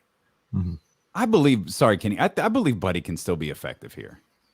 Why not? I mean, he can still shoot threes, right? And look, I'll say there are plenty of things I could say negative about Buddy Hield, but what I'll tell you is that he's always ready to play and he wants to play. Sure. And he's a physical specimen. He's one of the hardest workers you're ever going to run into. He's actually a good guy. He makes his teammates laugh. It's not like he's this horrific person that just has to go. He's a good dude. And he's got a skill, an elite skill. You know, it's not just that he can shoot the three, but there are only a handful of players in the league that can shoot 10 3-pointers a game. They're just that in itself, the ability to shoot in that kind of volume is just very unique. And so to be honest with you, like if he's here, that's fine. As long as his role is different than it was last year. And it is because Tyrese Haliburton is a starting shooting guard. So I'm not sure where you go from there. Real quick, James, we're going to get you out here on this. Just a question. Who do you think is better today? Buddy Hield or Terrence Davis? Oh, Buddy Hield. I think Terrence Davis is better than Buddy Hield. Yeah, I'm still going to say Buddy Hield. I mean, again, like there's something about having one elite skill. And while Terrence does a lot of cool things, he doesn't have one of them that he's elite at. He can handle the ball, but he's not an elite passer or dribbler. He, you know, he can slash the rim, but he's not quite elite at it. You know, he can shoot the 3-pointer. He's really good, but is he elite? Can you count on that game in and game out? Like, so is he a better defender? He's probably more rangy and better at steals. But at the end of the day, like there's something about having a repeatable skill, which is why Buddy Hield makes, you know, $23 million and Terrence Davis makes $4.5 million or whatever it is, you know, you know, like I still think that he's a better player. So let's just bring the whole show for full circle then. Buddy Hield or Andrew Wiggins? Who would I choose? Yeah. Oh, it's Buddy. I mean, it depends. It depends on the situation, but two factors. Number one, the elite skill, which we already talked about, which I don't think Wiggins has. He's not an elite scorer. I don't think he's any better scorer than Buddy is. The other problem is that that Buddy Hield's contract goes 23, 21, 19. Wiggins goes does not 23. I mean, 33, like 35, 37. Ooh. Like it goes crazy. Like that's a huge factor. The difference between just so you know, for the 76ers, because if you make a deal that gets you up like almost a straight swap, there's a possibility you go over the luxury tax, right? So Wiggins versus Buddy Hield, if they go over the tax, is going to cost them basically more than dollar for dollar because they've gone over the tax multiple times. So it could be up to like that $10 million difference can be anywhere between 20 and 30 million bucks. Like just in luxury tax. Like I'm taking that deal, and you almost have to have Wiggins in the deal to make it, right? But then you're going to want to throw in, they're going to want all those players, those young guys, right? All of those guys make money. They're all first round picks. So, you know, a guy like Weissman makes $9 or $10 million a year as a second pick in the draft. And you have to ask yourself this: who would you rather have, Weissman or Marvin Bagley? Because as of right now, they're both number 2 picks. One of them had a knee injury last year.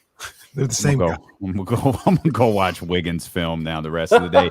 James Ham, you're the absolute best, man. Kings Insider, NBC Sports. Thank you as always for joining us. Most of all, thank you for joining us, whether it's on Twitch, whether it's on YouTube, whether it's on Odyssey app, or whether it's on 1320 AM. And make sure that you are back with us tomorrow at noon here on Sacramento's #1 sports station, ESPN 1320.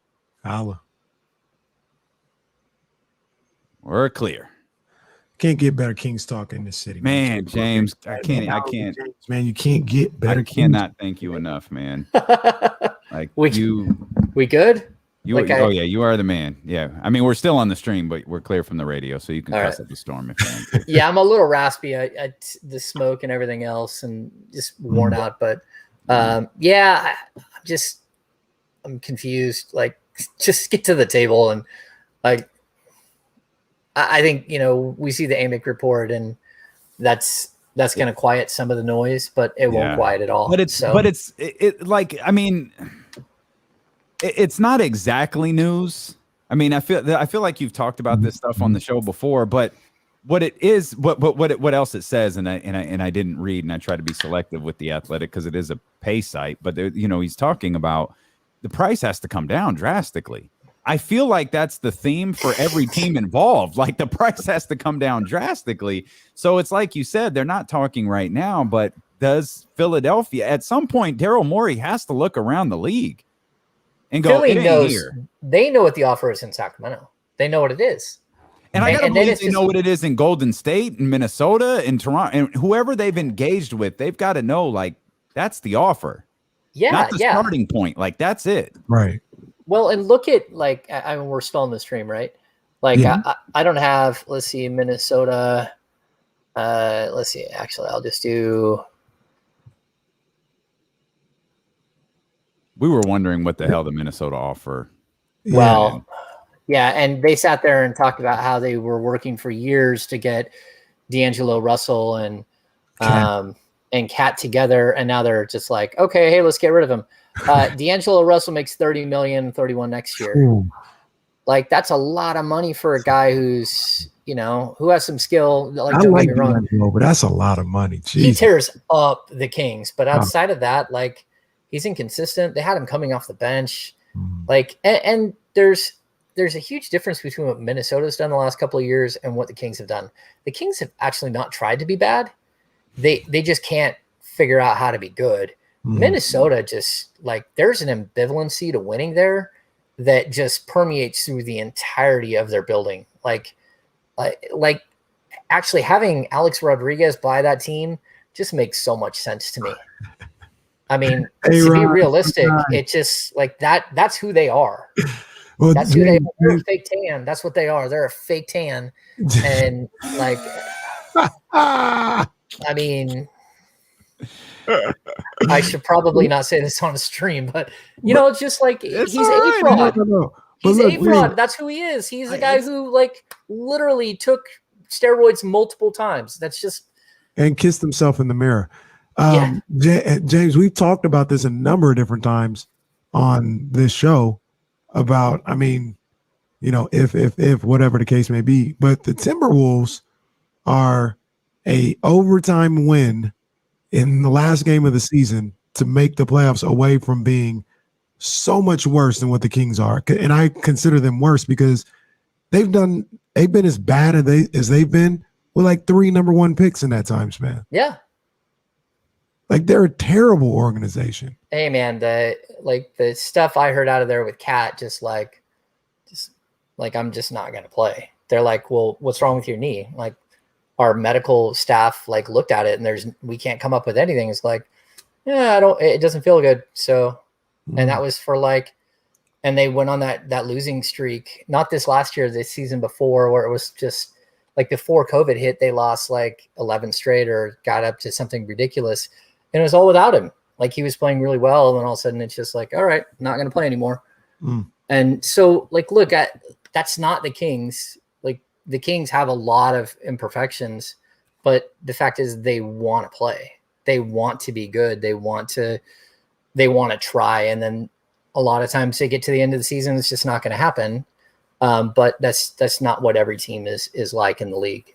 So yeah, throwing in the towel, like doing the whole just tanking for draft picks, it's one of the worst things. And the Kings have done it in previous years. Like, back years ago, I remember it multiple times where it's just like, oh, here we go. Like, they're just last 20 games, just like, okay, well, how many games am I going to watch? All of their veterans just take a DNP CD. I don't think that's what we saw this year. That was the year with Garrett and Vint. That was like the last 40 games, wasn't it? Oh, they sat Zebo. They just told Zebo to go home. The one year he didn't play at all until they traded him. in the Harrison Barnes deal. They just told him to stay home. He showed up every once in a while and said hi to everybody. He's a super nice guy. Hey, what's up, everybody? Like, hey, he's getting his number up in Memphis. I think I read that this morning. Yeah. He's him. I think it was Tony Allen might be the other one. I could believe the grind father. See, again, that's the type like Tony Allen and like when it was him and Mike Conley. Right. That's the type of like two dudes going that I think you could have with Davion and De'Aaron. Yeah. Real quick, Dan, I meant to ask you this on the show, but do you? I obviously it's better than it not happening, but do you take any stock in so many Kings going down there to play with Rico in LA? To go down and play with what? With Rico Hines and work out with him, and like how they probably got more than half the team down there working out. Do you, like I said, it's obviously better than not, but yeah, I mean they'll all be back. It's do you take that as like, oh, okay, he's trying to endear himself into the team, or Mo Harkless going down there and doing that? Does that resonate at all with you? Yeah, it does, because number one, the more you play together, the better you're going to be. That's just the facts, right? But then I'm not going to read so much into it, like the fact that De'Aaron and Buddy haven't been there, or that Harrison Barnes hasn't been there.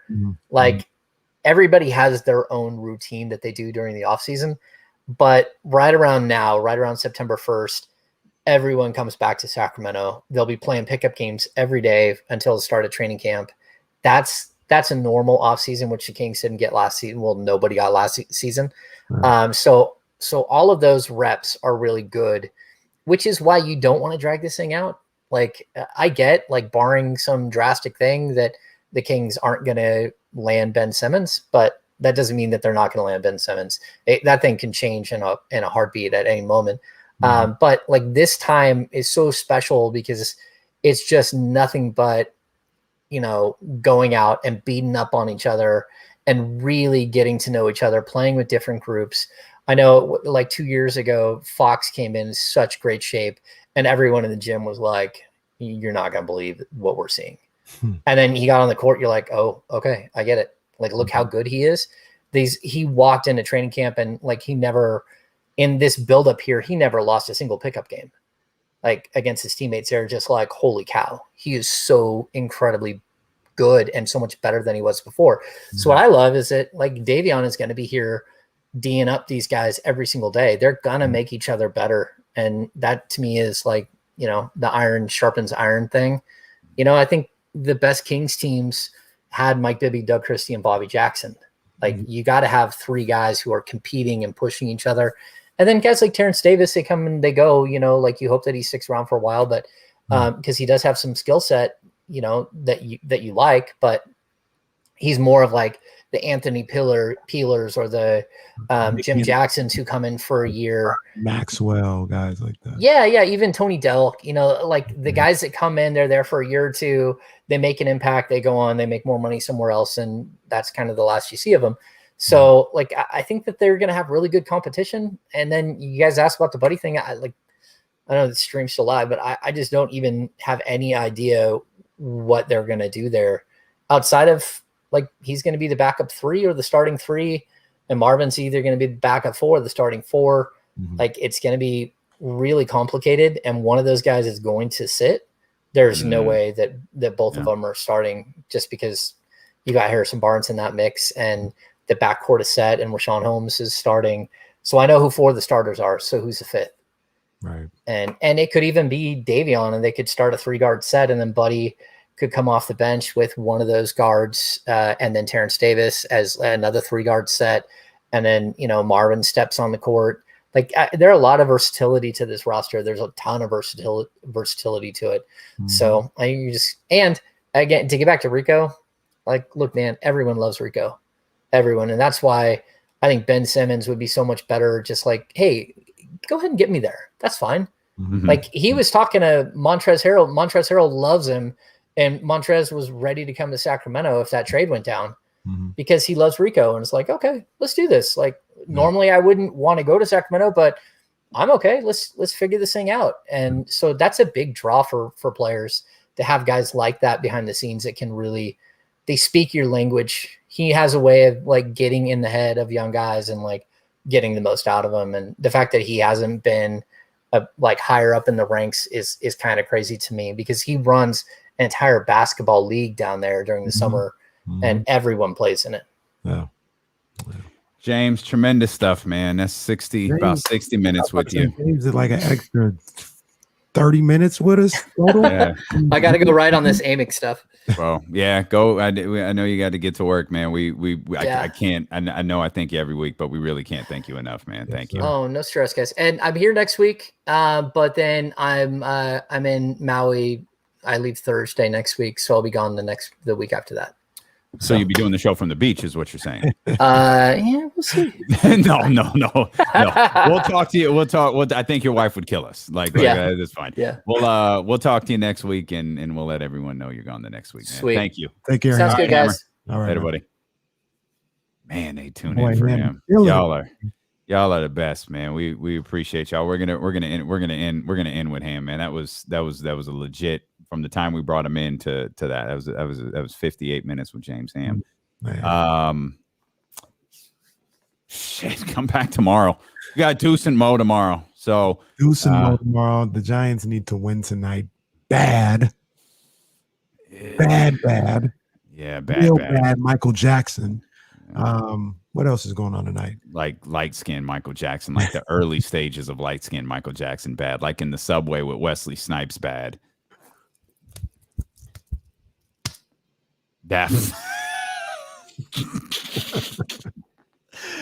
Oh man, yeah, that bad. Yeah. I don't know what's going on here in the chat. There's a lot happening in there, but it's all love. We love you guys. I saw a question about. I don't know which one he is. Yeah, I don't know which one he is in the show, but I like the entire show. I think it's really good. Anyways, love y'all, appreciate you, and we will see y'all tomorrow. I had the video ready and I closed it out here first time all week. Bam.